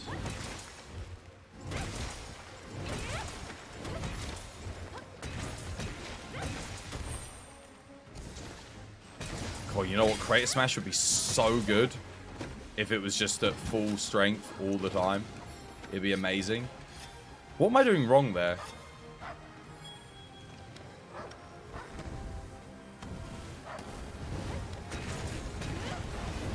Oh, yeah, I remember now. You're meant to, like, press a button, aren't you? Yeah, I remember. So you're meant to, like... Yeah. Okay. You're meant to, like, release it. And then fully charge like that, and then switch back. Is that it? Yeah, except I didn't get both the things for some reason. So you're meant to, like, immediately start charging again? Switch? Oh, no. It didn't. It ignored my input. Well, yeah, you need it to not ignore your input, too.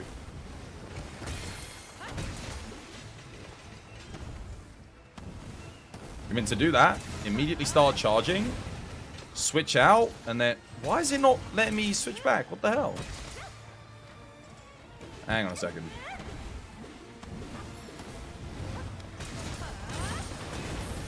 There we go. That's it. That's what you want to be doing. There it is. It's been a while since I played Strength. But this is how you do it. You instantly start charging. You switch back out at the end and then go into Crater and you'll be fully charged for it.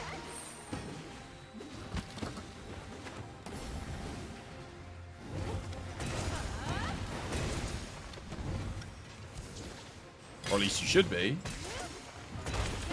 Sometimes it doesn't register the R1 button press.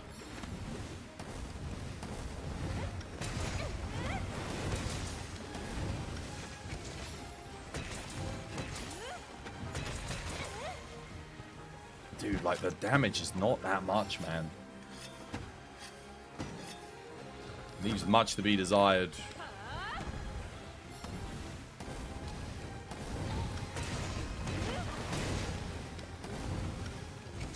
I think I need more focus. Yeah, it only charged to, like, the second level. Cool. Alright, focus 3 it is then. We are going to have to sacrifice something. God damn. Well, I guess technically we could use Deora Soul. And then I can drop Expert for 10% because we gain 15% off of that.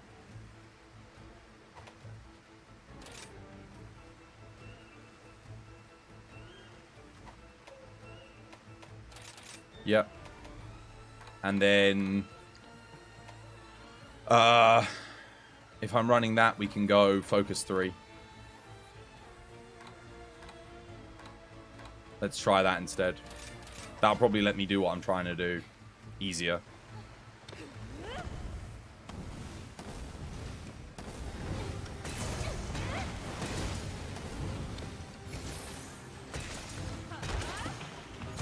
There we go.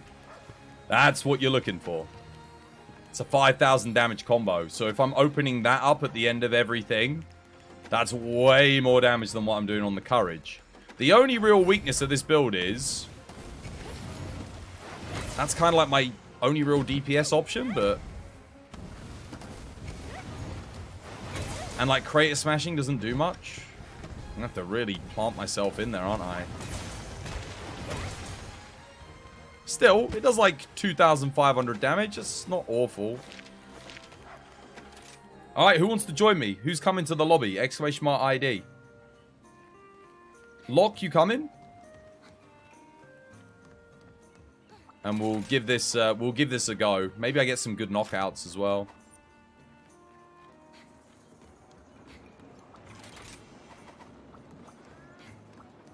What are we farming? Well, I'm just playing Hammer today. We'll probably do some of the Zenoga and thingy in a bit, but at the moment I'm just doing a Primordial Malzeno.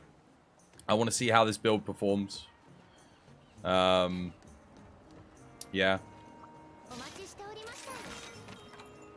Anyone else come in chat? Who else is there? Seb, you there? Invinci, you want to come? Last quest of the week. I don't know, Lily. Lily said they would get some hunts in with us tomorrow, but that was 4 days ago now, I think. Or 3 days ago. And I haven't seen them since. Actually, no, I did see them yesterday, right at the end of the stream, I think. Or towards the end.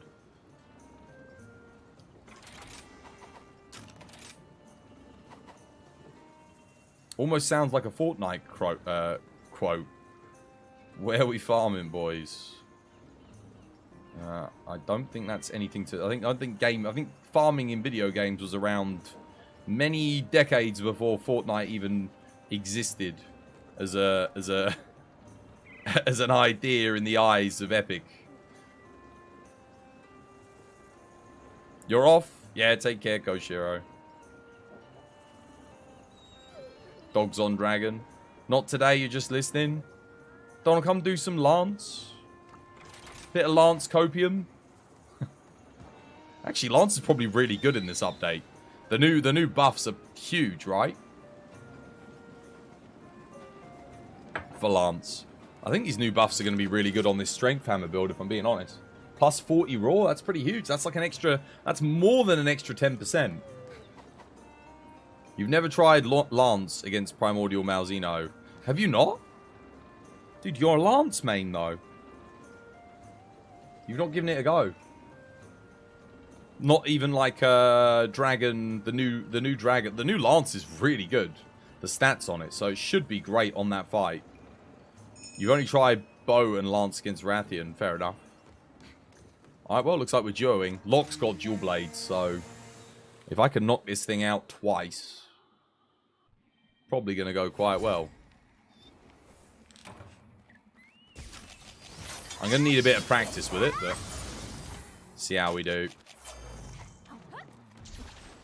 Oh god, they're actually running berserk. Whoops.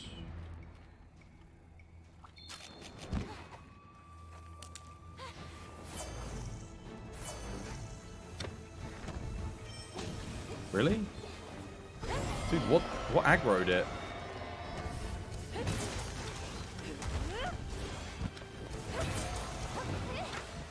Oh god, dude, the damage is way lower than I was expecting.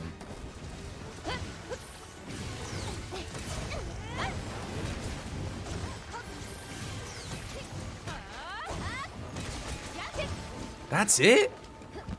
862? You kidding me? Dude, my other build was hitting more than that. You can't be serious. What? Wait, Strength Hammer's still really that bad? Double 862. 1600 measly freaking damage. That's all this thing can muster. Dude, oh my god, Capcom hates Strength Hammer in this game. What is that, man? There's no way, there's no way. I must be doing something wrong. That just procs my freaking Moxie. Gone in one hit.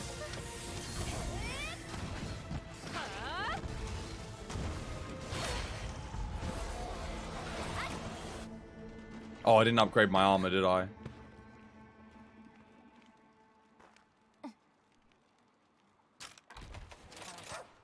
There's no way that Crater Smash, a 2-wire bug move, on this thing with all of these skills, maxes out at 1600 damage on the head of Malzeno.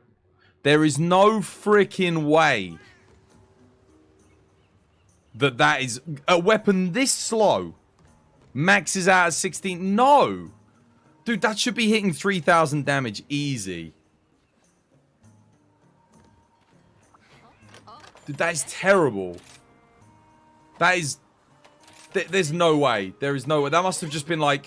Maybe my crits didn't hit. Maybe neither hit crit. Because I need Bloodlust to get to 100%. So maybe I got really unlucky.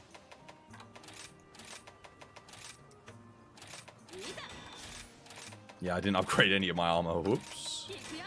Dude, that's crazy. That's nuts. That's dumb. Let's give that another go. Okay, so if that's the case, if that really is the case, then Courage Hammer is your highest DPS here. Do you know why? The final hit on Courage Hammer hits 1600. And it's faster. You can get the attacks out faster.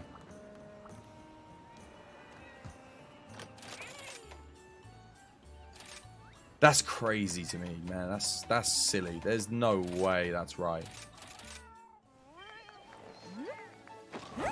If you're swapping to grinding Zenoga, come join now then. I'll be switching in a minute.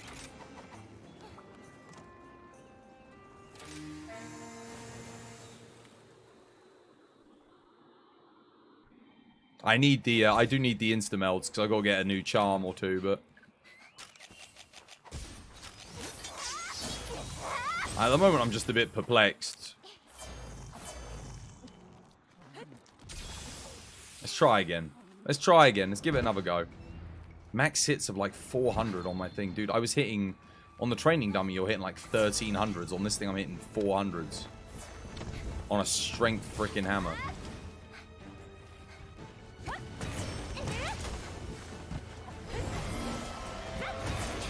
Dude, no, it is literally like that is what it hits, 400. If you even reach it.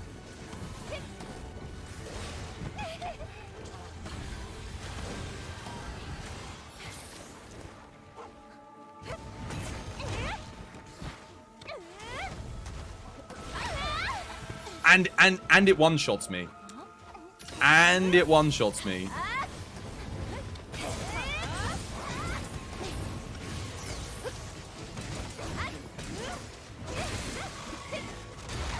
Try 862 damage instead. When it doesn't even proc the frickin' thing.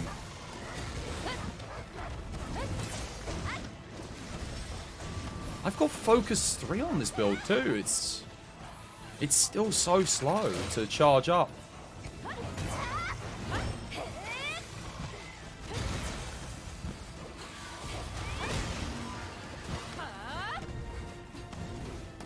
Dude, I can't even charge it up in time to get a freaking hit. Oh, come on, man. There's no way, dude. There's no way Strength Hammer's like this bad. Like, that's it? You hit 700s? Like, on an attack that's that slow? And then if you dodge roll, it's like, oh, well, back to freaking charging up, I guess.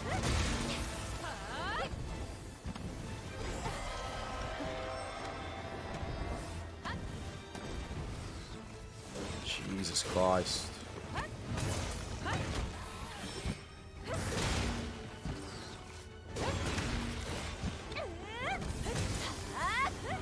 I'm not even kidding. This is what I'm hitting. 124s on a Strength Hammer.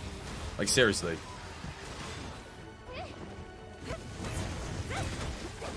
$500 if I'm lucky. Mate, Dual Blades hits 500s on a single blade hit. Dual Blade is hitting that.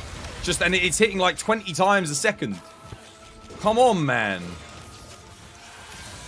Who balanced this? What were you drinking? Lay off the frickin' sake, man. Come on. Where's the balance?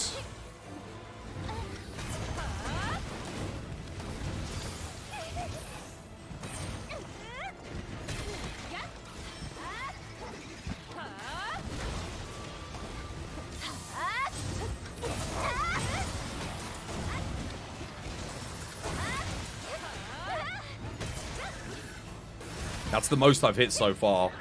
1,000. But he is in, like, his enraged state. Dust to Life would have been nice there, coincidentally. Never mind.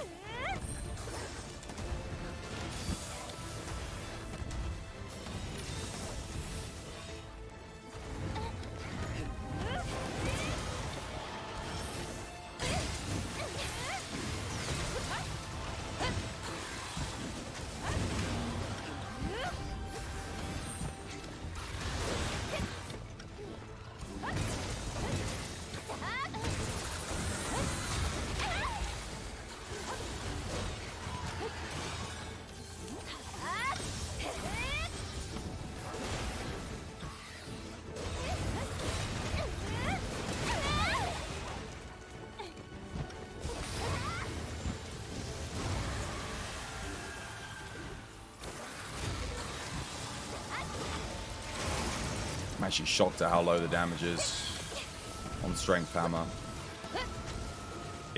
Yeah, it's rough.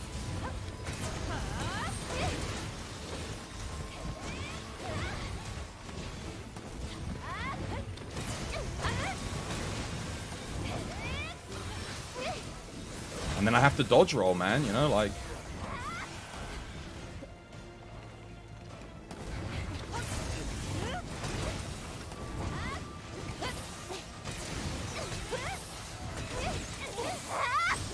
God damn, I'm gonna have to take this. Okay, Courage Hammer is better on this fight. Maybe... it's because it's a water hammer? I don't know. That's not affecting my raw damage. The raw value is the raw value, right? So... I'm like trying to defend it, but like, honestly, I don't even know why I'm bothering.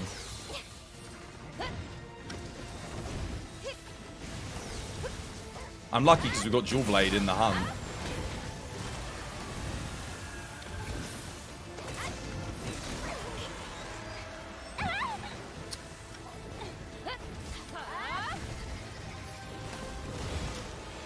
That's not even the final enrage either.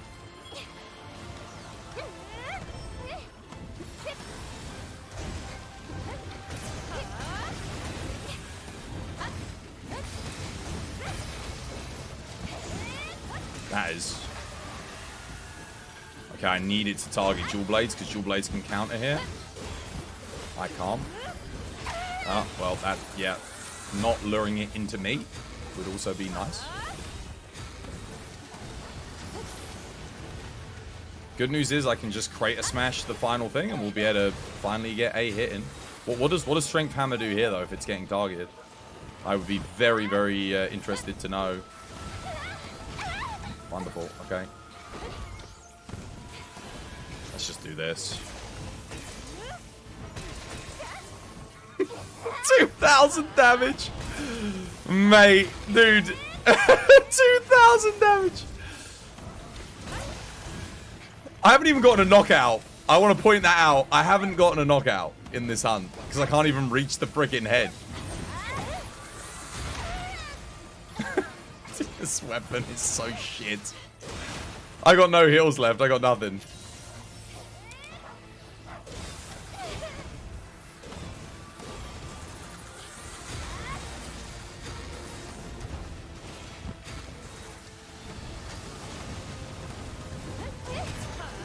Oh, I think I hit a 59 there. Oh my god. Thanks, Locke. Locke lured it into me. Now I get to do even less damage. Jesus Christ. It's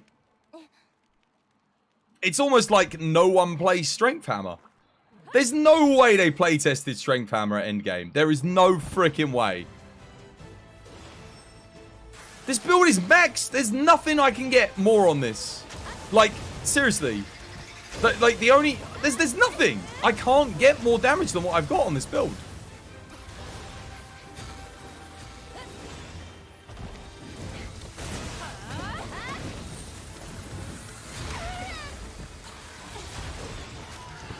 Oh, I forgot to restock on heals. Whoops.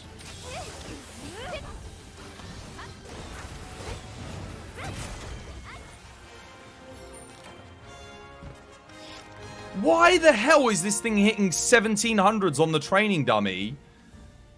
But then it hits... like... what was my max hit here? I think I got 1,000 when it's enraged.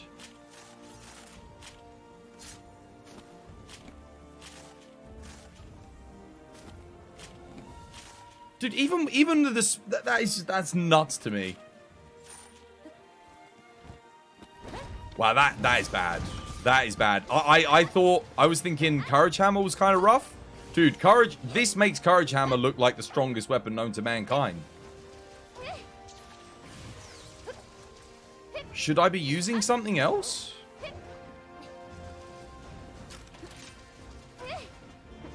What's my actual... It's 520 raw. And my max hit is 1,000? Not like all my basic hits are hitting below a 500. And yes, I've got 100% crit.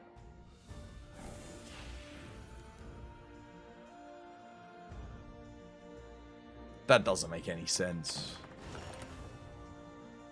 Try poison? Why? All I'm going to do is lose damage. Because this has the plus 10% bonus.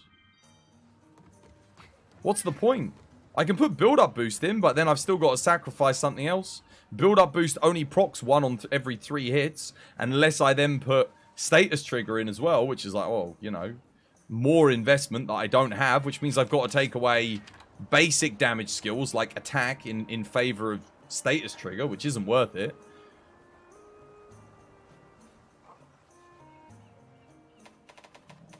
This is plus 30. Okay, let's go over the raw. Plus 10%, plus 9. So plus 9, plus 10, plus 10%. When it's enraged, which it is, that's when we hit 1,000. Plus 20, plus 15% affinity. That's plus 40% on raw. We're critting 100% of the time, so that's plus 40%. This activates this, which is plus another 40 raw.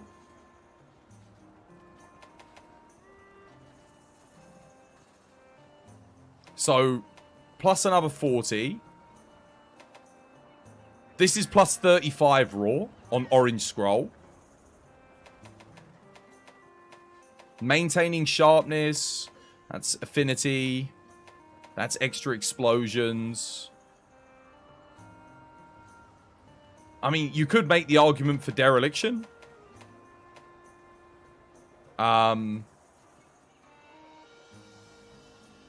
But dereliction's not going to give me anything because we're playing on orange anyway. Because we get plus 35 raw here. The only thing dereliction's going to do is give me the thing for blood right. But I've already got bloodlust. Maybe I need berserk with this to get strife for the 10% and then... I don't know. But dude, this thing should be hitting like... given its pace, Elemental Greatsword hits, what, like 900 a hit? And it's faster than this. So this should be hitting 900 a hit as a strength hammer. It should be, realistically, right?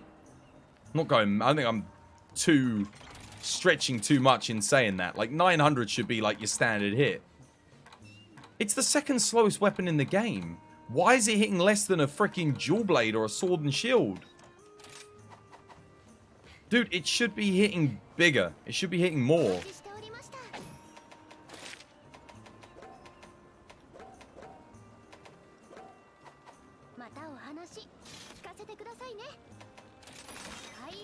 It kind of makes me think about Savage Axe Mode Charge Blade.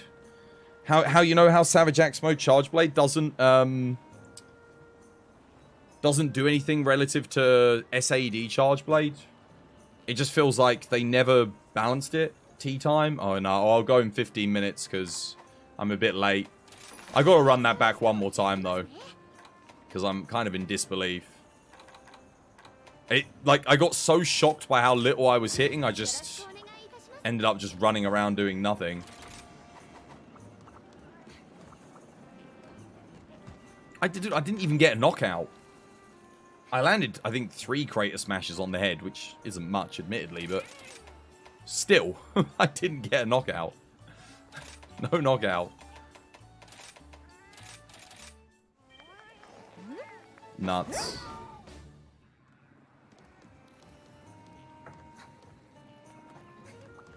Thankfully, locks on dual blades. They can make up for my lack of damage, but...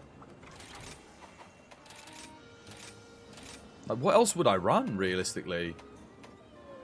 I could give this a go with the Strength Hammer playstyle, but... it's not meant for that. This is a Courage Hammer through and through. With that much element, you know?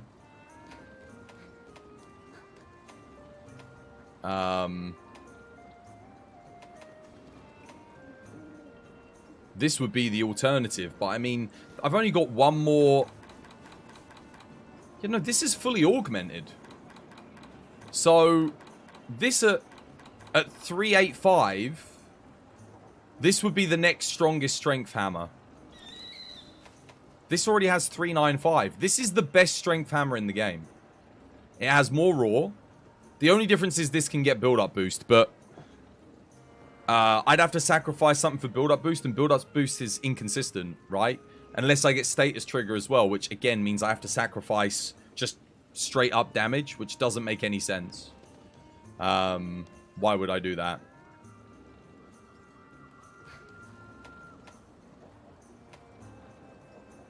Maybe I play this with Strength Hammer? I don't know.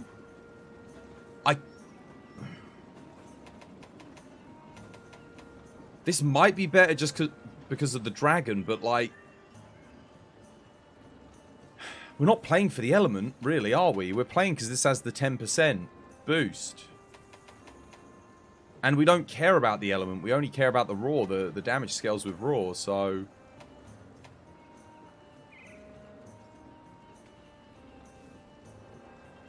Maybe. Maybe Guys McGorm's what we want to use here, but I really feel like I'm stretching here to find a saving grace, which does not exist. I'm appalled and shocked at the performance, honestly. It is, as someone who plays every weapon, that is...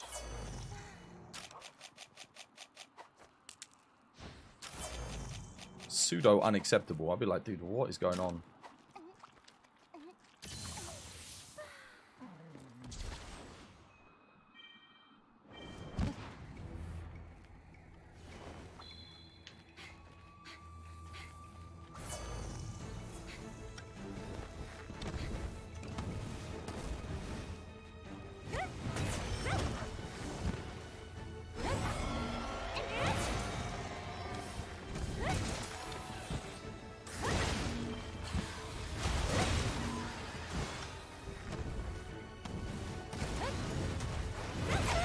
Notice how I was iframe dodge rolling and water striking.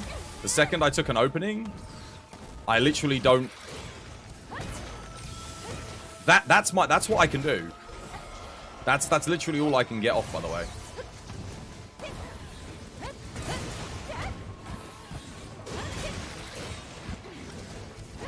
That is my attack that I can do on my opening. That's it. That's all I've got on Strength Hammer.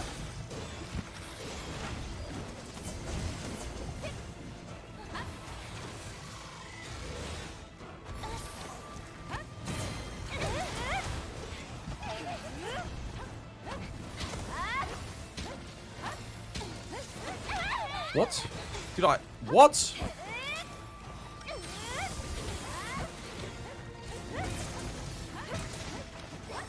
I'm flabbergasted.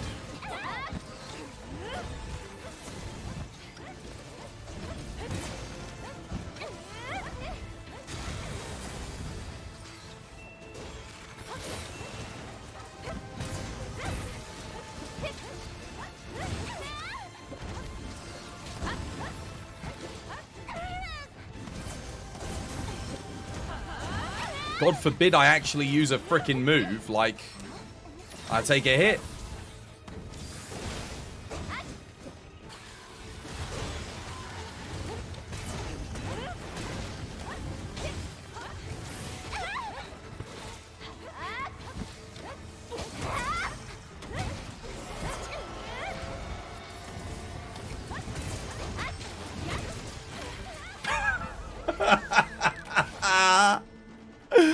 I finally get an opening.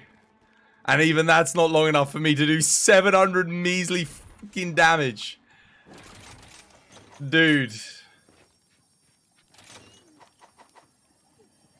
It is literally the shittest weapon in the game. It is, I can't believe how little. If you're just dropping in here, if you saw my build and you were like, he must have the worst build ever. No, seriously, my build is max. There is nothing. There's like nothing I could do to make this build any better for Strength Hammer. This is as good as it gets. We max it in like 700. Come on, man.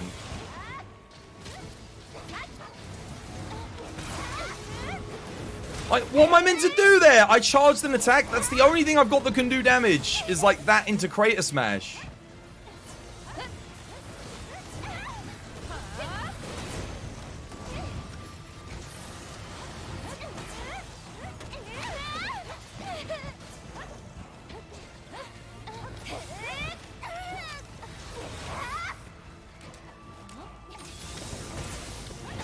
Oh my god, 100 damage. Oh my god.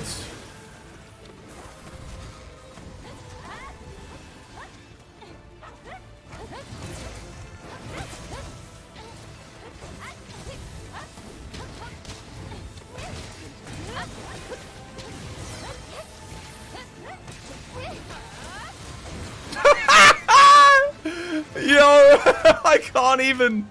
Dude, I can't even do that. I can't even get that off because he got flinched. Oh my god, what a crock of shit.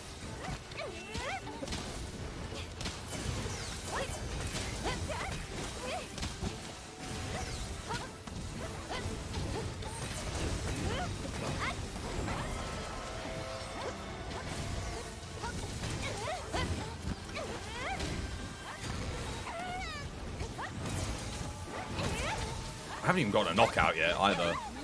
I mean, I haven't really hit him in the head much, but...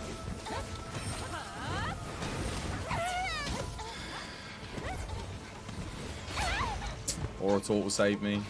Not to mention the fact I still get one shot by everything. It's just... Oh my god.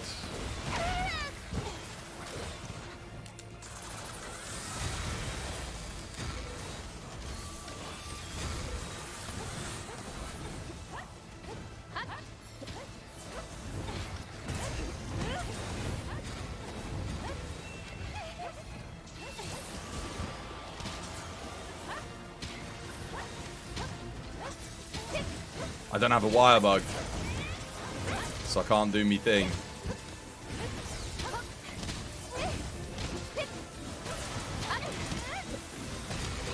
Oh, I hit 300 on my crater smash. Look at that. Oh, yo, so much damage. Calm down, Capcom. You might need to nerf this one.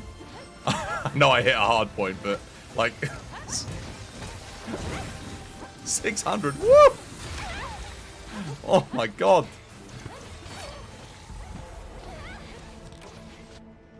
That's why courage is meant. Dude, and courage sucks. We used it on this hunt and it's awful. Like, it's not even good. It's like max hit is the final hit on the combo, but it can't do anything. You can't water strike because every time you water strike, you get hit by the follow-up. So I was like, I said to chat, I was like, dude, if courage is this shit, it must be because I need to use strength hammer. Because courage was hitting nothing. Like, it was bad, but it wasn't this bad. Like, this is like next level shit. You're not keeping sway? Yeah, of course I'm keeping sway. But if I'm keeping sway, I can't. I don't have the wire bug to do my crater smash. And there's not enough time for you to do the charged hit. Every time I do a charged hit, so like this, he then hits me. It's too slow. Like, literally, that is not enough time for me to get a hit in.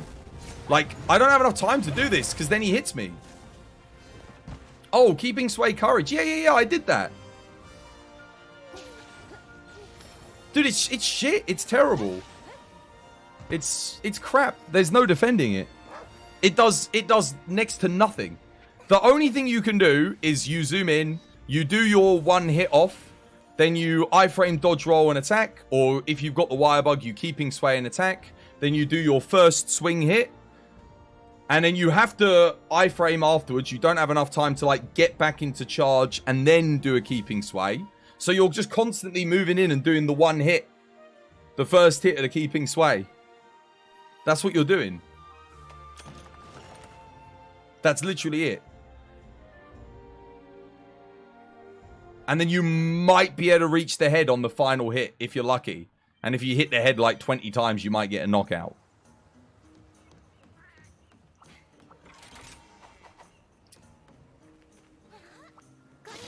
I refuse to believe. There's no way that my max hit is like 1,000 damage on a crater smash at endgame with this build, with this much raw. Dude, I was hitting double 1,000 in high rank on crater smash. Like back then.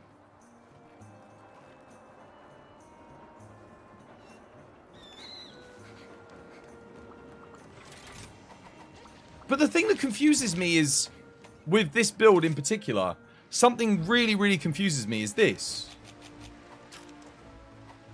Why? So, okay, I know this isn't the best metric to go off of how much damage you're supposed to be doing, right? But, like...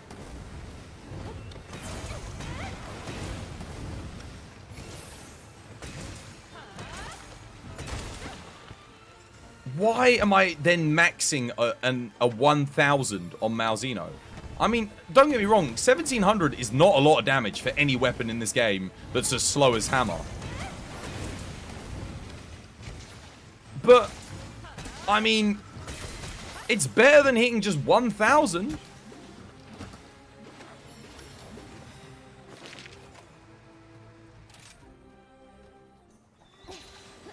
I don't understand. Malzeno doesn't have the best blunt hit zones. That's putting it lightly. Yeah. Dude, compared to slashing weapons, do they just... the designers just hate Hammer? Is that it? That's the vibe I'm getting, because... what's his name? Shigaru Magala. Risen Shigaru on Hammer was not fun either. Like, that was a slog too. Almost every other weapon is fun on these fights, I feel like. I can't speak for every weapon on this one, but Shigaru Magala, like, outside of Hammer, everything feels really fun to use. But then Hammer's just, like, not fun on that fight. And don't get me wrong, there are fights where Hammer is fun. But most of the endgame stuff is just like, okay, run around, iframe, dodge roll, occasionally get an opening and hit 300 damage, which literally any other weapon with a basic attack can out DPS. So why... Hammer, I still stand by it. Hammer's Crater Smash, 2 wire bugs, huge time invest. That should be hitting 5,000 damage minimum. It should be 2,500, 2,500.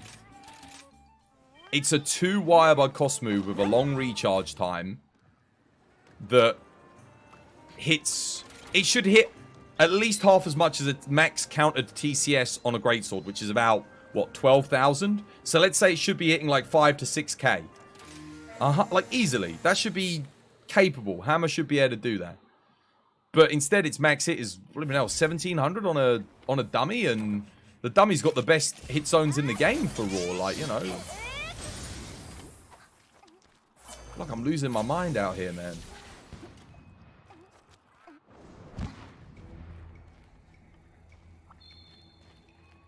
I'll just put it this way, I'm glad I'm not a Hammer main. I'm glad I don't exclusively play this weapon.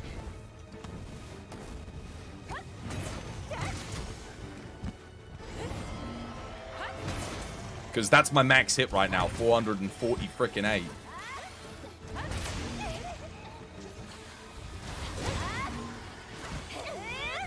And a 26.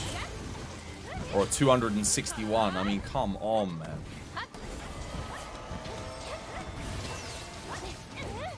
What? I didn't even hit.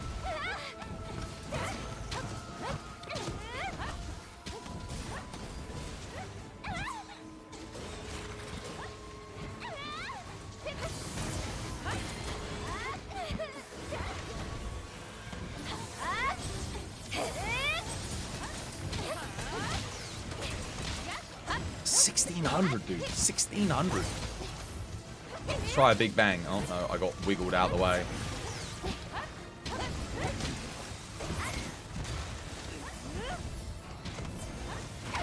What? Ah, he actually got me there.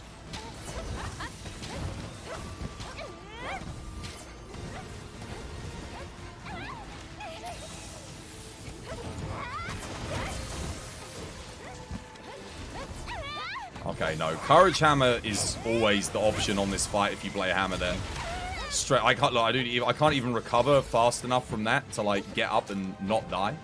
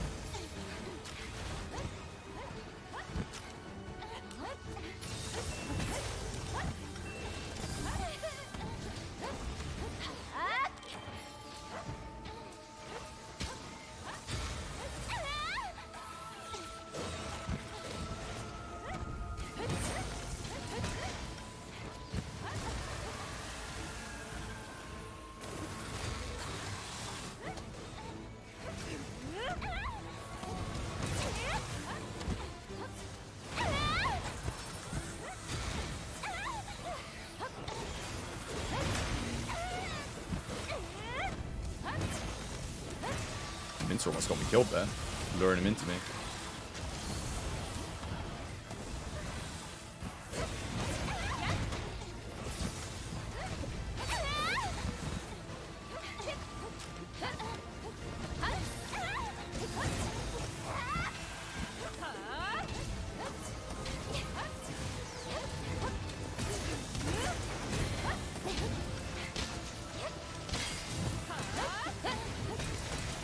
That's my max hit. 2,000 damage for 2 wire bugs and a massive time investment. That is it. That's it. At endgame. Dude, every other weapon hits well on this monster. Why does this weapon hit so poorly? Why is Strength Hammer so... Dude, I can't even imagine soloing this fight with Strength Hammer. I don't even want to know.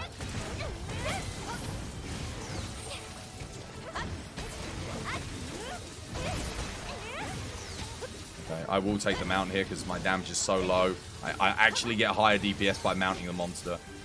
It's nuts. At endgame.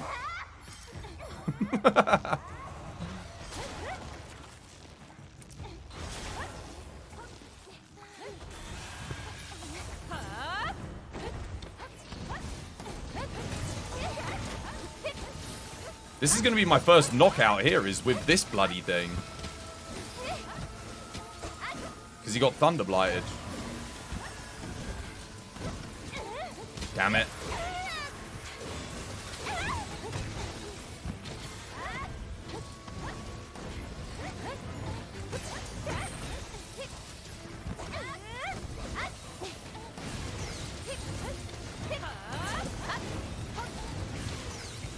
Damn it, too slow. Oh well, Intrepid Heart. It's got me covered.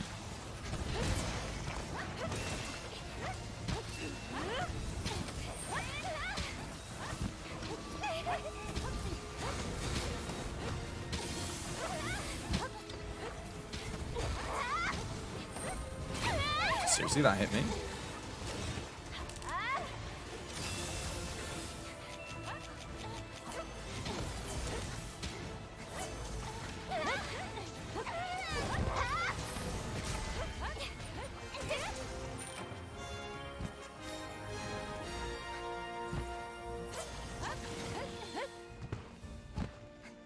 The Scored Hammer would do more damage if you're not spamming the wire bug move.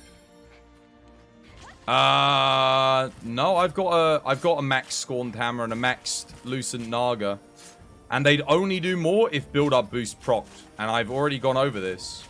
If I'm running those builds, that means I have to invest into Status Trigger to iframe roll to get build-up boost to be active for the lovely advanced long time of 8 seconds.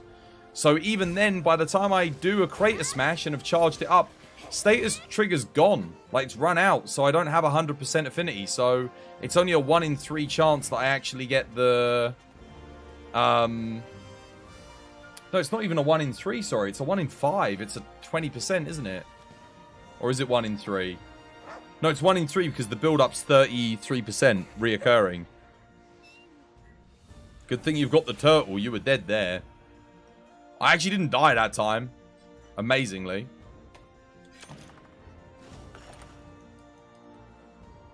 But his tail sweep is apparently his hardest hitting move.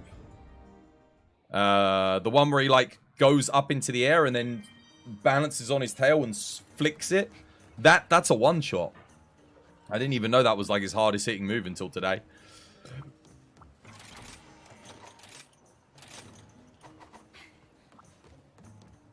I'll tell you what, we'll run that back now with Courage Hammer in multiplayer and see the difference. Because Courage Hammer is... at least it's usable. We'll put it that way. It's not good by any stretch. But it's better than this. I think everything's better than this. My god. That's no wonder why I don't see anyone ever playing Strength Hammer. I haven't used it in a bit. Last time I used it was... oh, no, that's a lie. I used it at TU5. But I don't remember it being bad. Attack boost 7, Agitator 5, Crit boost 3, Wex 3, Dereliction 3, Build up boost 3. This is just a blue scroll Dereliction Strength Hammer.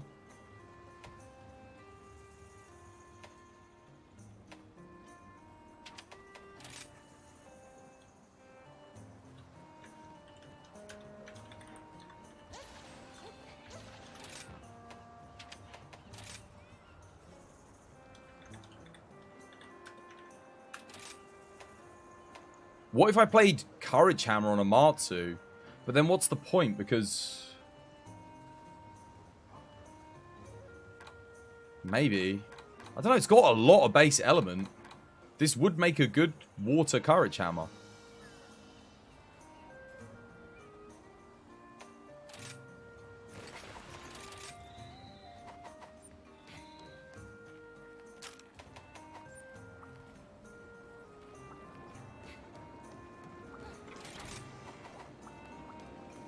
Alright, we're on Berserk Hammer now, so we're going to be consistently losing health. Get our super recovery, just to at least help. Ah, right. Now, there is an issue I have with this build. I wasn't able to roll a small slot, so I don't have shock proof. Can you guys get shock proof on your builds? Because I can't get rid of anything, really. I mean, I can get rid of crit element, but I literally will lose 5% damage. You've seen only Courage versus Primordial Malzeno, 4 minutes. Yeah, I mean, Courage is better than that. But 4 minutes? I mean, they must be using a different build to me. This thing was not putting out enough DPS to do that fight in 4 minutes. Not even close.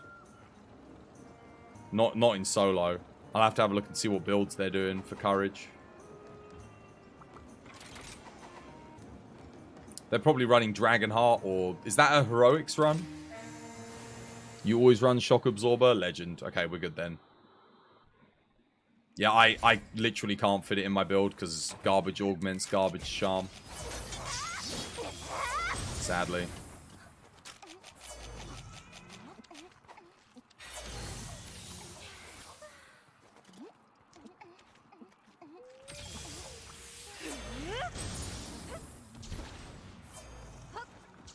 You can solo this in 4 minutes with Courage Hammer? Show me. I want to see it.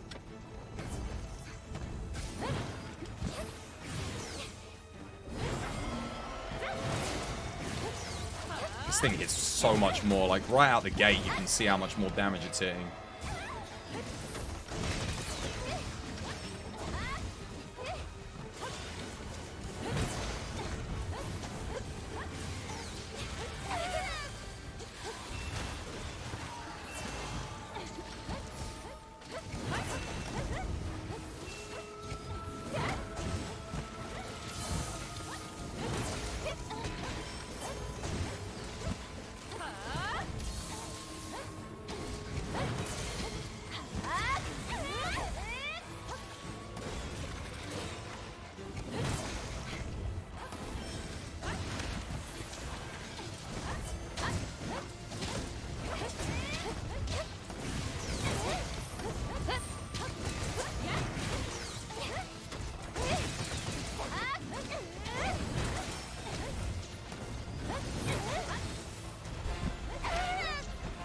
Otaku Type Gaming, thank you for the follow. Welcome to the TBD family. It's good to have you with us.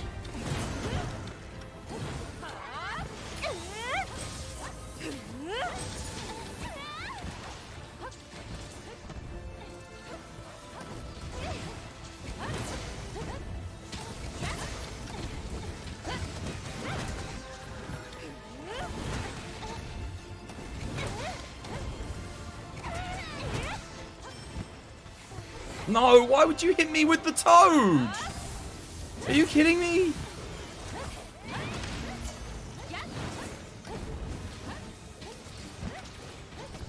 Dude, you hit me with the toad on a freaking water strike.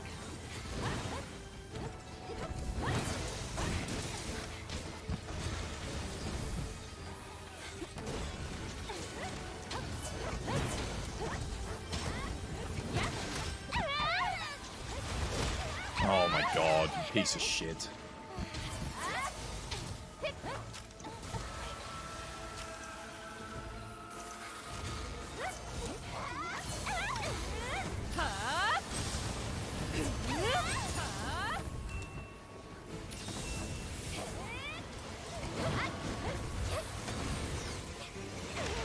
Oh, come on, dude. Seriously?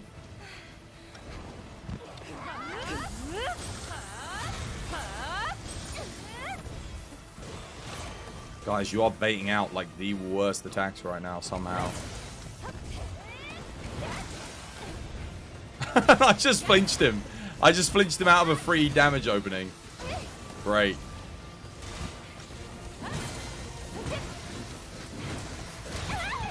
Oh, he wasn't targeting me, so my embolden wasn't active.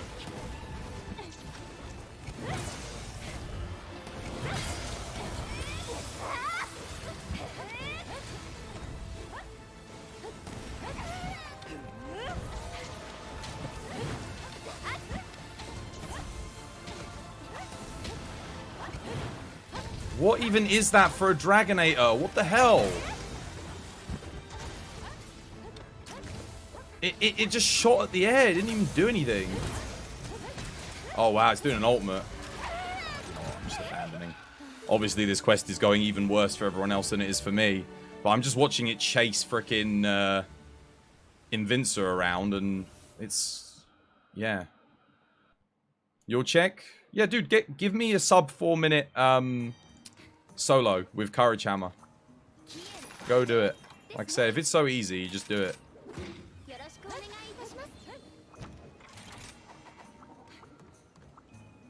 Not someone else's run. You do it. Because it's easy, remember? It's like easily doable. Just practice a little bit, you'll get it. Couple runs. No trouble.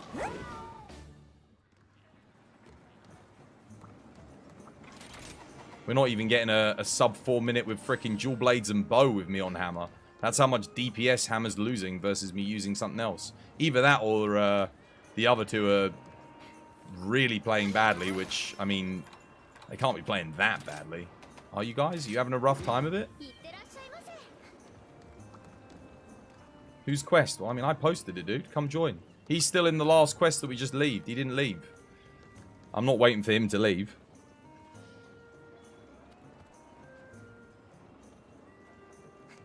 Alright, let's go. If we can get a 5-minute duo in with us two when I'm on Strength Hammer, stands to reason we should be able to do faster with this composition.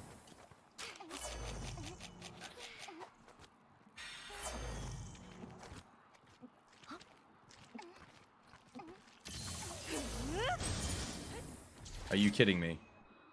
I disconnected. Oh, for the love of fucking Christ. Right, I'm gonna go get some tea.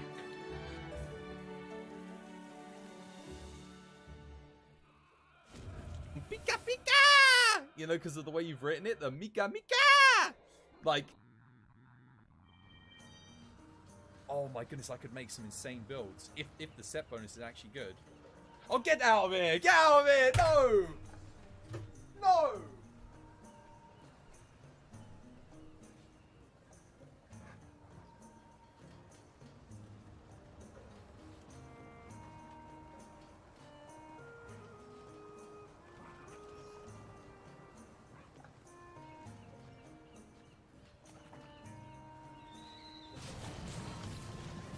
Wait, what?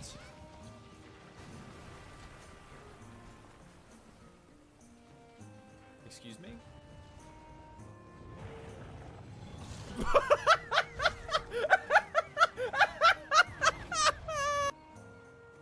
Guys, this is my guild card for Monster Hunter World Iceborne.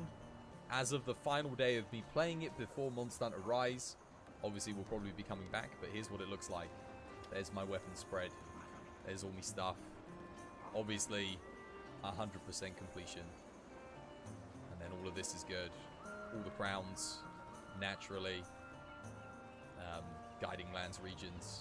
That's where we're at. We didn't get 999 low ranks, but 999 everything else. There we go.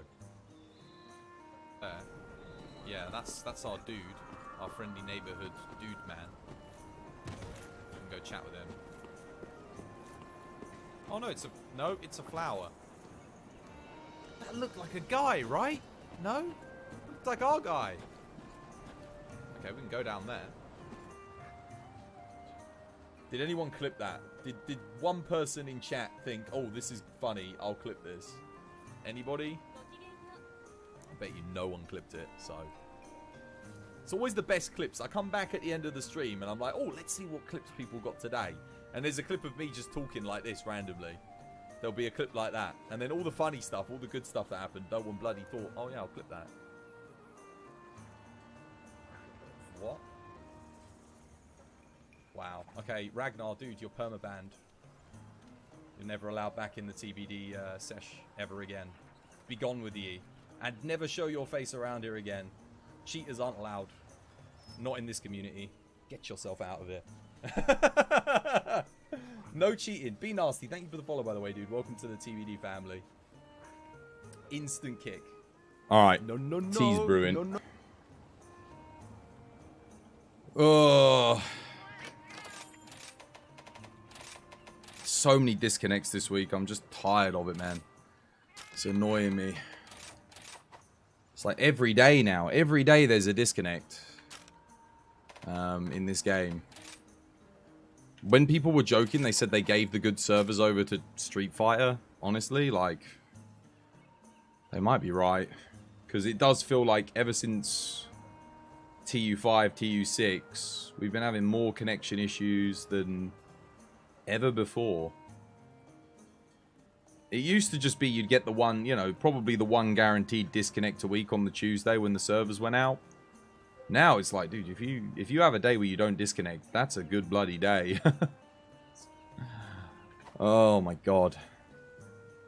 Any luck? Did you do it in 4 minutes with Courage Hammer? I did actually have a quick look at like speed runs. The fastest time I saw was 8 minutes 35 on YouTube posted. There's got to be a faster one than 8 minutes, I'll admit, because even I was doing it in 10 minutes. So, but like for Hammer, I didn't see a sub 4 minute run on Hazard Malzeno. The Courage versus Malzeno 4 minutes isn't a heroics.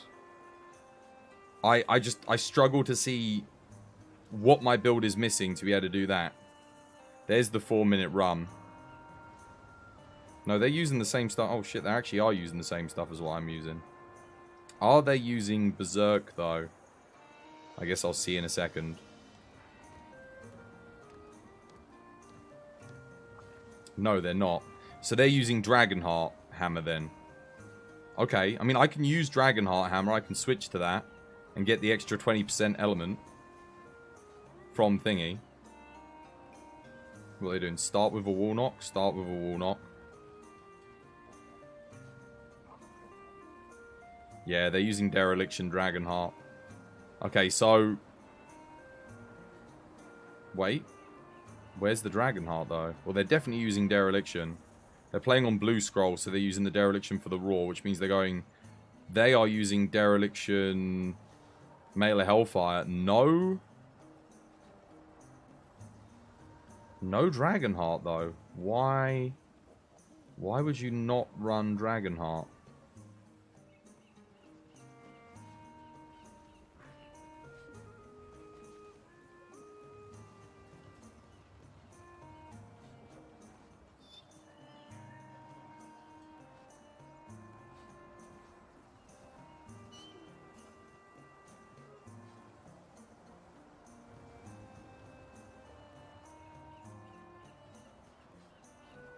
They're actually hitting less than my build is hitting. Looking at these numbers. That's interesting. So... Yeah, but why... They'd have Dragonheart up right now if they were running Dragonheart. Why the hell are they not running Dragonheart? Oh, have they got a mod that turns off the icons at the... Yeah. They've got the mod that turns off icons at the top of the thing. That's why.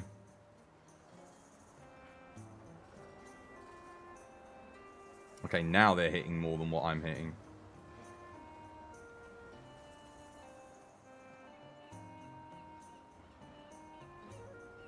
Yeah, they're water striking and they can't do anything on the follow-up either. I'm just watching the run right now. What's their max hit? 847? Something else? Okay, so I need to run Dereliction Dragonheart as well, basically. And forget about this build. Fair enough. Yeah, when he enrages, they're hitting way more. They're hitting like 800 plus 1,000 on when he's enraged. Because Derelict and Dragonheart. I want to see what their gear is at the end. Oh, yeah, but look at their freaking gear. Are you kidding me? Dude, that's like... Come on, I can't make that. No, I literally can't do that. I don't have charms good enough to make that.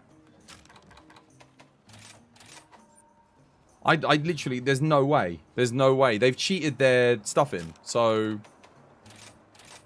That's like, yeah, if you've got a perfect freaking build, no problem. I could run that build. But they've got freaking Dereliction 2 plus max slots and the second thing.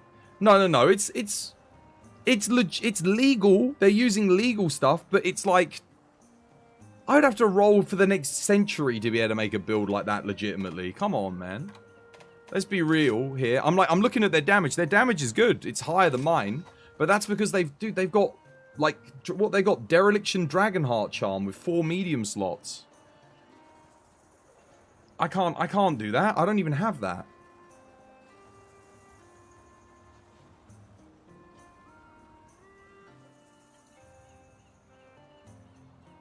I could do a Dragonheart build.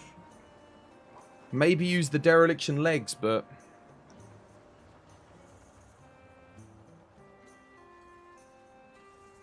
I mean, I think I've updated the code, guys.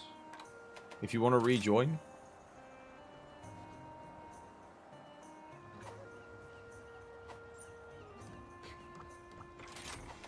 Yeah, I'm sure everyone can bloody get 4 minutes if they have a perfect build and everything, and they're not having to use some freaking bootleg Berserk 2 1-slot charm. But something else I noticed that they're doing is they are like just hugging the chest and getting really fortunate because the size of the Malzeno that they're fighting, the wing hitbox doesn't extend back far enough where they're nestling themselves. Whereas if you get like a slightly bigger or smaller Malzeno, that's it. Like, you know, you won't be able to do that because if you zoom in, you're going to get, even if you're keeping sway, the second hit will catch you. Even if you're hugging the chest like that.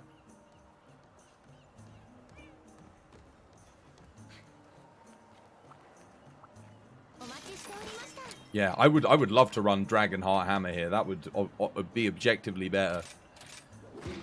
That'd be fantastic. But I don't think I've got a Dragonheart for Dereliction 1. I mean, let me just double check. And make sure I didn't pick one up at some point and didn't notice. But even then, I'd need to have good slots too. I could run it with the Dereliction legs, but then I've only got Dereliction 1. I mean, I guess Dereliction 1's fine if I'm doing it for the raw damage. We're only kind of using it to activate the Dragonheart.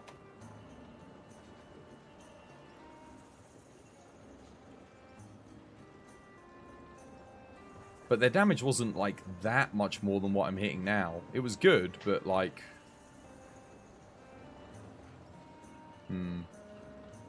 They're hitting less when the Dragonheart isn't up than what I'm hitting, basically. So, and then obviously, when they're regaining the health from the Bloodlust, which they do at least 2 times before they can actually get the Dragonheart up comfortably. Yeah, and the other thing is everyone else in the run's going to be throwing out Dusts of Life and stuff to heal one another. So I can't really use that build in multiplayer, because I'm not going to be able to get anything out of it. So... this is still probably the best thing for me to use currently. But yeah, I do have a Dragonheart hammer build from last update. And I could switch out to use this hammer instead to gain the extra slots, which would probably help. Where is it? This one. Oh my god, wait, that's got one... Wait. 195? Oh, 163. Oof, wow, that's got a lot more element. Oh, because it's dragon... Yeah. Yeah, that's a lot.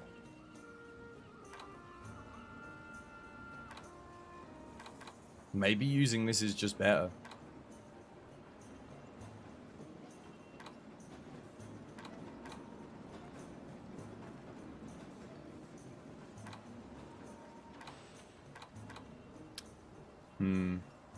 But then I need Mailer Hellfire 3 too. That's the other issue.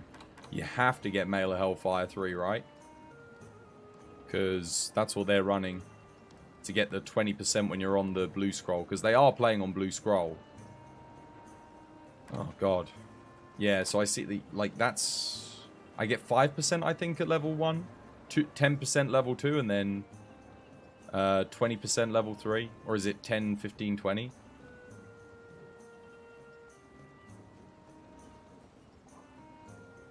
Do I still need these parts? Yeah, I always need these parts. Because I need to make the armor pieces, like, with better augments. And, yeah. If we can get some more players in, we'll do some, Zenoga. I did a lot of Zenoga yesterday. I mean, I need more of it, don't get me wrong. I need it more than anything, because I got to get the charms, but... Duoing Zenoga sounds about as fun as... right now as not playing the game. Don't want to do more Zenoga, man. I'm a little bit annoyed that that's the only quest that we've got. It's a great quest, don't get me wrong. But it's a shame that that's the only one that gives us the quick melding stuff. Because it's so good.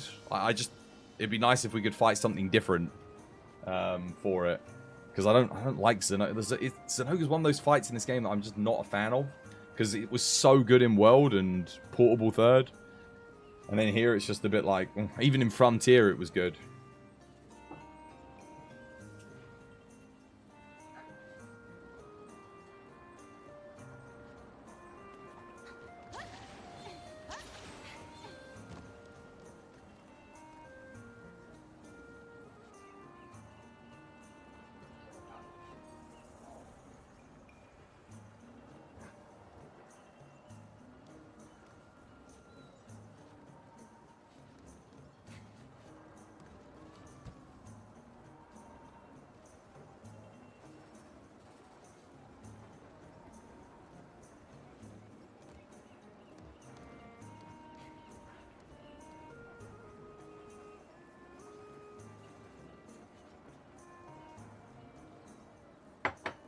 Oh. Right, well, now I need my Dragonheart 4 Dereliction Charm as well. With 3 medium slots. Good luck getting that. You've got Shockproof, right? Just checking, because Lance is kind of the roughest matchup with me.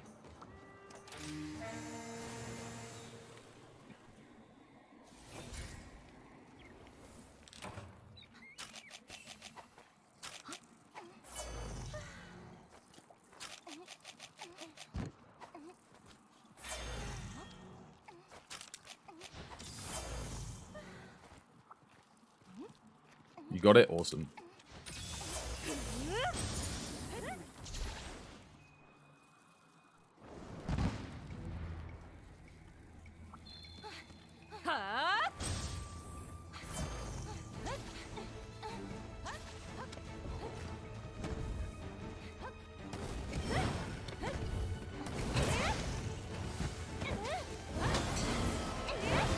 Oh, it wasn't big enough.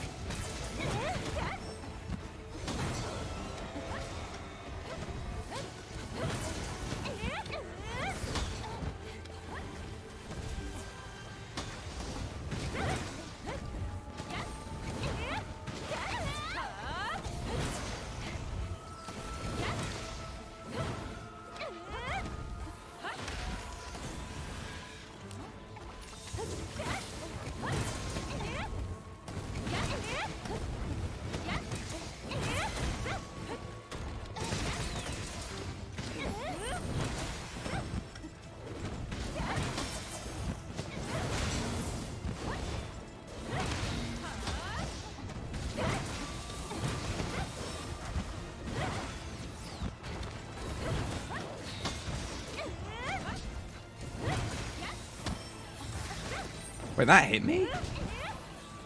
How?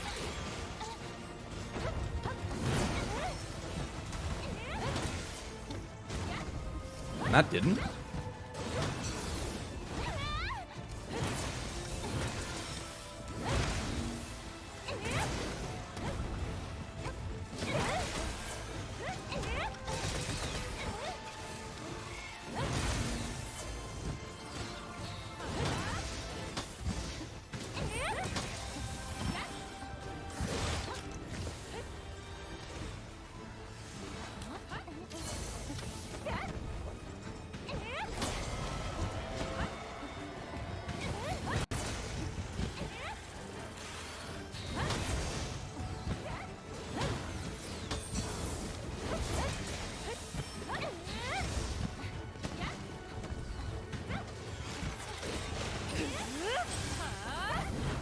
That's weird.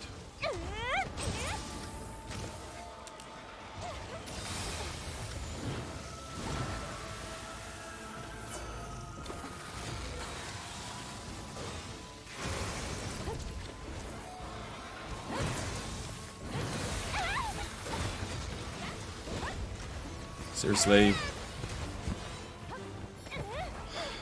Okay, alright.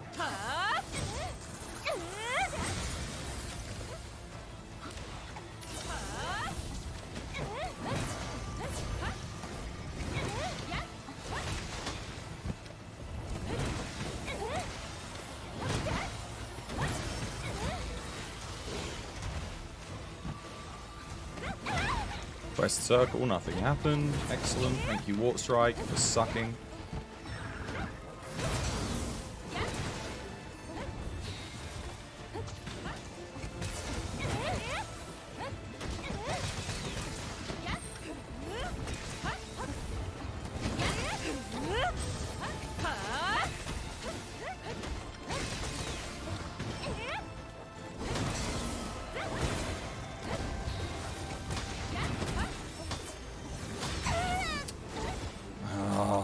He wasn't targeting me, so I didn't have embolden.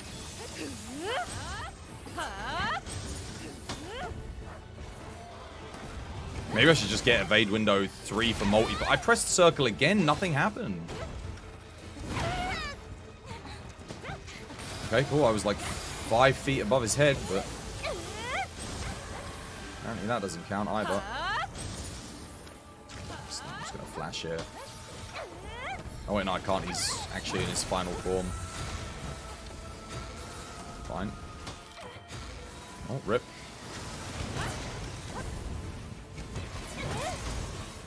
Oh, he's attacking your corpse.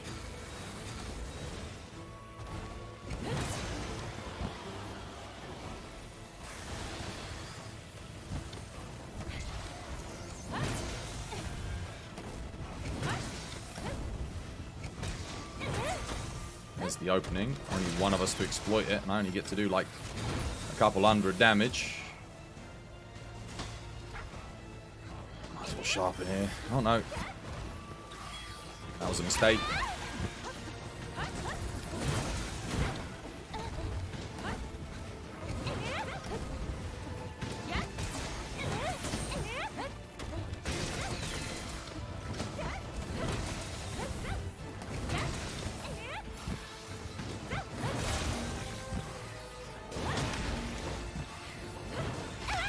Too fast. I was actually too quick for that. Are you kidding me?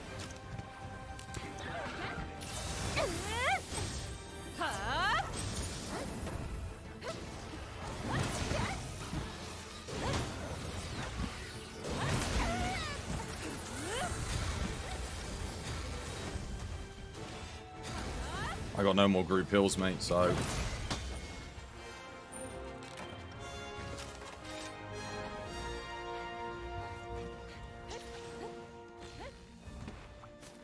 Probably would have killed that if you hadn't died there on the last cycle, on like the first cycle.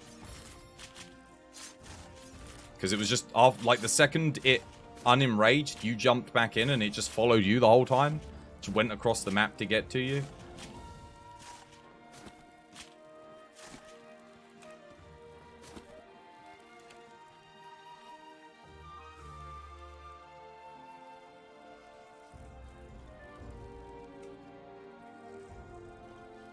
Dude, you've got guard 5 embolden 3 and guard up 3, right? Because, like, I'm watching your health and it's like, it's going down a lot. You know you have to run all of them. Sorry if you already knew that, but, like, you do know that, right? For Lance.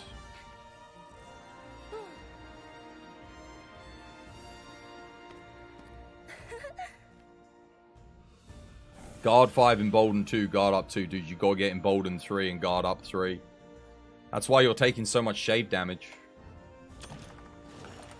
This fight legit, like, you have to run all of it. It's dumb, but you do. Wish you luck. 5 orange charms. Good luck.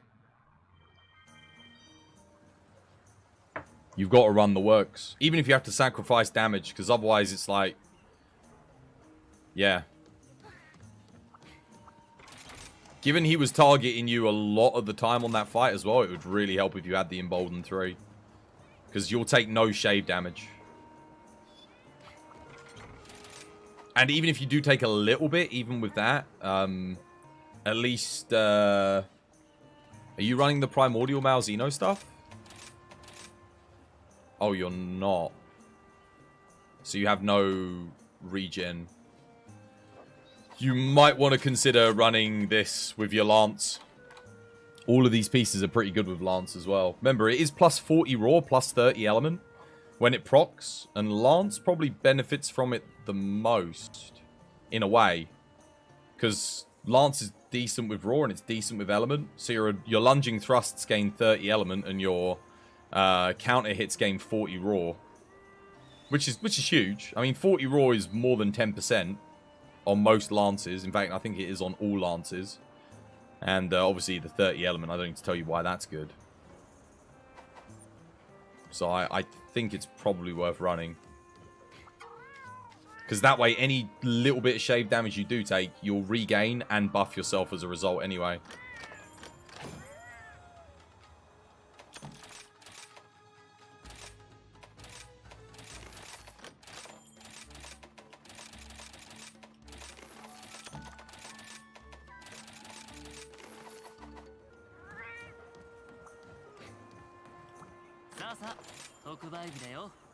Oh, I've actually had nothing melding in the background. Whoops.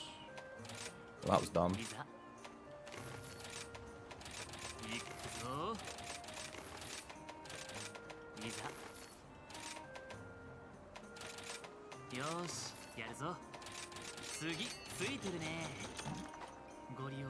Alright, well, let's do a Zenoga. See if we can get a decent anything. I'll try Ice Hammer on this fight. Why not? Give it a go. See if we can make a build a decent... It's not likely because I don't have the best slots, but... Let's just see what we can do.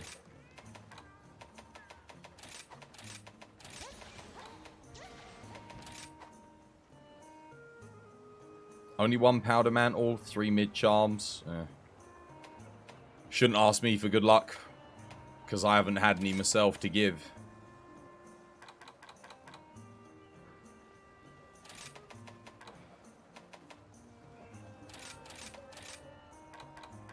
Right.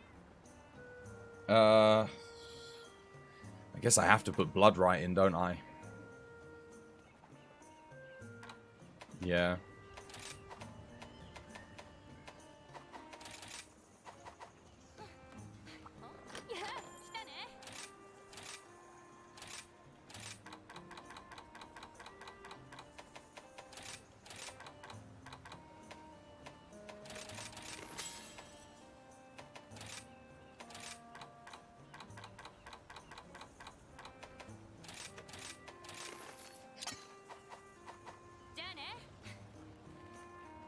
Your only Dragon Lance build you made after TU6 was for Rathian specifically, which does use the new armor.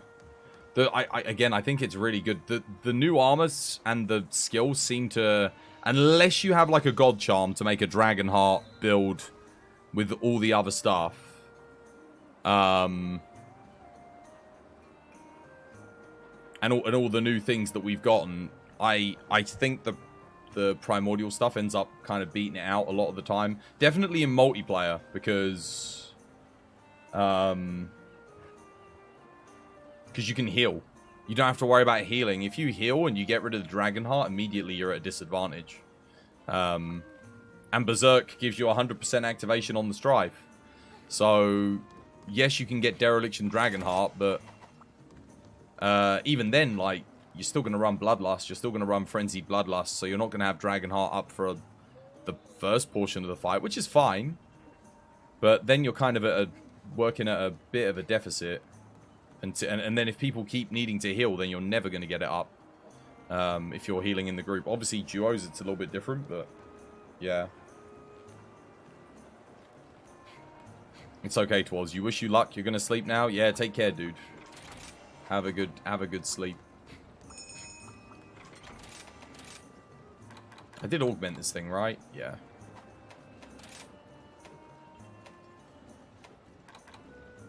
I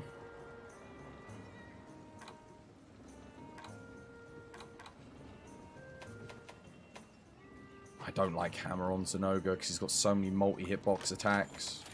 I can't water strike anything. Like his big slam, can't water strike it because I get hit by a follow-up, the thunder.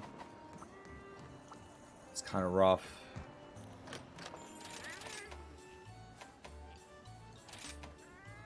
His poor attacks have multi-hitboxes as well, so you can't water strike a lot of them.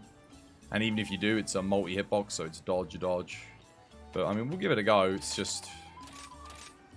It's funny how all the fights I need to do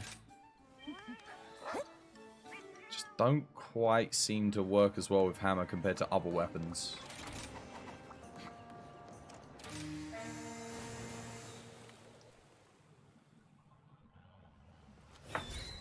Yeah. That's fair. No. All my builds I've been making so far that I've been starting with have been anti-Velkhana using the new meta stuff, and then anti-Primordial, which also goes usually quite well against Malzeno as well. They both have very similar builds to counter them. Kind of.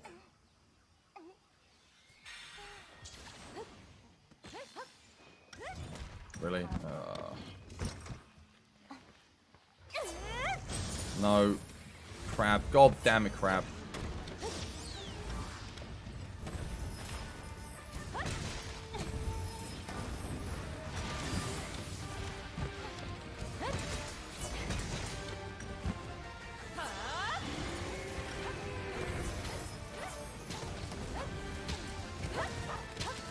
Oh, dude, this one's too big. I can't reach his head. I'm literally useless here. Wonderful. There's the slam. Oh, the bow doesn't have shock proof on it. Excellent. He wasn't targeting me there, so no embolden.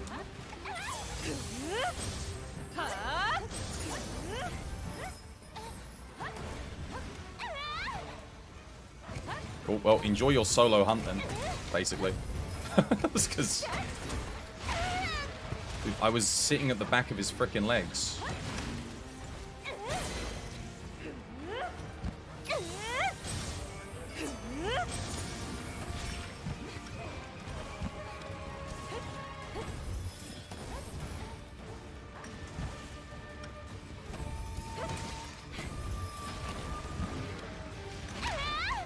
Oh wow, you knocked me out with that, really?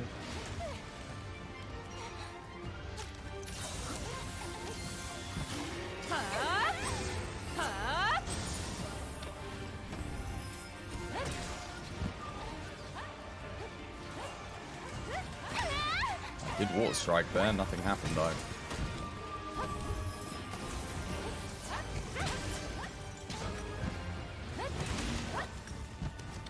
My health degradation is so bad.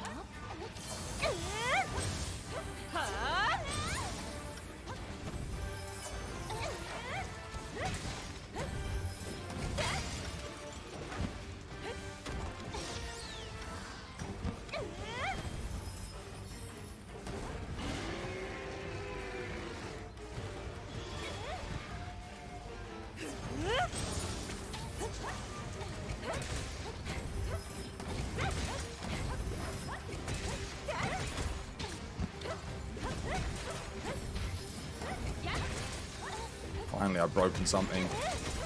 Means I can regain a little bit of health if I can hit the head.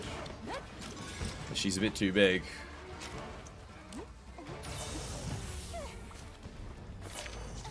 Cool. So first portion of the fight, we had Invincer running around in the kiddies paddling pool down below with all the gouge out. And we have me not even be able to reach the bloody head with a weapon that relies on KOs. Excellent. At least we got the bow to knock things out though, right? Because, like, yeah, bow knocks things out better than frickin' hammer. You'd think the more I play this game after the past 2 years of playing hammer and all this, that, and the other, the more I would like hammer, but no. Like, I loved hammer, and the more I play it, the less and less I like it, because the more disrespect I feel like Capcom give to it with every subsequent update. Because it just feels like they forget about it every single time.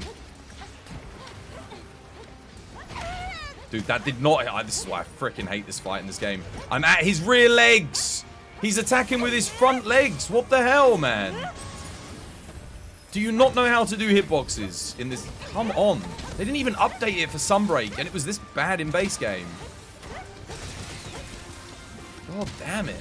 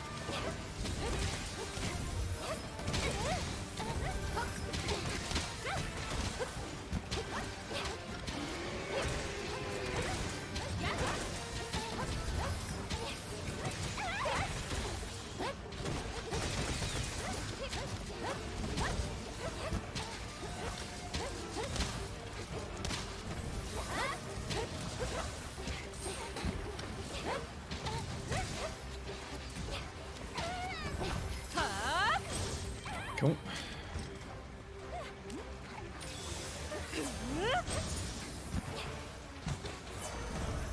I'm watching Invince's health go down so quick. Have you got... You've got, like... You're eating immunizer and thingy, right? Gourmet fish.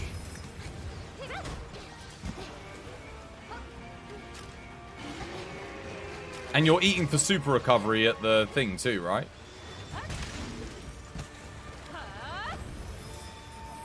What's this?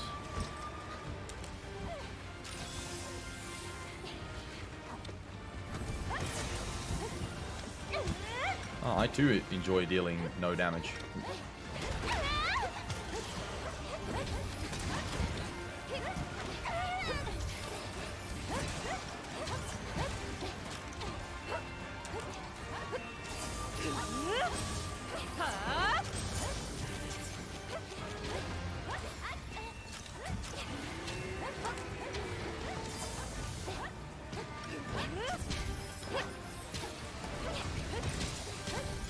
Maybe one of you guys want to use a trap as well. One of you is going to have to capture it now, though, because I've used mine.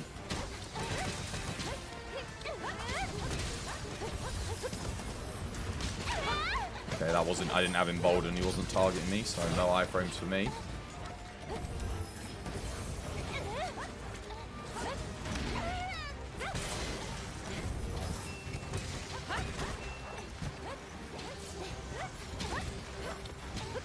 There we go. Alright, capture him. He's ready. Whoever's got the last trap, chuck it down.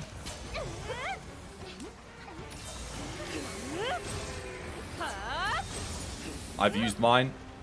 Who hasn't used one? Can't capture... Okay, there we go. You're just a beginner in this game and you also play hammer, so you're wondering, why don't you just spam the skill which uses the string when you're doing with front flip, so it's face?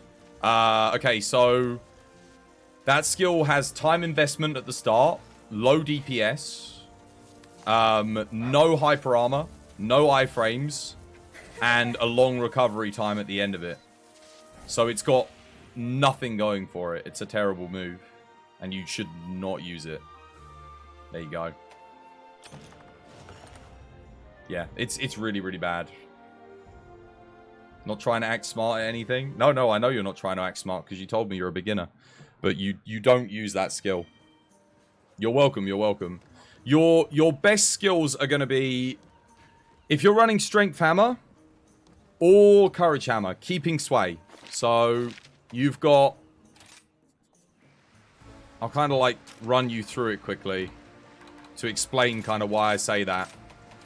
So, your highest DPS kind of stuff, if you're using Courage, which you should be, realistically. Unfortunately, this is kind of your only real playstyle. This is, you can see the damage we're kind of outputting here.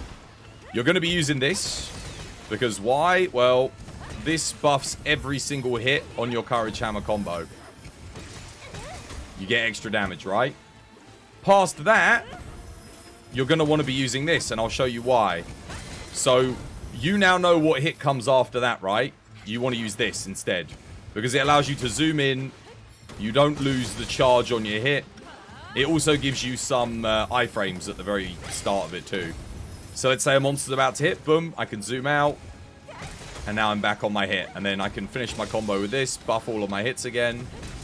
Restart the combo. So on and so forth. Now, Strength Hammer, you probably want to be using Crater Smash. But honestly, I've been using Strength Hammer today. Can't believe how terrible it is. I wouldn't even bother touching it. It's shockingly bad. At endgame anyway. I mean, if you're just starting out, it's fine. But I wouldn't even bother investing the time into it. The combos look complex with the controller. It's not. It's very simple. It's hold one button, release one button. That's it. Simple as that. And then you got your Water Strike to counter. That's about it, really. But the spinning bludgeon move, it's like... It's awkward to aim. It's slow. Doesn't do much damage. I don't think they buffed it. I could be wrong, but I don't think they buffed it. Long recovery time afterwards. You'd only really use it when the monster gives you an opening, and if the monster gives you an opening, you have lots of higher DPS options available for you on Hammer. Yeah, it's kind of just like a beginner move. It's fun, but it sucks, and they never buffed it, sadly. So, yeah.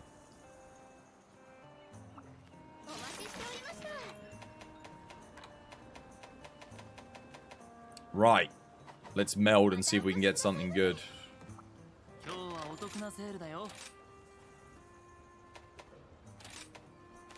don't even want to look at them. I'm not even looking at purples anymore. Do not care.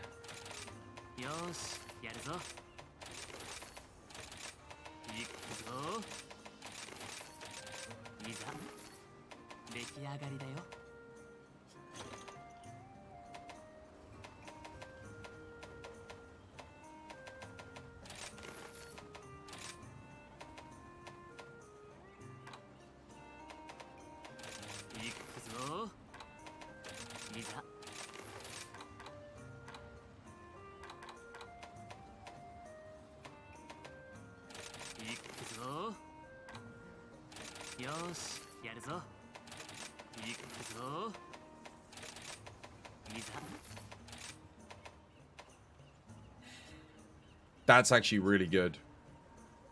That's a really good charm. If that had a 1 slot, it would be god tier. It's close enough though to where, yeah, that's so good for rapid fire builds. Holy crap. Because you can't even get, they never added rapid fire +4, which means that's stupidly efficient. And you always want dereliction. Pretty much. I think even with the new meta, you always want dereliction. That's great. Wow. It's not what I'm looking for at the moment for any of my melee builds, but my god, that's a good charm. That one isn't so good, but I mean, I'll keep it. It's spare shot 3.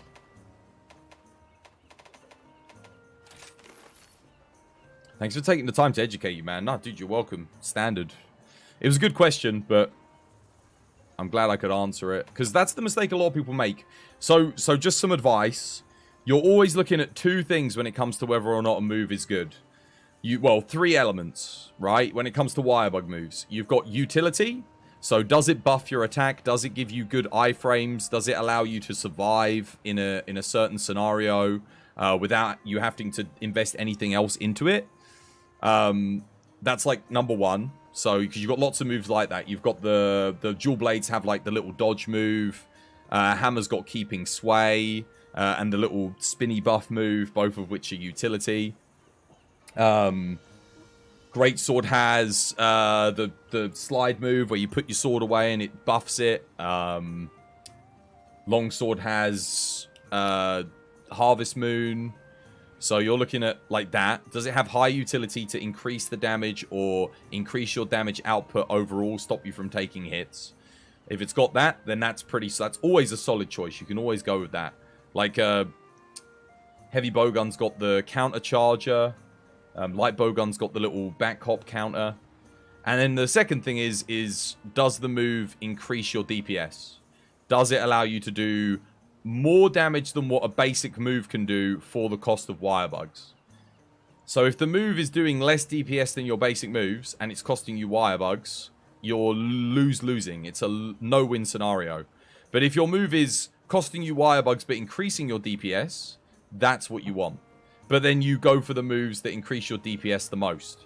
It's not necessarily always the move that hits the biggest. For example, Crater Smash, it hits good, but like a lot of the time it's not your highest DPS option. It's because they nerfed it. I don't know. God only knows. I still to this day I don't understand why they nerfed Hammer. Like, it wasn't even that strong.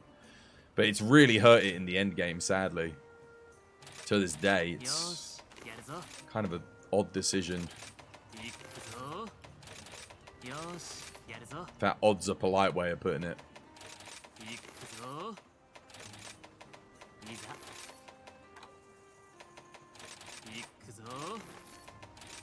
Oh wow, 4 orange. Here we go. Berserk 2, please. Another rapid fire. Oh my god. Quick Sheath 3 special.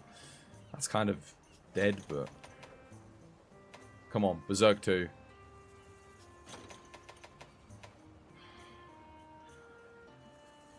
I got so many earplugs. 5, man. Alright, well, Zenogre again.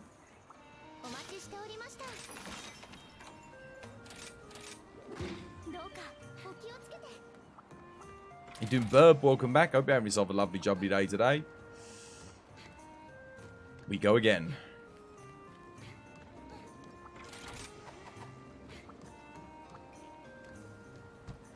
Didn't the KO nerf happen because of sticky usage? Hammer just got nerfed as a coincidence. I don't know if they nerfed the stun value for Hammer as well. That was exclusively to bowguns. But Hammer did get nerfed on its KO potential, just because of the fact that the monster KO thresholds are all so much higher. So like you get 1 knockout a hunt, which is terrible. Like for a weapon that should be the king of KO, all of Hammer's moveset, like all of its classic moves, benefit from being used after you knock a monster out. The Big Bang attack is designed to be used when you knock out a monster. That's the whole point, right? But you can't even use it anymore half the time because you can't knock the monster out. You'll get like the 1 knockout, and when you do, you're probably going to want to use a wirebug move, not Big Bang attack. And Big Bang attack doesn't even get buffed by the little spinny, the spinning bludgeon, the thing that buffs.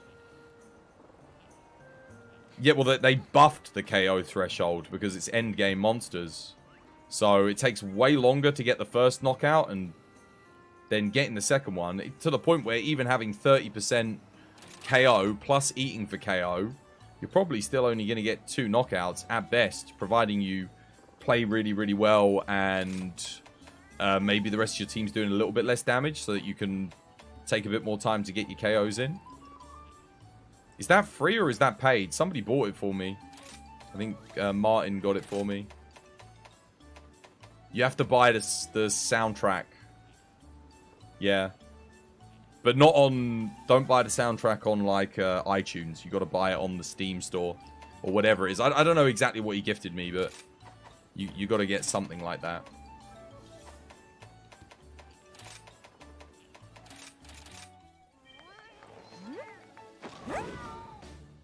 Nerfed because they increased it. They nerfed the players. They didn't nerf the players. They buffed the monsters.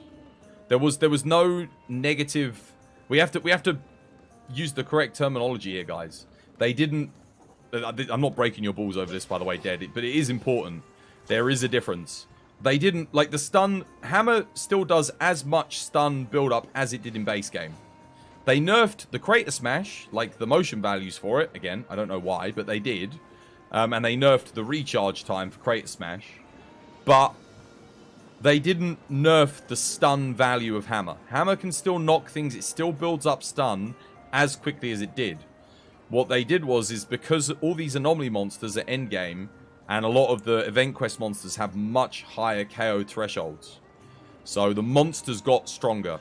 And it's the same with their paralysis and their sleep thresholds. All the status thresholds got buffed in Master Rank. Then they got buffed again in Thingy.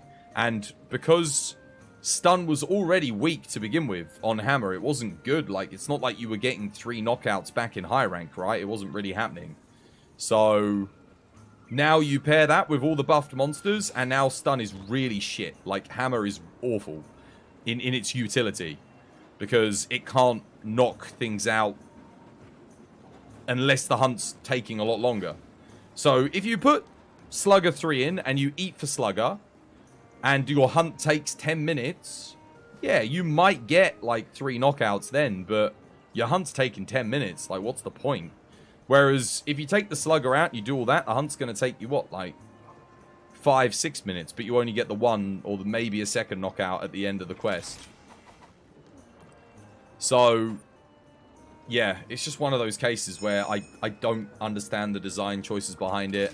And I never have, because Hammer used to knock things out 3 times a quest, sometimes 4, maybe even 5 if you had multiple people using Hammer back in the day. What they need to do, really, is have it so that the first 3 knockouts on a monster are relatively easy. Then make the 4th threshold really hard to achieve. That way, Hammer can always comfortably get 3 knockouts if it's going for the head and playing relatively well. And then Hammer gets to keep its utility. So you're bringing the Hammer on the hunt not just for damage, or, well, I mean, you're definitely not bringing Hammer on the hunt for damage, but you're bringing it on the hunt because it's there to help everyone else get more damage through knockouts, which is what Hammer always was and always, in my opinion, should be.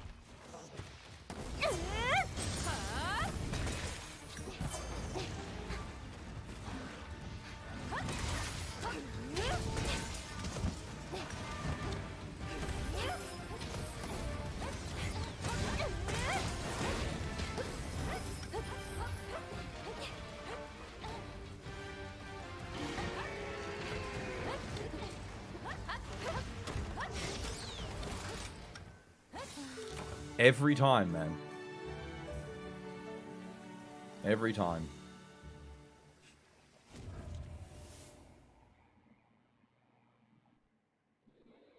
Why do people fail the knockout on this quest so often? What is it about this quest?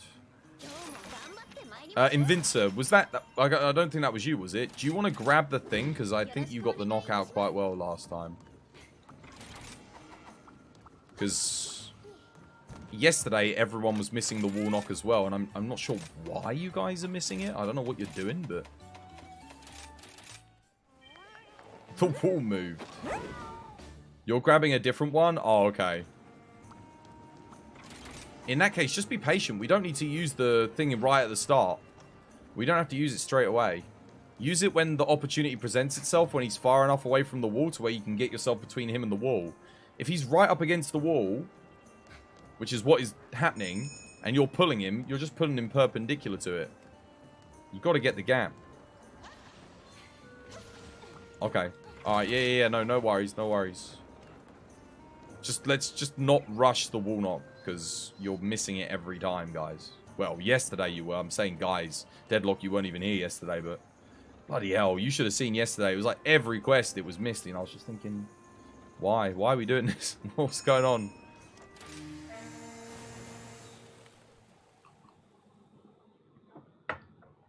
No, I'm not saying you were. I know you weren't. And I know you didn't do the wall knock today. But you didn't miss it. You didn't miss it today. Yesterday it was terrible, though. You should have seen it.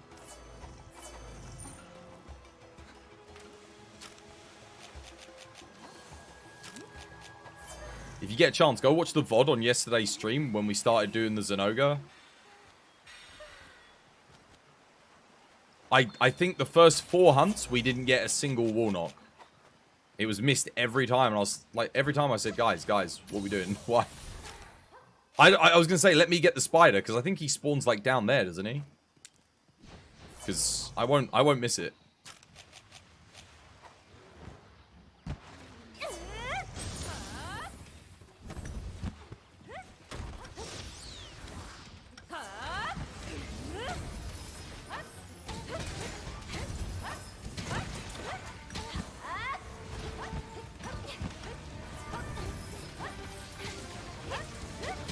Damn it, the tree actually stopped me there.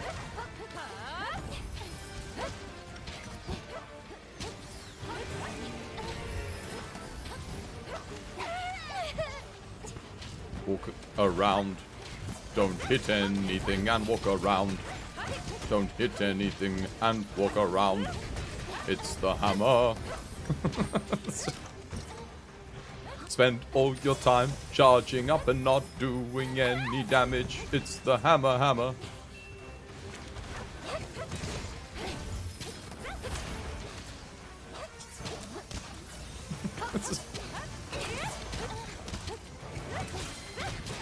See if I can get a knockout here, maybe. Once I get the first knockout, I don't know if you picked up the Thunderbug, but... There we go.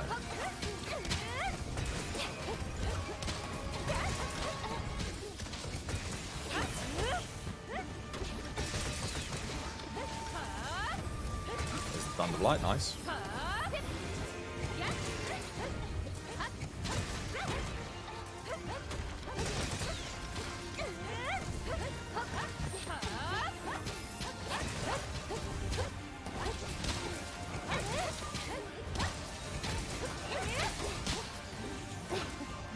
But you see what I mean? Like, the damage on hammer is reliant on the monster being, like, stationary.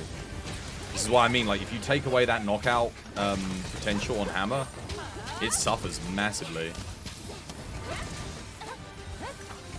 I get why they nerfed it, because knocking a monster out a lot is pretty OP, but, like, dude, that is the point of having freaking hammer. That's the whole fun in it. Is it's OP to knock things out.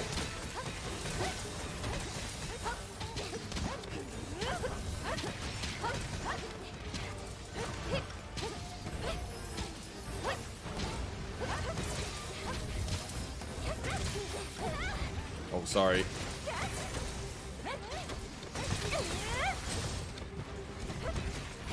Okay, whoever I launch there isn't running shockproof. You want to run shockproof because I don't have it. It means if you hit me in the back, I'm, yeah.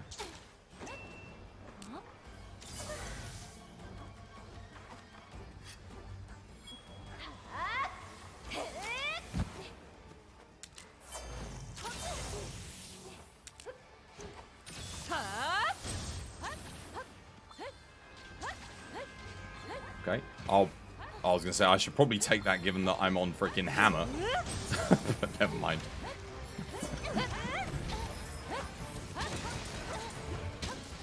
Small Zenoga is so much nicer for me to fight though, compared to that last stonking massive Zenoga. This I can work with. I can actually hit the head. Look at that.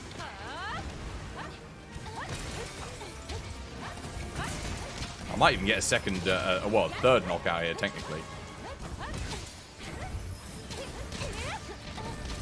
If he doesn't keep pouring me out the way.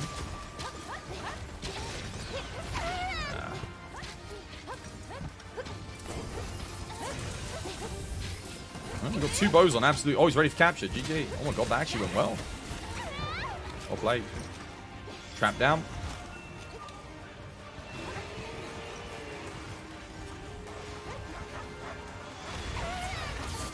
GG. Damn, that was good. Oh my god. That's actually really solid for the Hazard Zenoga. Well played. That actually did go pretty well for me. Again, if he's standing still, dude, I actually have decent damage output. Obviously, it's not bow level, but... Oh. Next game, Capcom. Buff Hammer's stun, man. Stop being so afraid to allow Hammer players to knock things out. The only reason we got 2 knockouts there was because of the Thunderbug. That's literally it. Without the Thunderbug, we would not have gotten a second knockout. Even with both the bows using the absolute power shot. 15. Oh my god, I got 16 accelerants total there. We can pretend Dead didn't use the spider. There was a second spider? Did you guys mess it up? At least we got one of them. Yesterday, people were picking up 2 and missing both of them. Like, I think there was a... I don't think anyone clipped it, but someone used one. It launched it away from the wall into the middle of the map. And then someone got another one. And then somehow pulled it further in the other direction. I was just like, I'm out. I'm done.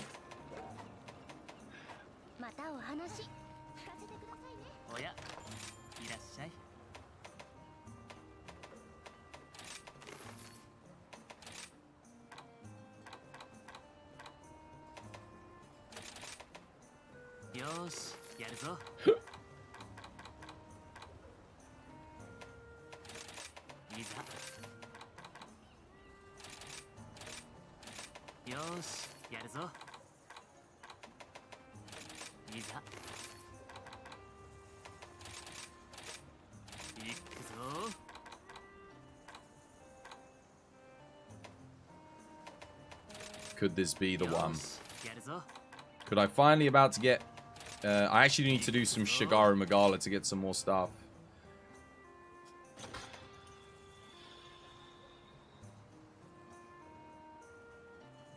No.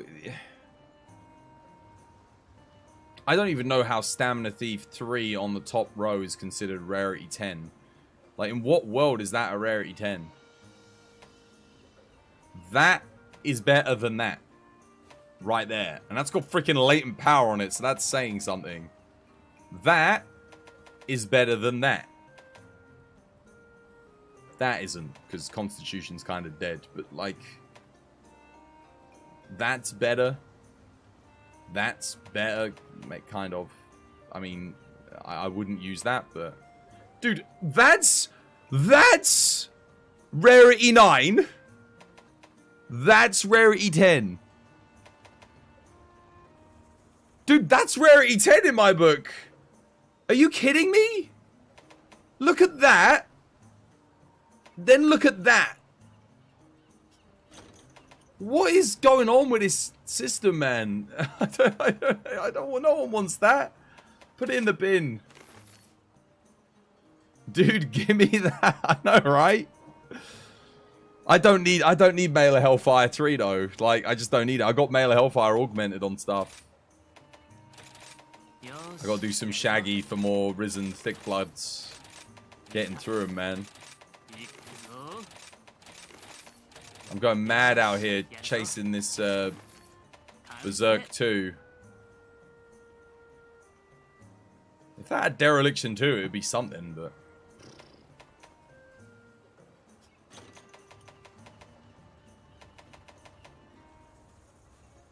That's purple? The hell? Dude, what is with the game giving me stun resist all the time, man? We take the stun resist because it's a meme.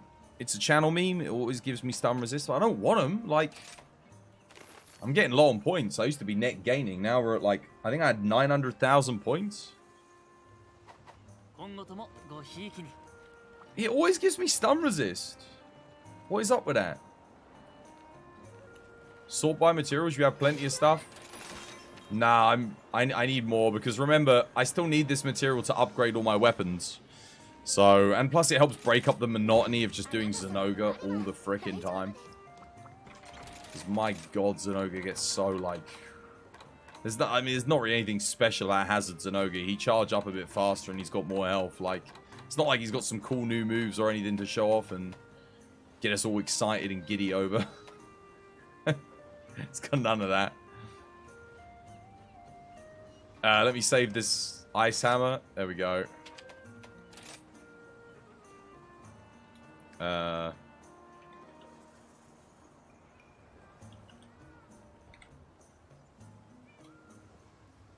don't even know if that's how you spell it, to be honest.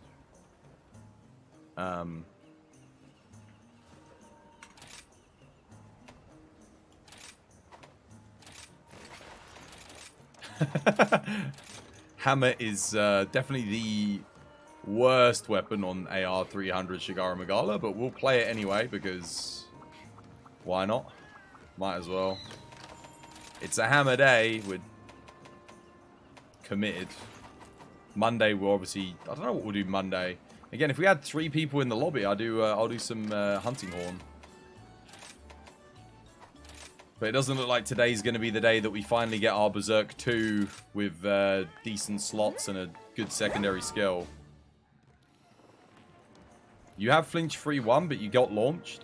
Yeah, flinch free. Dude, if you've got flinch free, put in shock absorber instead. It's much better. What are you doing, Seb? How many different villages are there in this game? 2. There's 2. You're in the first one. Currently, it feels like there's a lot of fights to do. Yeah, there is. No, even the base game's fairly big. It's small in terms of a Monster Hunter game, but compared to like any other game, it's still a huge game. Oh, it's an augment, I see.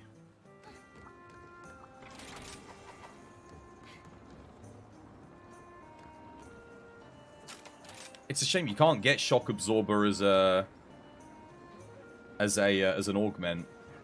Like, it doesn't show up. You can only get it as a thingy, which is why 1 slots are so valuable on any armor piece that only has like 2 slots.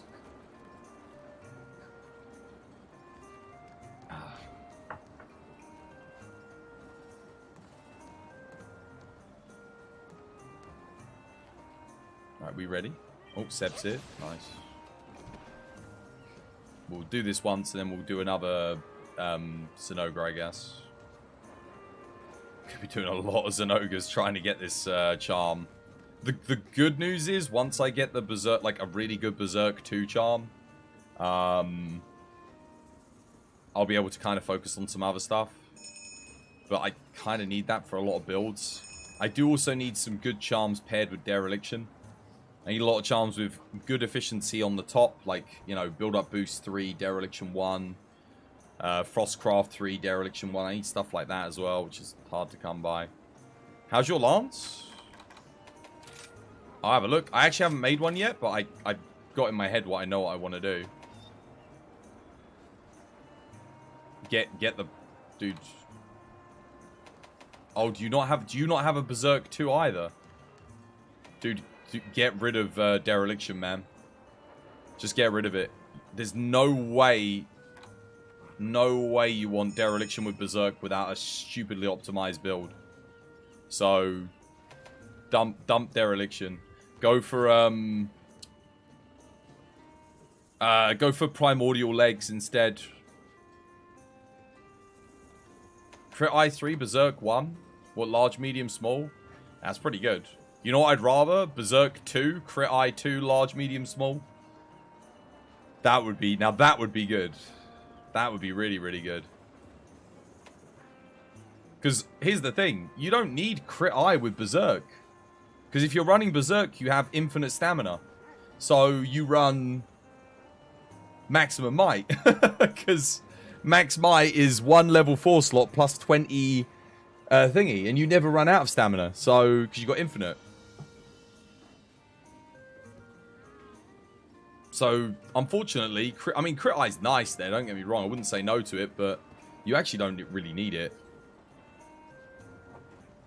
You'll think about it. Dude, you are going to die on this hunt. With this. I think. You don't have the Kushala Blessing either. You like, if you're running that Dereliction with Berserk, you need Kush Blessing, Super Recovery, Immunizer, and then your heals on top of that. which means before you break apart, you're not going to be doing anything. You got Blood Rite 3. Yeah, but Blood Rite doesn't do anything until we break something.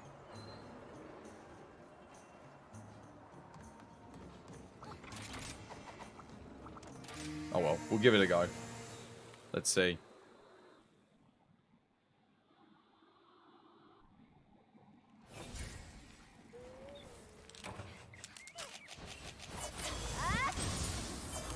And dereliction, here's another thing. Just want to point something out. You know the Primordial Malzeno skill? So Dereliction 1 gives you plus 15 raw starting.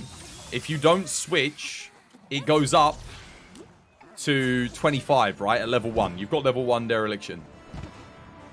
If you just had the Primordial Malzeno at level 3, it goes from 10 raw to 40 raw at level 3.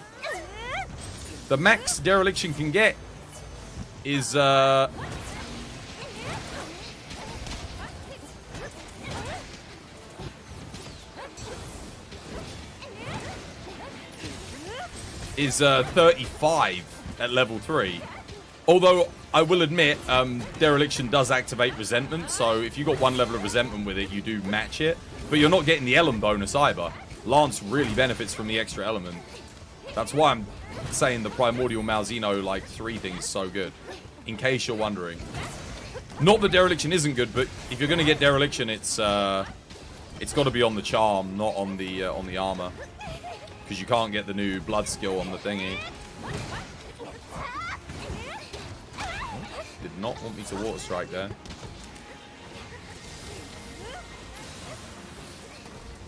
That was a really fast laser beam, right? No?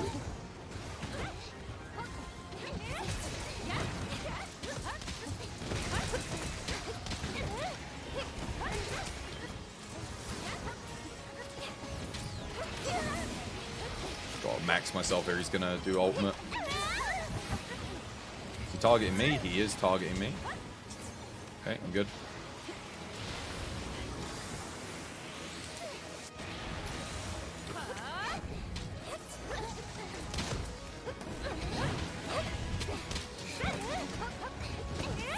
Nice knockout, well played. I need to break that head so I can start healing. There we go, head's broken.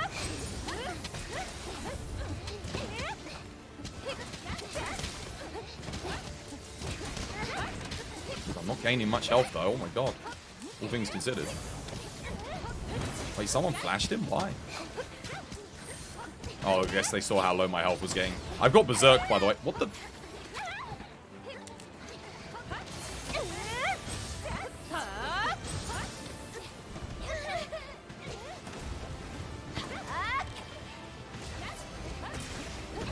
I guess Locke must have switched out.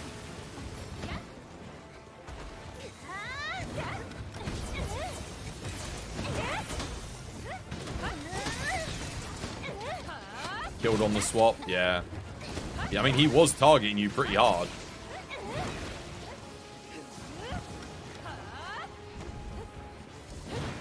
I wouldn't have swapped there, not in a month of Sundays.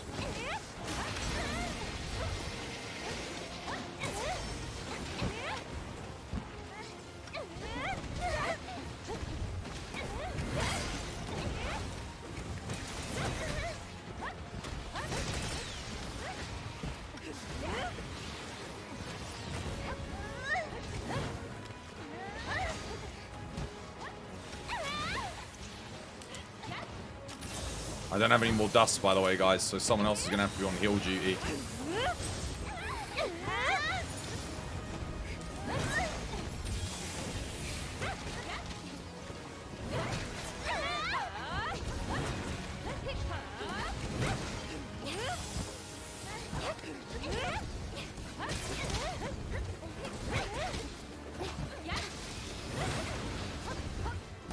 Good old water strike, gotta love it.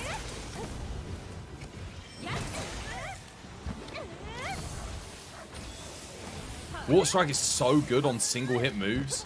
I just wish Hammer had something good to deal with multi-hit moves.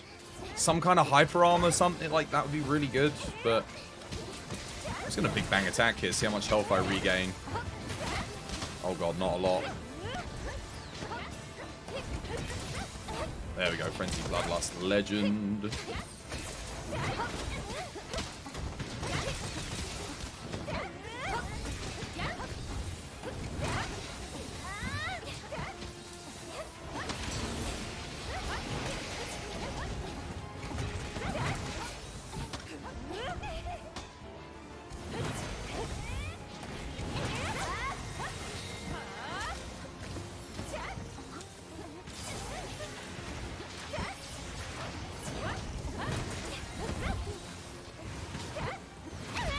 Wow, what the hell? Really? I wasn't far enough away. I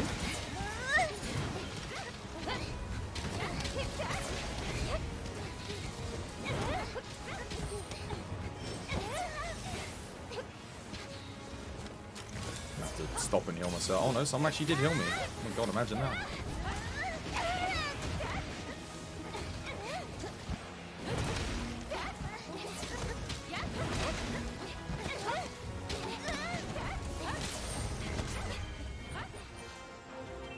GG.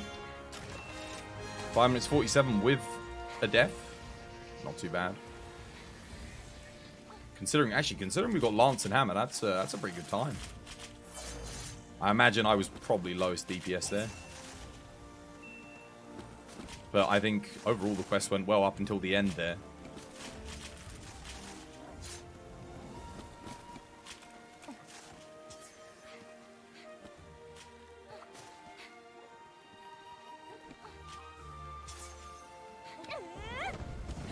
But again, multi-hitboxes, it just feels like a lot of the time I'm water striking and then not just having to get out of the way rather than actually doing what I want to do. Which is a real shame.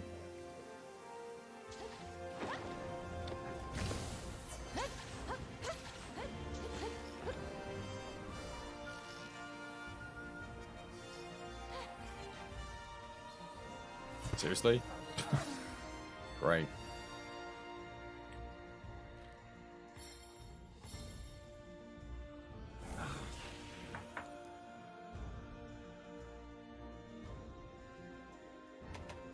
Nice. 11 melds. Every 4 of these is an extra meld as well. Cool. Lovely jubbly. Alright, let's do another Zenoga. Got 11 insta-meld materials ready. I have to do a lot of this. It's just this is going to be my cycling until I get the charm that I need. It's going to be Risen Shigaru into Zenoga, back and forth.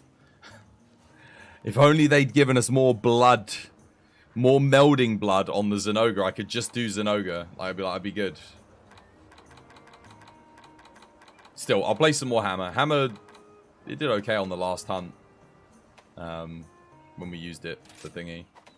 I could try Strength Hammer on Zenoga, but given how poorly it performed on Malzeno and given how bad Zenoga's hitboxes are, I don't think it would do well. You know what?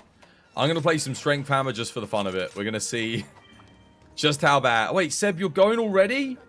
One hunt? Not already, Seb. Can't be. Was that DC?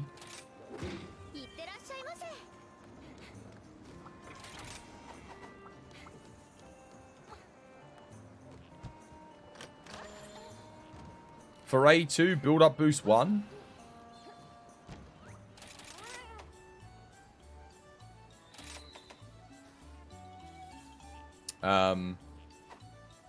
Wait, what do I want here? I actually need to take Moxie with this. I just realized I'm going to get one shot as well with this build. Got one shot by Prim Malzeno with a basic tail sweep, even though everything's maxed. So I'll definitely get one shot by this thing. It hits a lot harder.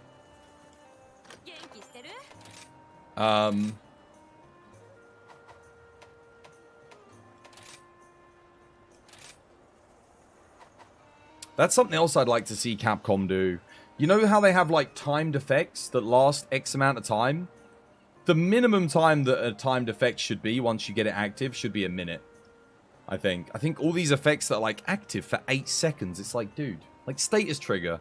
Why is it only active for 8 seconds? Like 30 seconds minimum. At least then it's like, okay, this is pretty solid. But like 8 seconds? Dude, 8 seconds. It takes you 2 seconds to recover from the roll after the freaking stamina status trigger's gone up. Like, 8. I think it maxes out at 10, right? Or is it 12? It's 5 seconds, 8 seconds, 10 seconds. I think. Or is it 12? It might be 5, 8, 12. Oh, yeah. Dual Blades kind of works with it because you're constantly dodging. But again, you've got to put, like, Evade Window or in multi or Embolden in solo. But here's the thing. Dual Blades, if it can avoid it, doesn't really iframe dodge anymore. It uses the iframe counter on the thing, on its moves, because it activates Wind Mantle or keeps Wind Mantle up, which allows you to Drill Slash back to back to back. So whenever you're doing it, you just spam out the counters. And that's fine. You make it through everything. Like you can basically make it through almost everything in the game. That move. Or bow. Yeah, status bow's terrible though, isn't it? Yo, Astrazia. How you doing? How's things? Thank you for the raid. Hope you have yourself a lovely, jubbly day today. Can we get shout out? Shout out for Astrazia? I actually don't know if I've got any mods here at the moment. I better give you a shout out myself. I don't think any mods have come, but actually, no, I think Amaral did today. Here we go. Don't take that out. I'll do it just before we go into a thing. Lolly, don't, please. I know what you're like. There we go. Much better. There's a link, guys. Go hit the follow button. How you doing? Thank you for coming in on the raid. Thank you to everyone who joined the raid. Don't You're getting steal my restarted on secrets. Frontier. Oh, yeah. Having fun. Good Don't be an time. open book. I was contemplating Frontier, but I was asking chat, but I didn't get too much enthusiasm about it, so I'm like, Don't take... Fuck. I'd love to go back and play it. But to be fair, I got a YouTube series on it. Like, if people want to go watch that, they can watch me play through it, I guess. I know what There's you're always like. that. But yeah, how was it? How were the hunts? Good? Back to HR6? Oh, making good progress then. Nice. I guess it's way faster to get through the second time because you know exactly what armor to go for. It's basically beeline it to the exotic stuff, isn't it? Use that to get yourself to G rank. And then at G rank, what's like the good pieces at G rank? I don't know. I used a lot of the exotic high rank armor, like the special rank stuff. I used that for a long time through G rank. Just because it gives you like the full skill. You're farming the HC, the hardcore materials, nice. Getting your heavily storm gear, what from Amatsu, excellent. Yeah, the Amatsu stuff's solid. It is good. What was I using? I think I used all kinds of different weapons. Hey, doing Symphonics? Yo, thank you for the resub. Much appreciated. No more ads for you. Thank you for the year. A year. Sorry, guys. I'm keeping the chat waiting, but I had to do a cheeky shout out. We're about to try Strength Hammer out on Zenoga. I've been molding at Strength Hammer today and how abysmal it is kind of at end game. For no apparent reason either. I don't understand why. It's kind of like... Yeah. Sunbreak has so few monsters. Do you mean new monsters? It's got a lot of returning stuff, but not much new stuff. I agree. It's got Malzeno, Luna Garen, and Garangolm, all of which are good. It's got quality over quantity, hasn't it? Because all the new monsters that Sunbreak introduced are all good. Geismagorm's good. Malzeno's good. Luna Garen's good. Garangolm's good. Like, they're all really good fun fights. Strength Hammer was only good in base game. I don't get... Firstly, I don't get why they nerfed Crater Smash. Like, I don't understand. And I don't get why they didn't buff it. They buffed loads of other things. Did they just not get enough feedback on it? Maybe I should have been playing more Hammer to kind of give them feedback. It's funny because every single thing that I said about, what's it called? I forget the name of it.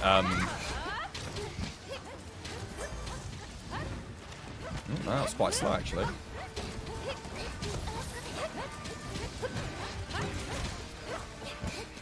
Just got a big bang here.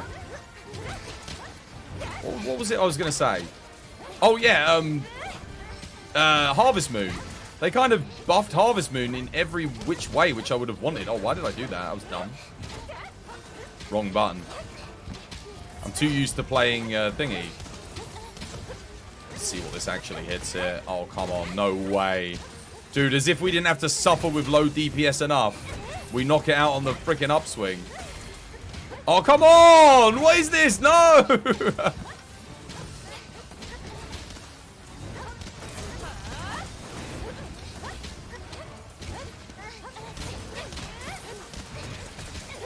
Okay, there we go. That's something.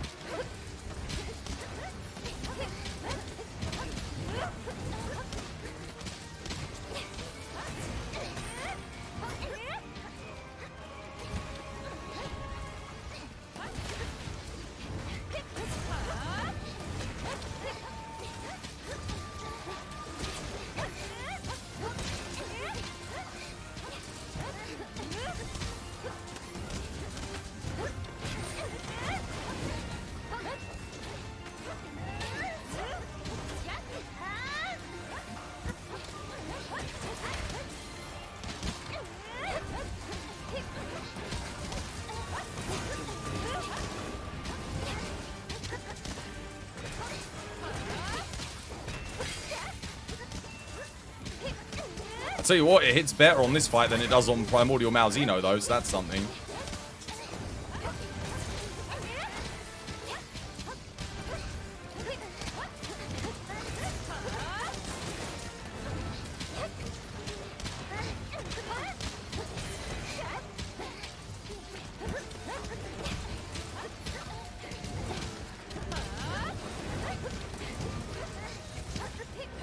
No! Oh my god. Is this the first run with the Amatsu hammer? Oh, my first run with it? For me, I used it on Zenogre, yes. Just over 2k with every hit in the skill. Not terrible by any means. Yeah, but it's a... So here's the thing. It's relative to every other weapon, isn't it? So, like, you think about Helmbreaker, 1 wire bug. Dude, that hits like 3k. Drill / dual blades, that's hitting like 3,000. This thing costs 2 wire bugs. If it only cost 1 wire bug and it didn't require you to buff it first, I think it'd be pretty good.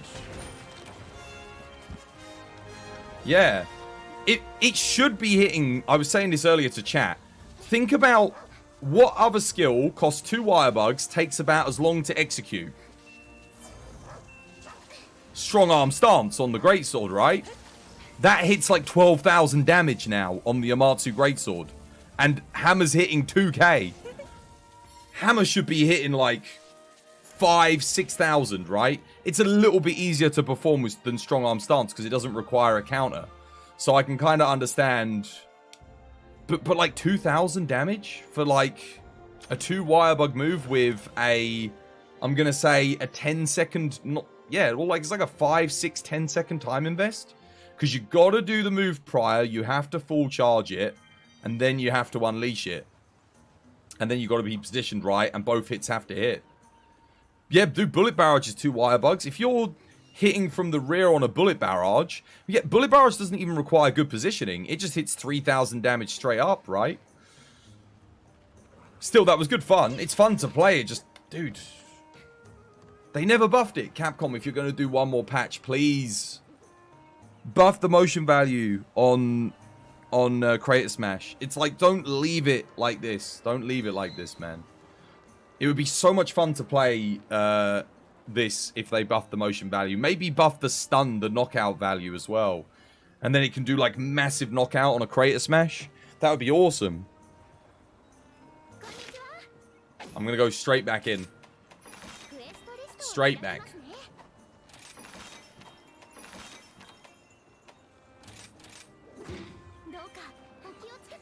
Sub 4 minutes, Pog. Definitely the hammer. Nothing to do with the fact that there are 3 bows. It's all on me.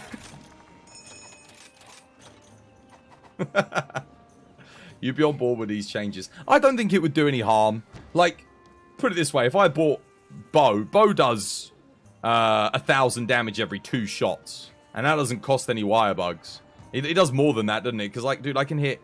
On Zenogre, I can hit 150s on its face when it's not charged up with power coatings, right? So 150 times 5 times 2. So we're looking at 600, 750 damage, 1,500 damage every 2 shots. So it's kind of hitting... And you can do 5-6 shots in the time it takes you to pull off a crater smash. So, you know, that's about the same DPS, isn't it? Dude, crater smash, man. Buff it, Capcom. Come on, man. Even if you don't buff anything else for Strength Hammer, I mean, realistically, all of Strength Hammer's hits could do with a buff, but even if you refuse to buff anything else, at least buff the crater smash. It's a 2-wire bug move. 2-wire bug moves should be freaking strong, man. They should be strong arm stance, but in Harvest Moon level of things, you know? Crater Smash barely even justifies its existence over freaking Big Bang Attack. In fact, I really should be using Big Bang Attack because I think it does more damage. Gotta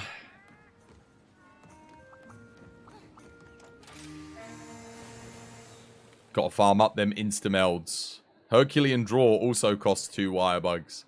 Mate, do people use Herculean Draw? Oh, wait, no, I do. Sorry, Herculean Draw's the good one. That's the one that actually buffs your shots, isn't it? What's the other one called? Bolt Bind or Bolt thingy? Something? Bolt Boost?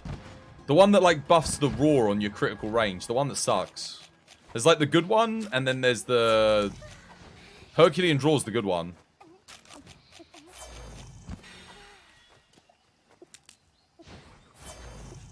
I'm not going to be able to get my wire bug here, my extra one. Damn it. Oh well. Wait for the team. You've touched on the wire bug cost issue a few times yourself over the last year or so. Yeah, it's more prevalent on some weapons than others, right? Oh, this is going to be rough because it's a big Zenoga.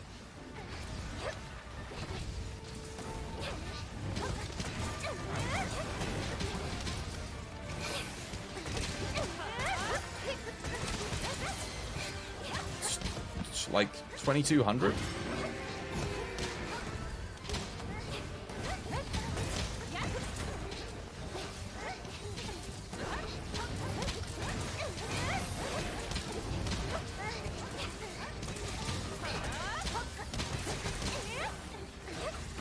Just imagine if that was hitting 2,000 per hit. How beast that would be. That wouldn't even be OP though, really. Let's be honest. It really wouldn't.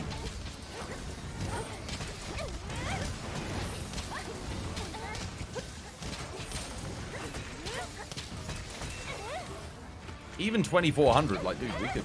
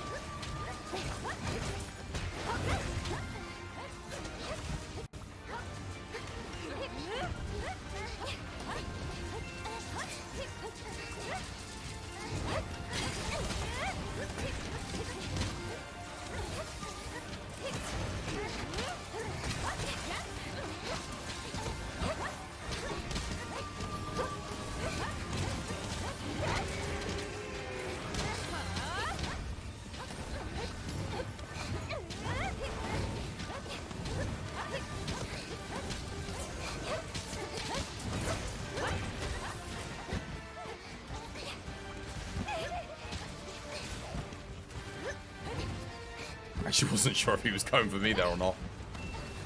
Nice.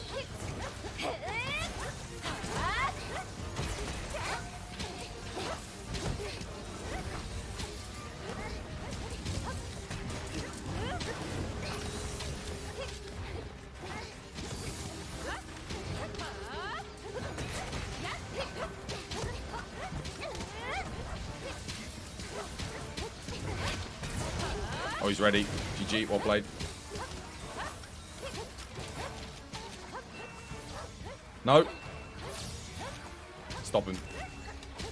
Cramp going down. GG, well played. That was a good run. 3 minutes 30. GG. That was a great run. That was really good. Bolt Boost is good on the Pierce. Oh, yeah, that's the one, yeah. One that's always baffled me, even in the base game, is the CCP on the Charge Blade. The powerful block instant file charge leading to shield sword charge SAD, 1 wire bug cost. Yeah, it's so good. It's so good, but that's the thing. I don't think there's any harm in making things that good. Honestly, I got to the point before Sunbreak came out, I said, I think what they need to do is make everything cost 1 wire bug. Because of Helmbreaker, right? In base game. It just, like, Helmbreaker was so good. And it should be, like, you know, it's like the quintessential identity of Longsword. You don't even use it anymore, and it's still good. It's like you barely use it. You're using Serene Pose more so.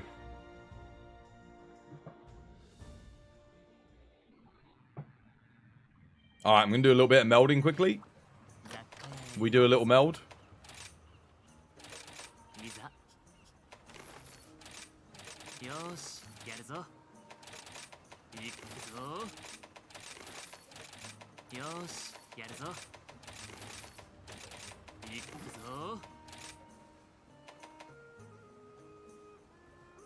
I think if everything cost one wire bug, and then the balance came from how long it takes for the wire bugs to recharge, that probably would have been a better way of doing it. Yeah. Just because you have a lot of situations where if you're using 2 wire bugs, the second wire bug doesn't start recharging right away, does it? Except for on some counter moves where the first wire bug instantly recharges, like the switch axe, and then the second one you have to wait for it. But like, that's so good. That's why the switch axe, again, 2 wire bugs, it's so good. It's fun. It's not like stronger than other 2 wire bug moves. It kind of sits right in the middle. It's got utility. It's okay. Dereliction 2, Pierce 1, 2 mediums, solid. It's not what we're looking for, but I swear I literally just got that charm, but whatever. I think I got that on the last opening, or the opening before last. That's okay as well, I guess. We're still looking for Berserk 2. The search continues. I could do another meld. Let's do one more, because I've got loads of insta-melds. It's just the materials, really.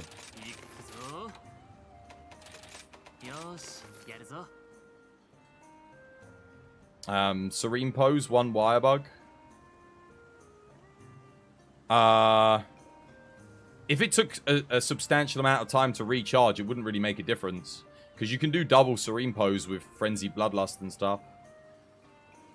And it's not like you're using it back to back, so yeah, if it took a long time to recharge, so it would be, I think it would still kind of work if you balanced it out that way instead. But I get why, like, because here's the thing, Serene Pose comes back really quick.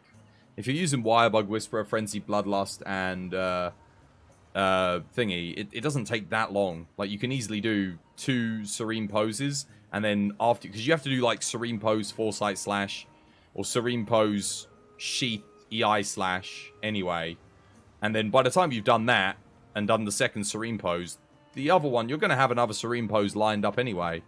So, it's not as OP as it sounds. If you made it take longer to recharge on an individual thing, it really wouldn't be so bad. But that's not the issue with a lot of these 2 wire bug cost moves. Like, Crater Smash is just, it got nerfed.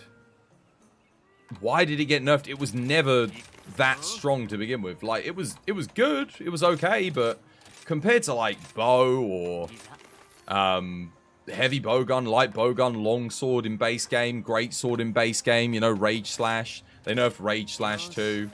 Like, all of those things were way better than Crater Smash.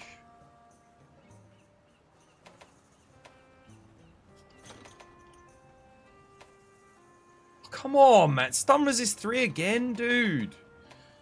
I swear this game hates me. It keeps giving me Stun Resist 3 on Rarity 10s.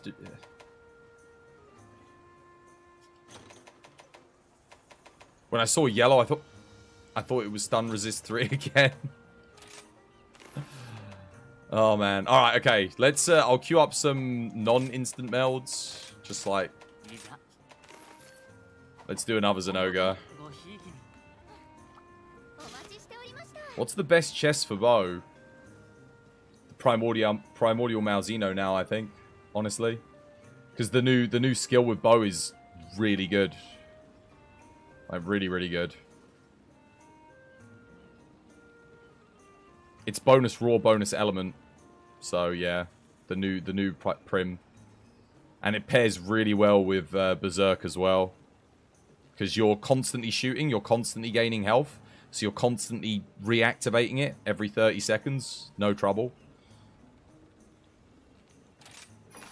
So the first activation is for 30 seconds. And then you get an X amount of time to get it to the next level. Tips on your build. You'll have to... I mean, I'll have a quick look at it. 1 second. I can't remember. Somebody was sharing a build with me the other day. It was terrible. Can't remember what one it was. I don't see it, man. You haven't posted it. You posted it on someone else's thing, I think. Oh, wait, no. Oh, sorry. No. I see it. Mango Swax for TU3. Okay. Let's have a look. Crit boost 3, Wex 3, attack boost, agitate, rapid morph, speed sharpening, build up boost. Yeah, this looks really good. The only thing I would say is don't use the Magnum Aloe Swax with this build. This is a solid build, dude, but don't use Magnum Aloe Swax.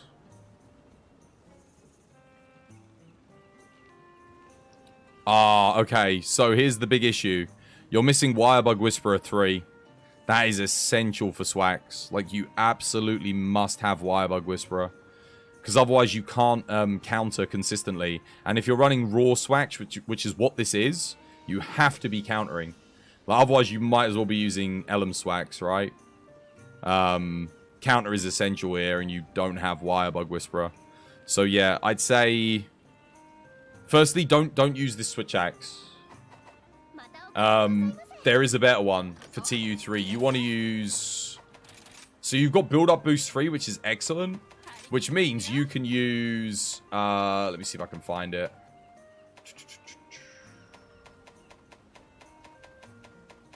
It's going to look a bit weird at first. You'll be like, why the hell would he recommend this? But it's because you get 100% uptime on Build Up Boost. At TU3, this is the best raw Swax right here. The Reconquerus. 340 raw, Exhaust File. Exhaust File gets 100% uptime on Build Up Boost. So you gain the... Every single hit is gaining the 20% damage. But you need Wirebug Whisperer 3. This has good slots. You can put Stamina Thief 3 in to boost your exhaust as well. With this. So you can boost it. And... yeah, on your build, let me have a look at it again. You want to swap out... let me think. Protective Polish for Wirebug Whisperer. Yeah. And get rid of Speed Sharpening as well. You can dump Speed Sharpening for something else. Get Flinch Free in your build. Flinch Free is way more important.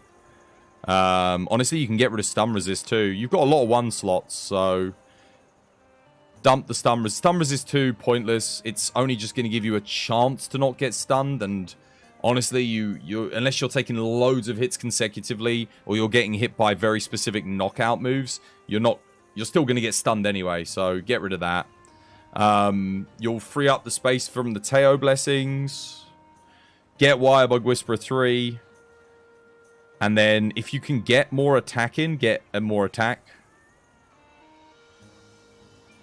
Yeah. You also kind of want Bloodlust or Dereliction.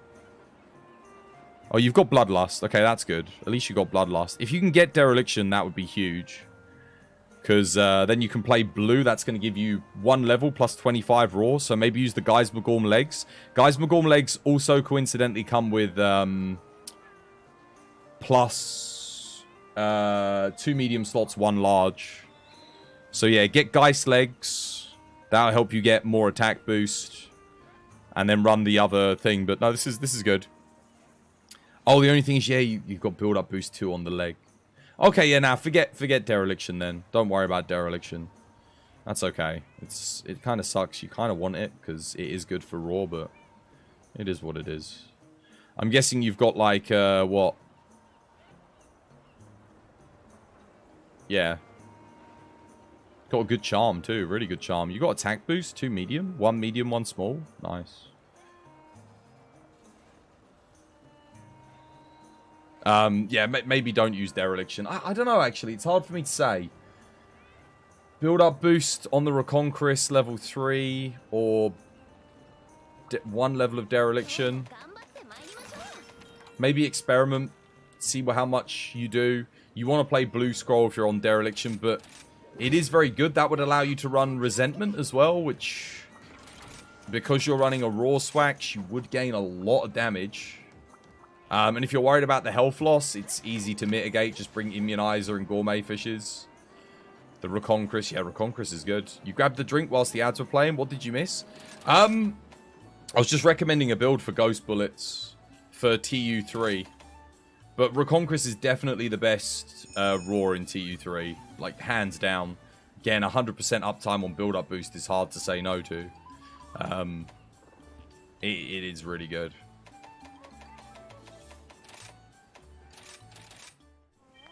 You've got attack 3, coalescence 1, large and a small slot.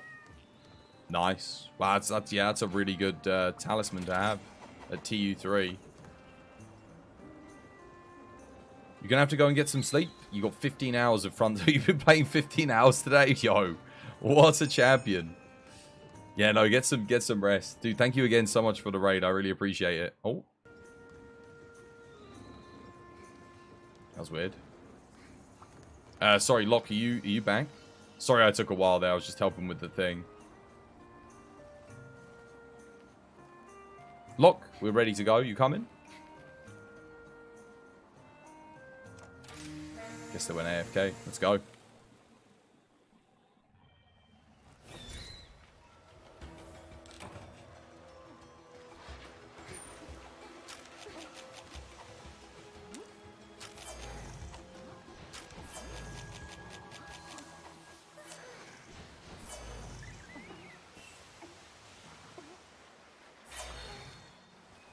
Who wants the spider? I won't bother with it. I'll let you guys have it.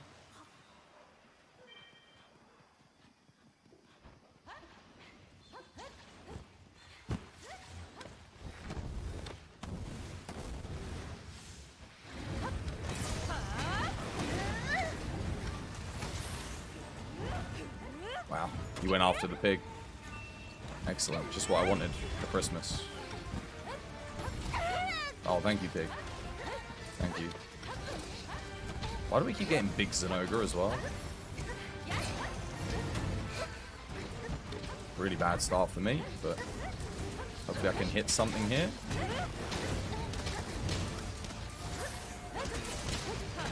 He's too big for me to get... Wow. Trap was bad. Timing was bad. Everything's gone wrong here. Seriously? I can't even freaking hit his head.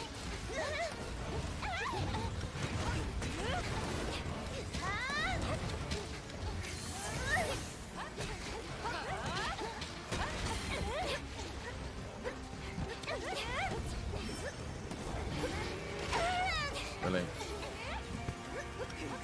Oh, you wanted... There we go. Well played.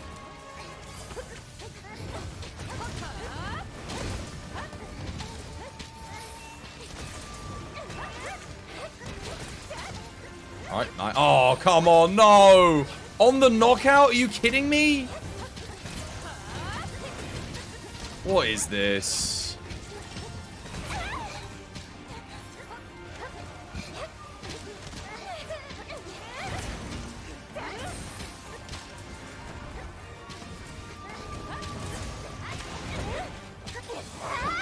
At least someone didn't put down a bloody trap then.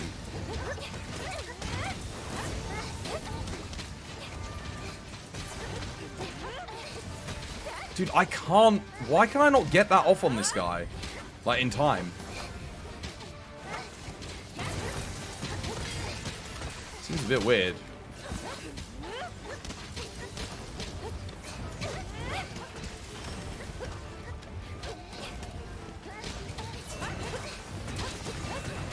It's It's amazing how we went from World, where the spin to win felt so good to do, to this game where it just feels miserable and crap.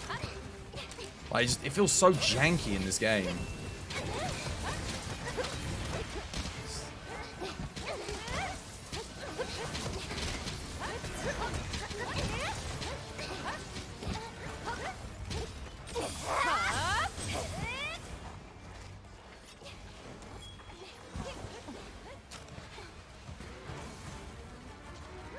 Alright, I might as well take the mount because I'm not doing anything else much here.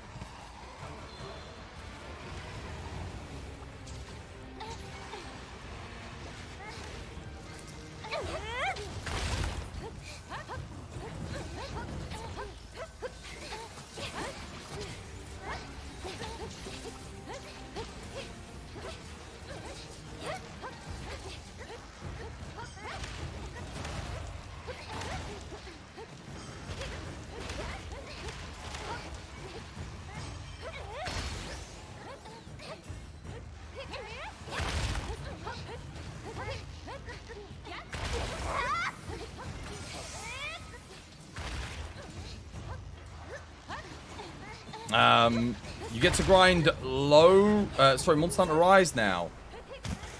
Oh, lucky you. Good stuff. Congrats on finishing your assignments. You stretched your ligaments? That sucks. How did you manage that? Oh, he's ready for capture.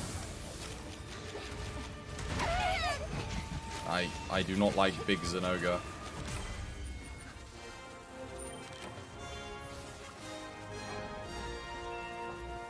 Big Zenoga not good for hammer. Big Zenoga is probably quite good for bow though.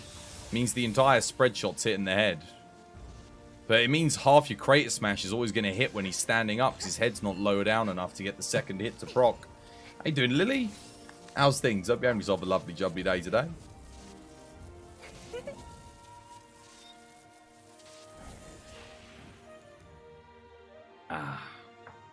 How'd you get more DPS on Gunlance in TU3? It feels super... It's very weak in TU3. Just wait. Wait until TU5. That's where it gets a buff. It's the weakest weapon in the game at TU3, though. Easily. By far the lowest DPS. Even... Maybe not than Strength Hammer, but... Than Hammer in general, because Courage Hammer TU3 is actually pretty solid. Because you've got Nephilim Dereliction, which is decent. Things are great. Hope you're doing well. Yeah, no, they're alright. Are you heading off, Invincer?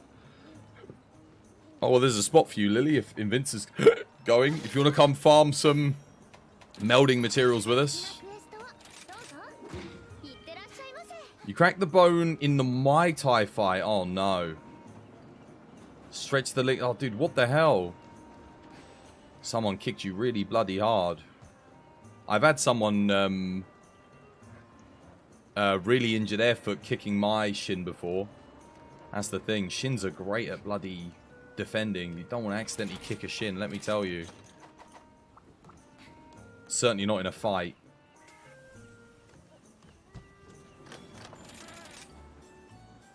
He elbowed your ankle? And caught the kick? Oh, that sounds a bit off. Damn. What was it? In a friendly match? Or you're in a competitive match? Elbow in ankle, that must have been, it must have been accidental if it was thingy. You don't want to be elbowing people's ankles, that's rough. Bloody hell. That's not even an effective mood for Muay Thai, elbowing an ankle, typically speaking. That's rough, mate. Might as well be poking you in the eyes. You'd love to play some comfy hunting horn right now? Come.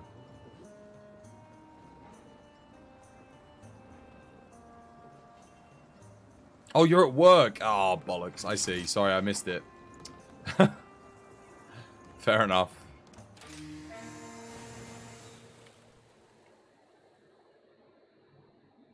It's such a shame because Kratos Smash is still just as satisfying as it always was. You know what? I might get a mod just to buff it myself. I might change. I hate to call it cheating, but realistically speaking, like, come on. The only thing is, then everyone's gonna be like, "Yo, when I'm using Strength Hammer, they're gonna be like, how are you doing that much damage?" And I've got to be like, well, I modded it. It's like, that's why I just want Capcom to buff it. So I don't feel like the incompetency in their balancing solutions kind of shines through to such a egregious extent. It's unbelievable. It's like, what is going on?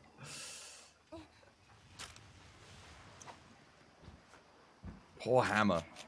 Hammer, Gunlance, and IG like shouldn't have to suffer as much as they did in this game. It's criminal.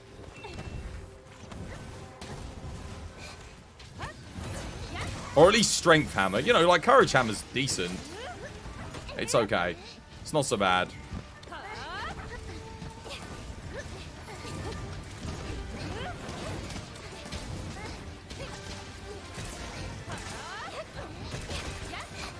There you go. That'll do.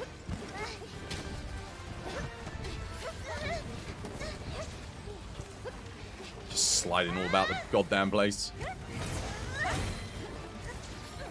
I don't know why I sent that, but whatever. First wall knock. Alright, nice.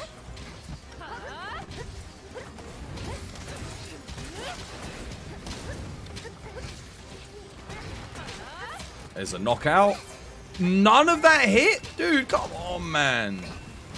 As if I wasn't suffering enough.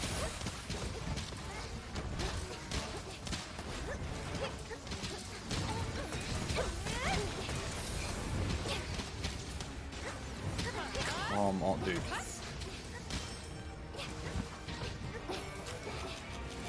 Screw this, man.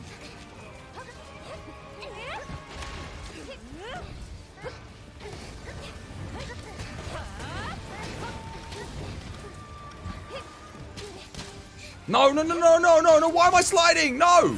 No, you... Ah!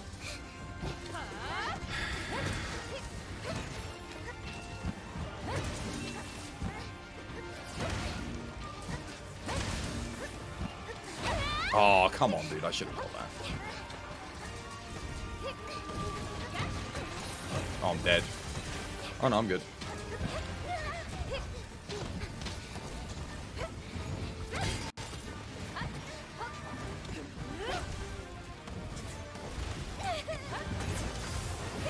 I can't even hit this thing with strength. It's so freaking slow. Oh.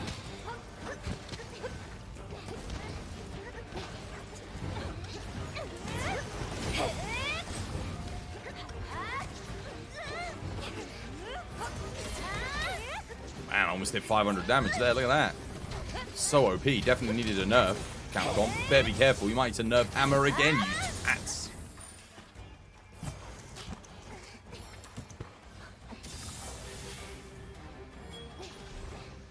The fight was for the amateur record. Oh, okay. All right. Well, in that case. Yeah. Please, Bo, for the love of God, don't take this.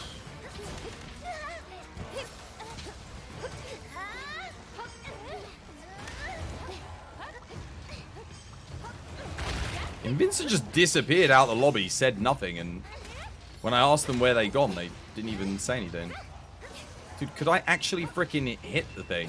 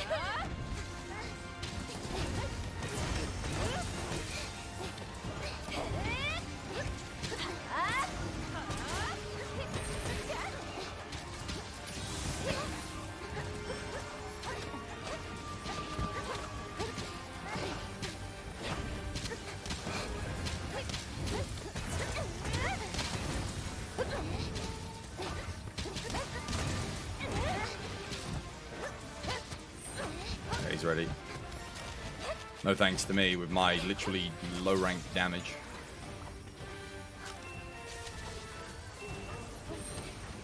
What? Seriously? Dude, he's got... We both trank bombed him. How did that not capture him in the first one? We both threw a trank bomb as the thing went down. That doesn't make any sense. I used 3 trank bombs there. Why?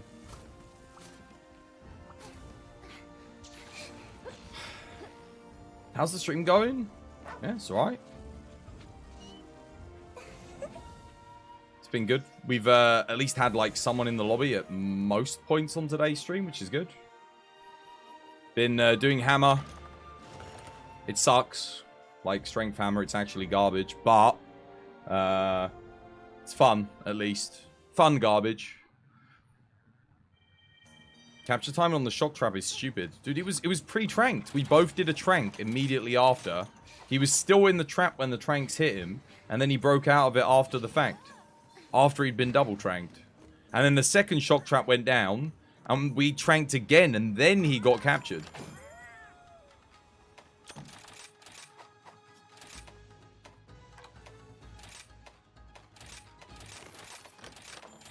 I'm sorry that you guys are watching, you know, having to suffer through these slower hunts with me on the bloody hammer. But I need to give it its due diligence. It's not fair of me to say, oh, today's hammer dedicated day and at least not trying the new strength hammer stuff. I don't understand why Capcom didn't buff any of the things for hammer. I genuinely feel like no one at the office was like testing this relative to other weapons, because they couldn't have done. There's no way.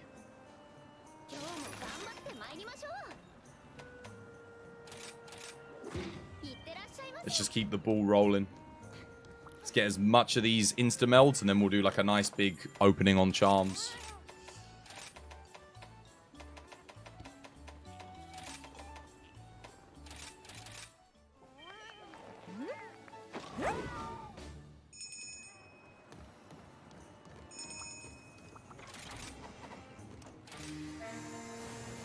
Just let me go to the Capcom head office in Japan. Give me 2 days. I'll learn enough Japanese to say what I need to say to them. I'll be like, look, guys, come on. This is what needs improving on the weapons. Just do this in your final patch. Get me out there next week. Just before they do the final set of event quests and they put out, like, the final patches for this game before they drop it forever. Get me to Japan. I'll stream the whole thing. I'll live stream it all, guys. Ugh. We'll soon get it sorted.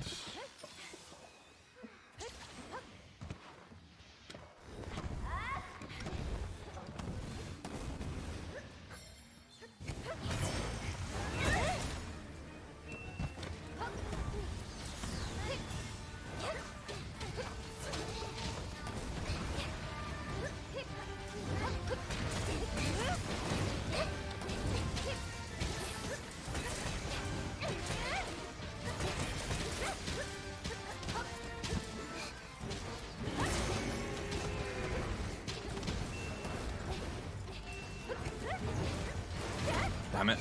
Oh. Come here. Come here.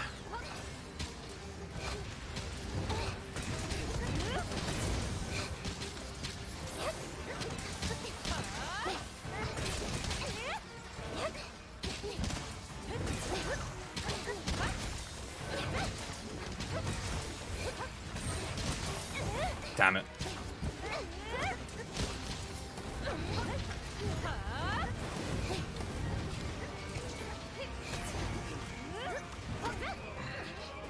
I guess they need him by the wall to do the wall pull, right?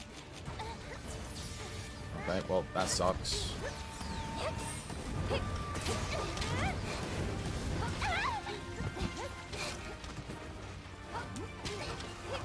Wait, what the hell? I just took a max potion. It freaking ignored it.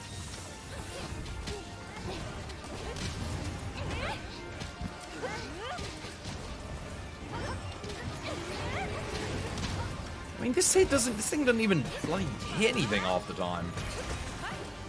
Damn it. Alright.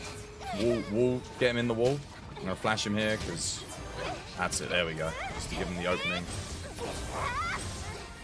I would do a keeping sway, but can't afford it. Too expensive when I've got to use my double wire bug here. Nice. Ho ho ho. Ho ho ho ho ho.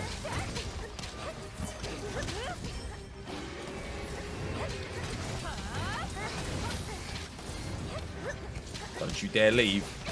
Son of a... Oh.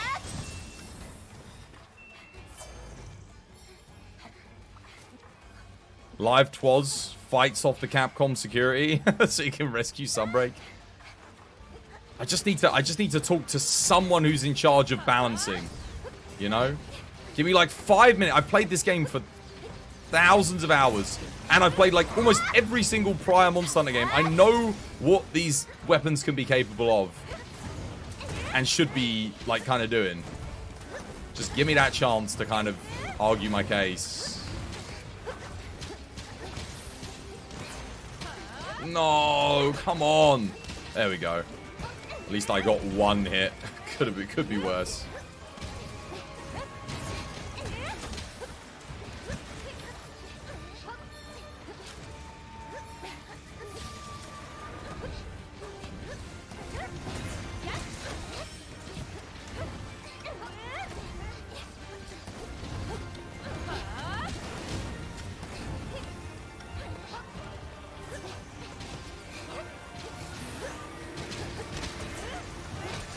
Oh, he moved. 965 damage for 2 wire bugs and a really long recharge time. Now, that's what I call value. Best wire bug move in the game. Oh, yeah. Couldn't be Drill Slash or Helmbreaker or, you know, any other wire bug move ever.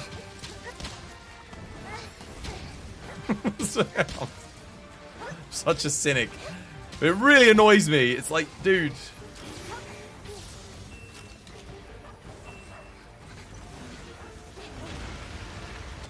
GG. How you doing, Soul? Welcome back to the stream. Hope you have yourself a lovely, jubbly day today. Why don't you team up with somebody that knows a mod tech and make that mod a reality in the community?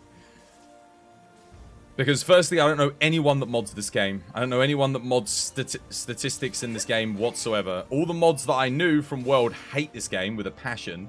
None of them will even touch it. None of them even watch the stream. I used to have like there was like 10 mods.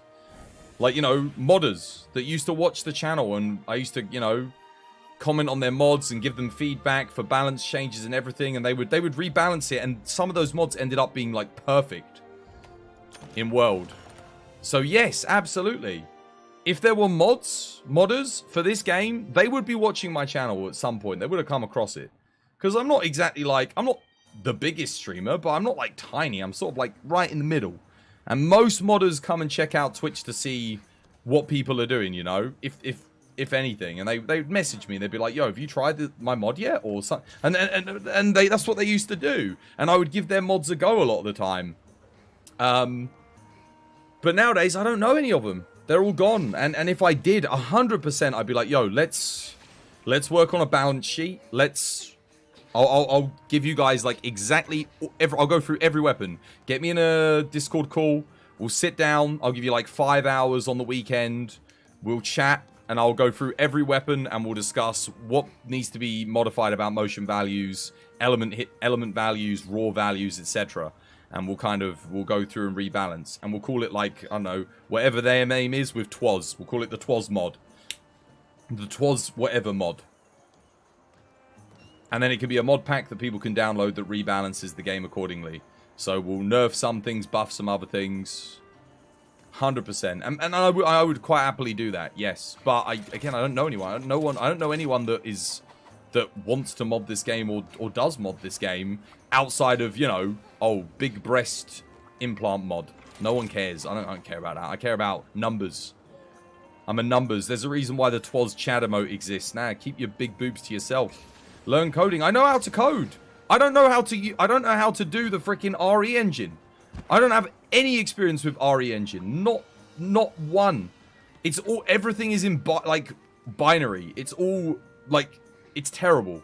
There's no modding tools. There's nothing for the RE engine. So it's just, it's a nightmare. You have the same issue as you. You're learning RE ATM. I hate it. Like, I understand why all the modders hate it as well. It's... Capcom need to put out mod tools. Put it that way. They have to. You're a web developer. You know a lot. Yeah, I know HTML. I know C++, C#. Do I know anything with the RE engine? Dude, I don't know anything with the RE engine. There's nothing I can do with it. I'm like... You know, unless I get mod tools, I'm useless.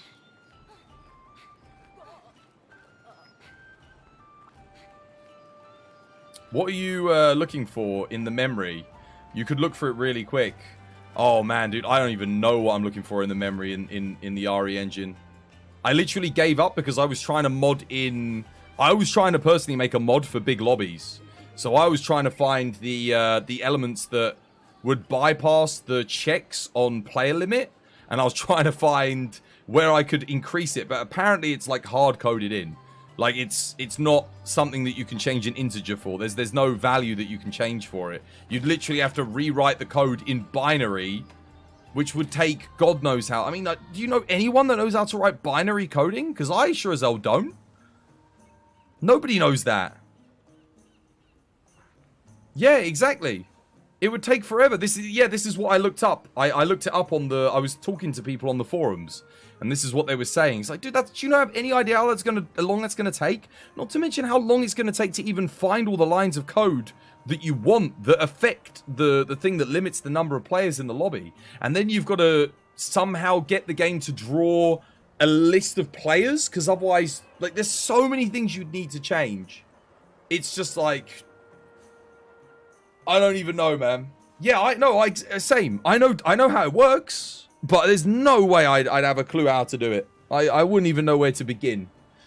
It would take years, and no one's even willing to spend years on it.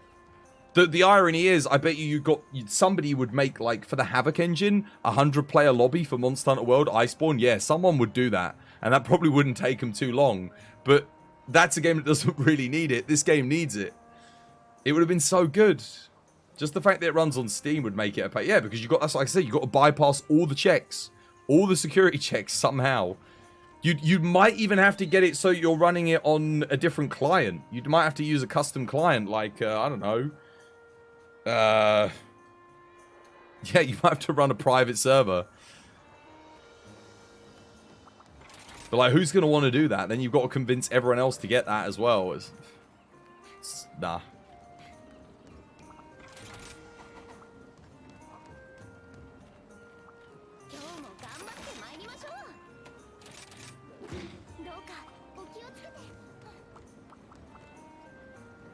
Nah, I don't even think having a DLL injection would work. Just given the nature of the situation. Like, so first things first, you've got to consider everything's running through Capcom's servers, Capcom's checks, and through Steam. Then you've already got a hard limit of 4 players, which you don't know, you're not able to look that up in the code. You can't find that. Then you've got everything is encoded. Everything's encoded. So the only way you're going to do it is through binary coding. Pretty much. Then you've got to consider all the gameplay systems that are tied to 4-player. There is no system in place to reconnect you to a host person on a quest. So you can't have like a master. There is no master. It's all... If I'm hosting the lobby, I'm the master. So everyone's connecting to me through the network code. And then... There is no, like, there's no subset on that, like there was in World. There's no peer-to-peer sub-connections. None of that exists. It's just everyone's connected to me all the time. And that's it. It's just whoever's the lobby host. So World it would work is when you're in the lobby, whoever hosted the lobby, you're connecting to them. But then whenever you go into a quest from the lobby, it makes a new... It essentially makes a new micro lobby within, not within the lobby, but it will just connect those 4 players to a separate lobby that's invisible, that you don't see. So you have like sub lobbies, if you will. I guess that's probably, I don't know exactly what they would have called it, but yeah, it's just way too much. And you can't, there's no mod tools, there's nothing to do that. You can't just write it in C++. You can't just go in and write it in whatever the mother code is for the game. You have to do it in binary. I don't know anyone that even writes binary. Well, not to that extent. Not for a networking coding, dude. You're talking like, I don't know, like at least 30, 40 pages of code if you're writing it normally. And then in binary, you're talking thousands of pages of code. Like, what? Like, and then you've got, it's just nuts. And then the only way of knowing whether or not it's going to work or not is trial and error after that. Booting up the game whilst running your code, which, if it's networking code, like, it's going to be so janky, you're not even going to be able to, like, debug it. But that's good, right? I mean, you won't feel the lag if you're playing with someone 5,000 kilometers away from you. What are you talking about? You mean in this? So, have you heard about the XQC deal? What is the XQC deal? Enlighten me.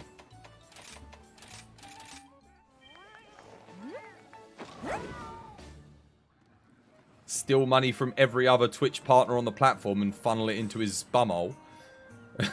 Sounds about right. You're talking about the Monster Hunter lobby. Nah, Monster Hunter World had less disconnections than Rise, Sunbreak. XQC got signed to Kick to stream on their service for $70 million. Good. More people to come and watch my stream then instead of his. Excellent. Non-exclusive. Non-exclusive. 70 million. Yeah, but it is exclusive, isn't it? Because Twitch doesn't allow for multi-streaming to Kick. That's one of the platforms that they said, no, you cannot multi-stream to Kick. They don't like Kick. It's a direct competitor. And if it isn't in the contract right now, it will be. So unless he has like a custom deal with Twitch where he can do multi-streaming, which maybe he will do. I mean, I guess he gets like enough viewers. 70 million?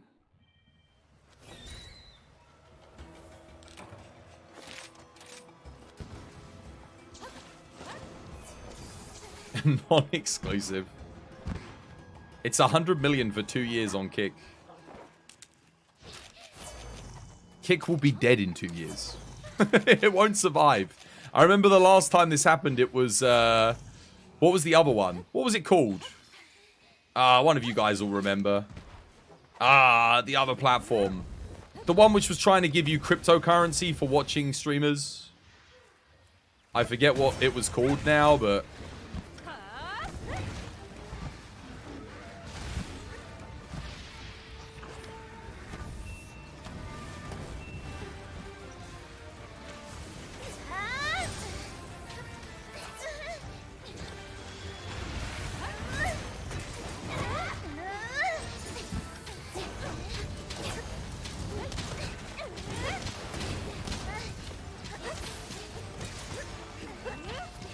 Why does he always have to jump back after he gets out of a trap, man? That is so bad for Strength Hammer. It's like, if I don't suffer enough already. Also, Bo, I noticed you're bringing like a second cat to put down the wire bug, right? But like, I know you take it, but you know how much more like Hammer benefits from that than Bo. Oh my god, are you kidding me? Please hit. Why, man?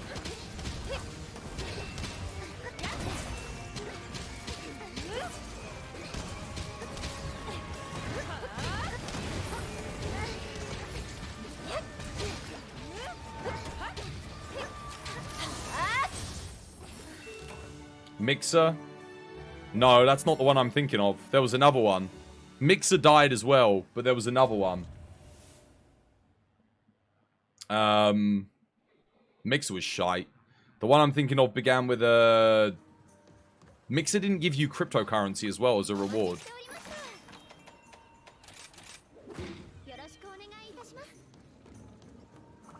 It's not a wire bug. What the bloody hell is it then? That was a wire bug pot. What are you running then? It's cleanse station.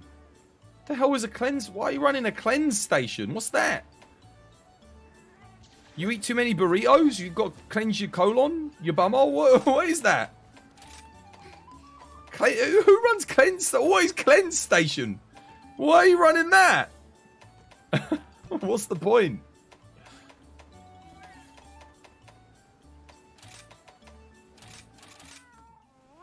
Pot of vitality. Oh, is that what it is? Pot of vite? I thought it was a wirebug station. Do you run wirebug? I mean, if you do, I mean, that's the only thing that's worth running, really, isn't it? It's for anti-poison.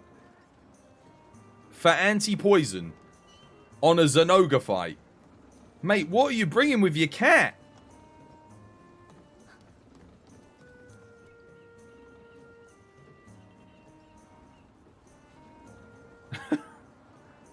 Why are you bringing that?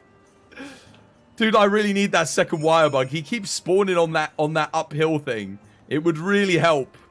Because I'm sat there. If I missed 2 things because you guys knocked him down or put him out of my crater smashes twice. That's 4,000 damage. Now, I know in the grand scheme of things, I might as well not even be there because my damage is so shit. But it really doesn't help when I don't have any wirebugs and he keeps getting knocked out of me actually doing anything. It makes me want to just off myself. I hate it so much. Bad enough as it is. Cleanses Dragon Blight and stuff. Oh. Cleanse station on a... We don't need it. We don't need it. When do you ever want it? You want Dragon Blight. The only time you get Dragon Blight is when you want it anyway. Because you're running Dragon Heart.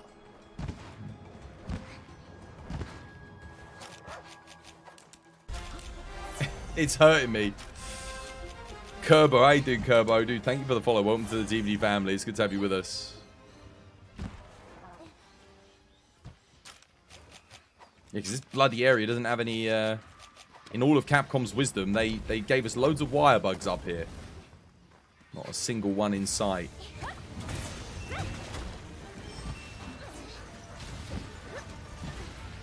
There we go.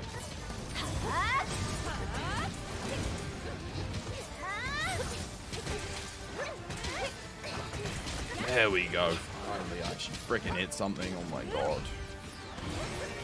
Oh wait, why didn't I wirebug that? Oops, I mean, counter it.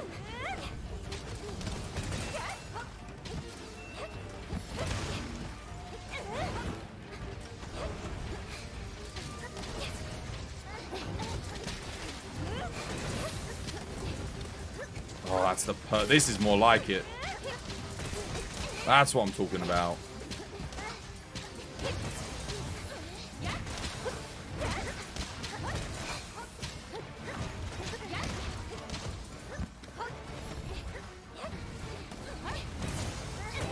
Finally, I can enjoy some hammer play.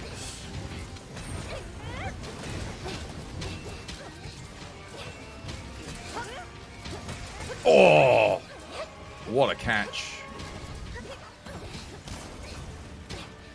There it is. Oh, thank you for the wirebug station. You're actually a G. You're a gem. That's what I'm talking about.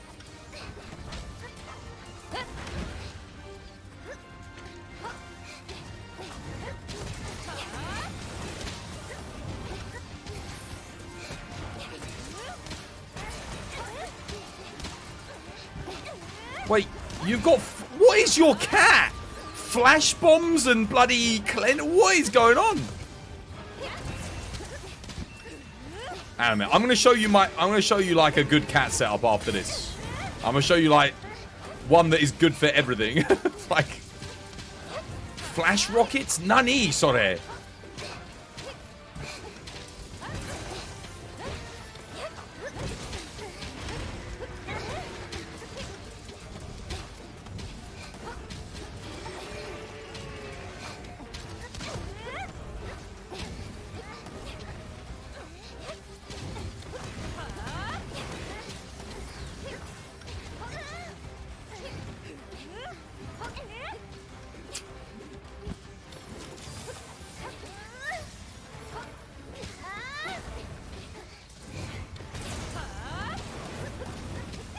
Wait, what cat do you even run? You're running fighter, right? For the...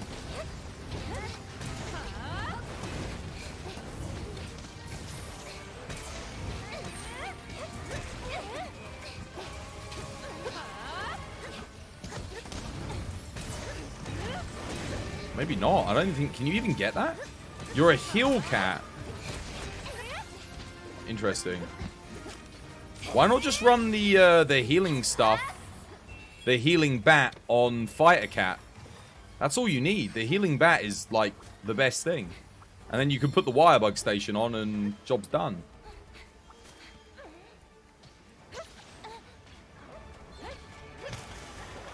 Like, for Bo, the fighter cat with the healing bat is like the best thing, right? Ah, I thought I could get out of that.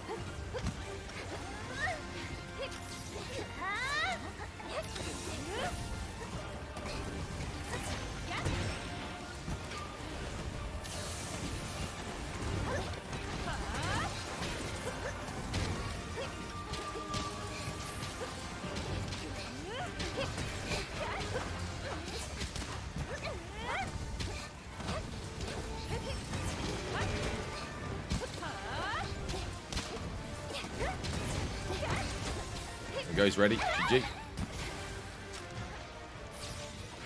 Oh god, I was gonna say he was gonna do a charge there. I had him.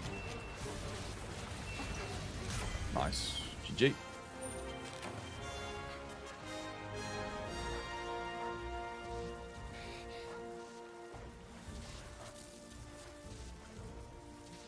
Nah, the flash rocket on Cap isn't fighter, just stamina. No, dude. Fighter gives 30% affinity plus 30 raw. And then it gives the stamina buff, but you don't run the stamina buff because you've got infinite stamina. Then you can put the healing bat on instead of the lottery box. I mean, lottery box sucks. It's garbage. It never hits. You get shock tripper for a free knockout. And then you can chuck on the wire bug station. Fighter is incredible. This is what, the next one's the last one, or that was the last one? Healing bat is the same. Yeah, you don't need lottery box is garbage. It's trash. It's absolutely garbage. It's bleh. It misses all the time. When has a single Kitinator hit today? Not one. Every single one of them's missed in every single hunt. It's actually shite. It's so bad. It used to be good because you could get 4 cats, all with lottery boxes, and all 4 of them could proc a lottery box. So, you know, even if one missed, you'd get maybe 2 more cats would get a lottery box on a hunt. But now you only get 1 chance, 1 shot, once for 1 cat per hunt. That's it. It is actually trash. It's so bad. And if it misses, that's it. Too bad. You don't get another one.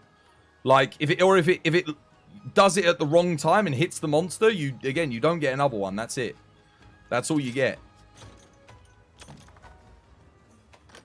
It's actually the worst. It's so bad. Terrible, terrible. Yeah. This is what you want. Healing, here we go. Rousing Roar. You don't have to use healing. Oh no, healing bubble is instead of the stamina thing. So there's your healing. You get healing bubble and healing clover bat. That's huge. That's like more than enough for healing. Shock Tripper is 1 free knockout. Furious is bonus raw damage. Rousing Roar is plus 30% affinity. For like the whole team. Furious is plus raw for the whole team. And then Summon Endemic Life gives you the wire bug station. So you get the extra wire bug. And if you don't need the wire bug, you can put the power drum, which is even more damage. So you can put power drum in the middle. So if you're playing like Bo solo, power drum, boom, done. I've got one with the lottery box, but like, dude, it never hits, man. This is why I made a second cat with this setup. So I've got, yeah. And obviously, if you're not running Berserk, then the stamina's better than the healing bubble, but I mean, I think everyone's running Berserk these days on Bow. Like, I don't think there's any reason not to. What happened to Invincer, though? Dude, they just disappeared. Yeah, take care, Seb. Thank you for the hunt. Anyone else want to join us? I guess I might as well do some melds, eh? Wait, I've got 69 instant? Oh my god. Pog. 69 insta-melds. Don't mind if I do.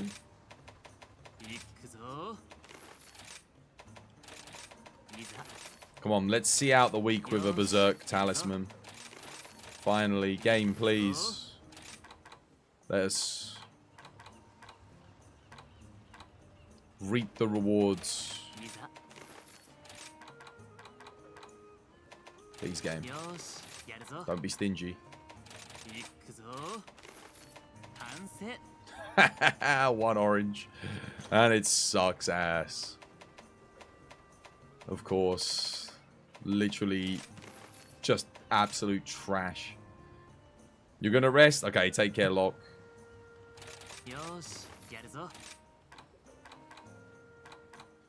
Thank you for the hunts, guys.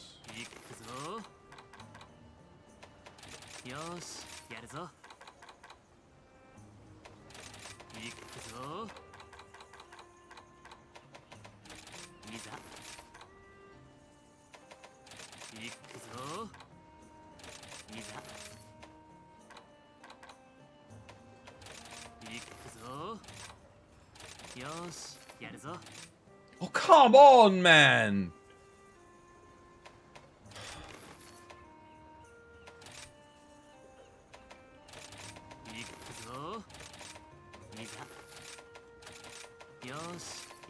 This game's taking a piss.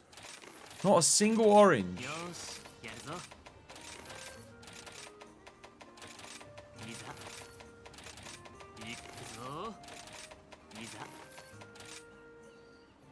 One orange, no orange, one orange. Come, dude, what are you doing to me?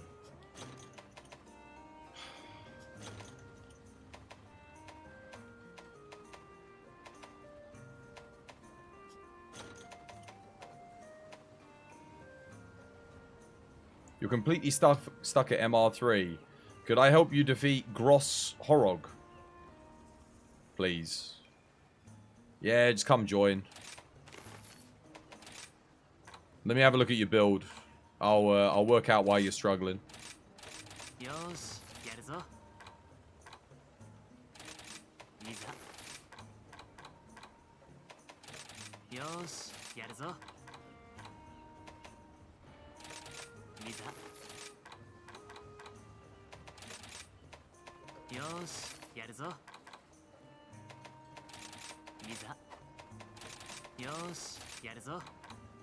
Oh, man. Please give me something, game. I swear, man. I'm going to go insane. Just... Okay, 3 orange. Alright, alright. Yeah, listen to me. Something. Just something good. Please. Have I not suffered enough?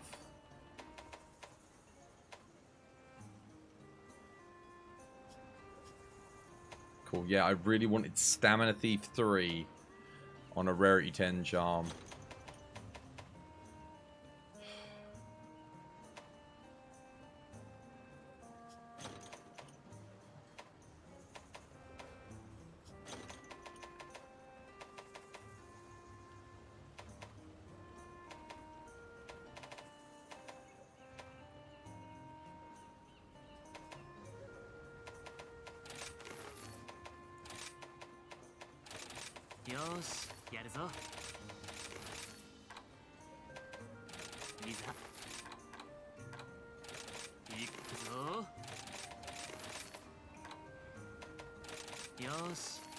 The thing is, I'm using all of these, but I still need to make weapons and stuff.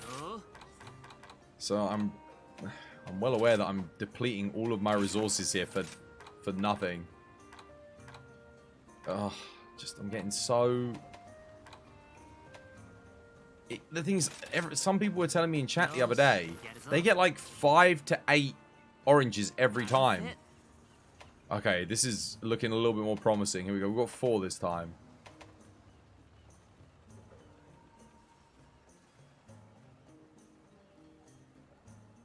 You thought they fixed charms like they made it better chances? No. Not for me, anyway. If they did, my update didn't get the memo.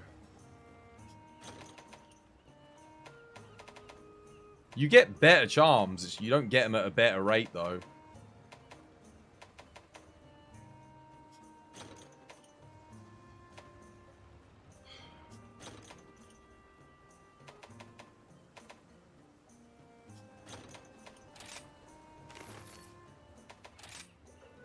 going to run out of points. I'm literally going to run out of points at this rate. The rate we're going at, yeah.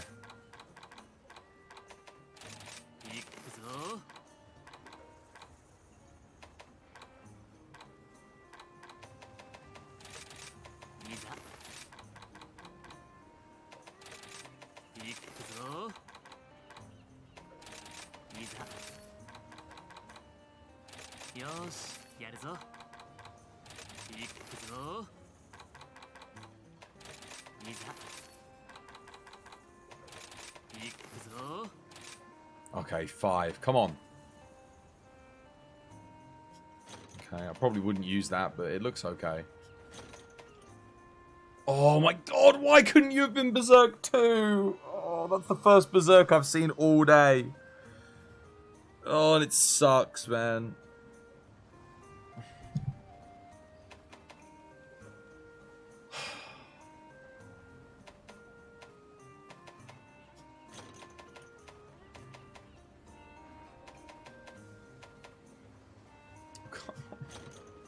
I hate this so much.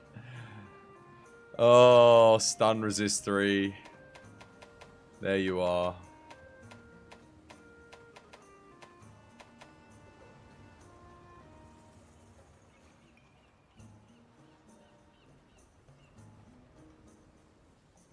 If you have the will, could you explain a bit on how weapon forging and upgrading works? You've got the same weapon for like the 1-star quests for 150 base damage. One's just hit more than all others, or 100 to 110. So it just depends. Certain weapons and certain builds, you need to learn what's good for each fight. By doing a monster, you'll learn its weaknesses by reading the hunting notes, and then you look for the hit zone values for stun, blade, elm, or raw. And then based on that, you make a build that's appropriate for the fight that you're doing. And you pick the weapon that's best for the job. Yeah. I can't believe that... Look. That is a rarity 9. Dereliction, Dragon Attack, Medium, Small. Large, Small, Teostra's Blessing 2, Berserk 1. Which is like 3... That is a rarity 10. In what world is that more efficient than that? I'm going to take it just to kind of show all the crap that I've ended up getting on this grind, but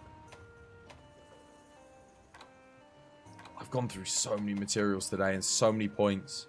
We had 900,000 points, 69 more things. I'm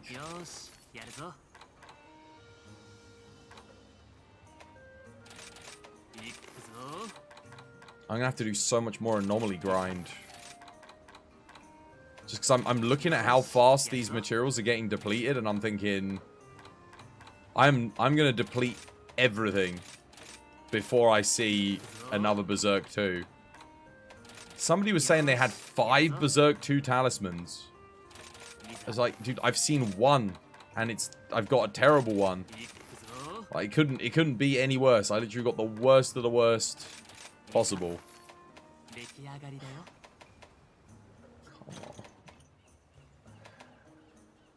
on. Oh, man. I am so defeated this week, man. A whole week of melding and charm crafting and literally nothing.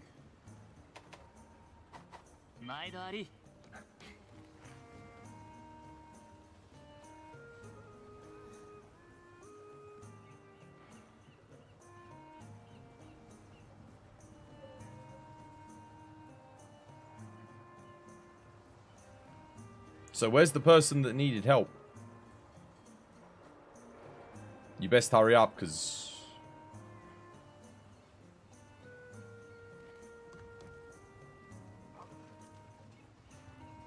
I'll give you like a couple minutes and then I'm gone.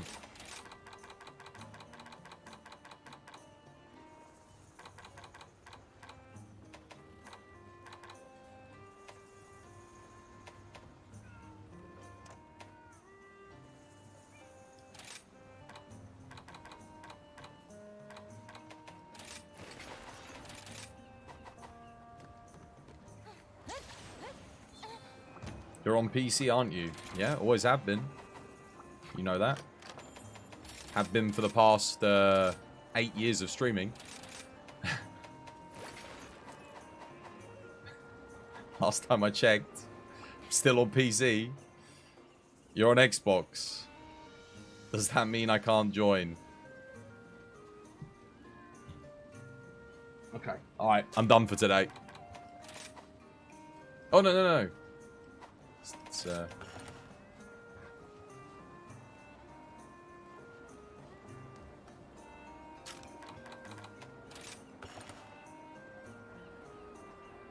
just want to remind chat, just because Fortnite has crossplay doesn't mean every other game has crossplay. It sucks, but that's the truth. Oh my god. This game gave me nothing today. Nothing but grief. No upgrades.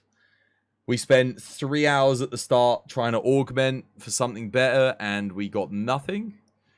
And we did a lot of charm melding, and we got nothing. It was a very fruitless day. We made a new strength hammer build, and it absolutely sucked ass. Like, it's maxed. And it's terrible for DPS. Like, shockingly awful.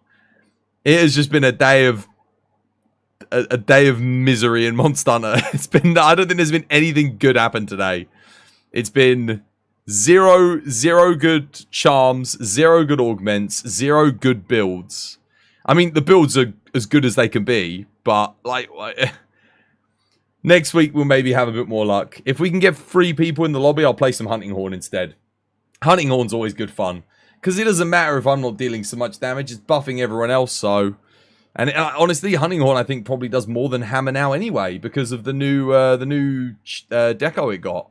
So I imagine it's better, because it was already pretty close. I like the pacing of Hunting Horn as well. It fits the game better. It's a little bit faster. Yeah, Hunting Horn better than Hammer in this game. And it knocks things out easier as well, which is nuts. Like, it shouldn't be that way, but that's the way it is. Oh god, right. Who am I raiding today? Oh man.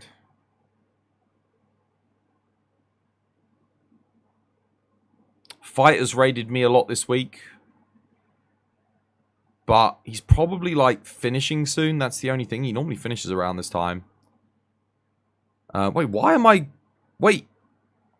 Why am I getting adverts on Fighter's channel? What the hell? I'm subbed to him. And then... Ileana's on. Ileana was chilling with us earlier. We could go say hello. They're not playing Monster Hunter, though. But to be honest with you, like... No one is. No one's playing Monster Hunter. It's not... Like, only Shun is. But we raided Shun yesterday, didn't we? Or, like, earlier this week. Let's go raid Ileana just because they were chatting with us earlier. Yeah, whatever. I'm done with Monster Hunter for today. It's just been not a good day of hunts, man. It's never good when you don't get anything. You know, when nothing goes your way. I mean, the hunts were good. We played well enough. But, like... I think Strength Hammer genuinely depresses me. It's shocking how bad it is. It's like, not in terms of fun, but in terms of like how effective it is. And then you pair that with just bloody no new charm, like no charm, no augments. Despite spending so much time going for charms and augments. I mean, honestly, no good charms or augments this whole week. I think it's been a tiring week. Like, they couldn't have just given me a break on the Friday. And just giving me one good... Imagine playing a game for a whole week and not getting a single decent reward. Just bumming all of your... Burning, sorry, all of your materials to get nothing. God, what a depressing thought. What a shit game. Deary me. Thank God I'm not a casual player, because if I was, I would have dropped the game. That would have been it. That would have been me go, yeah, screw this. Because you would have used every single thing you've ever earned. God damn it. Alright, well, I'll be back next week for some more copium. Some more Twas copium. Maybe we can get some kind of reward. Oh, bloody hell. I doubt it, though, given my luck. We're going to go say hello to Ileana. Come join me or not. I don't care. I don't care today. You know what else is going to copy the raid message. Yeah, good luck. Hopefully your RNG and your hunts treat you better than mine. Because, my God, if you're getting as bad RNG as I am, then I'm with you 100%. I feel your pain. Trust me, I'm suffering with you. Back again next week. We'll probably be playing... if we can get some people in the lobby, we'll do some Hunting Horn. If not, we got Lance, Sword and Shield, Longsword. We've got a load of other builds to make, so we'll make some new stuff. We'll see how it goes. Anyway, here come the credits, guys. Much love. Take care. Goodbye. 1, 2, 1, 2, 3, go. 'Twas by design. 'Twas by design. 'Twas by design. 'Twas by design. 'Twas by design. 'Twas by design. 'Twas by design. 'Twas by design. 'Twas by design. 'Twas by design. 'Twas by design. 'Twas by design. 'Twas by design. 'Twas by design. 'Twas by design. 'Twas by design.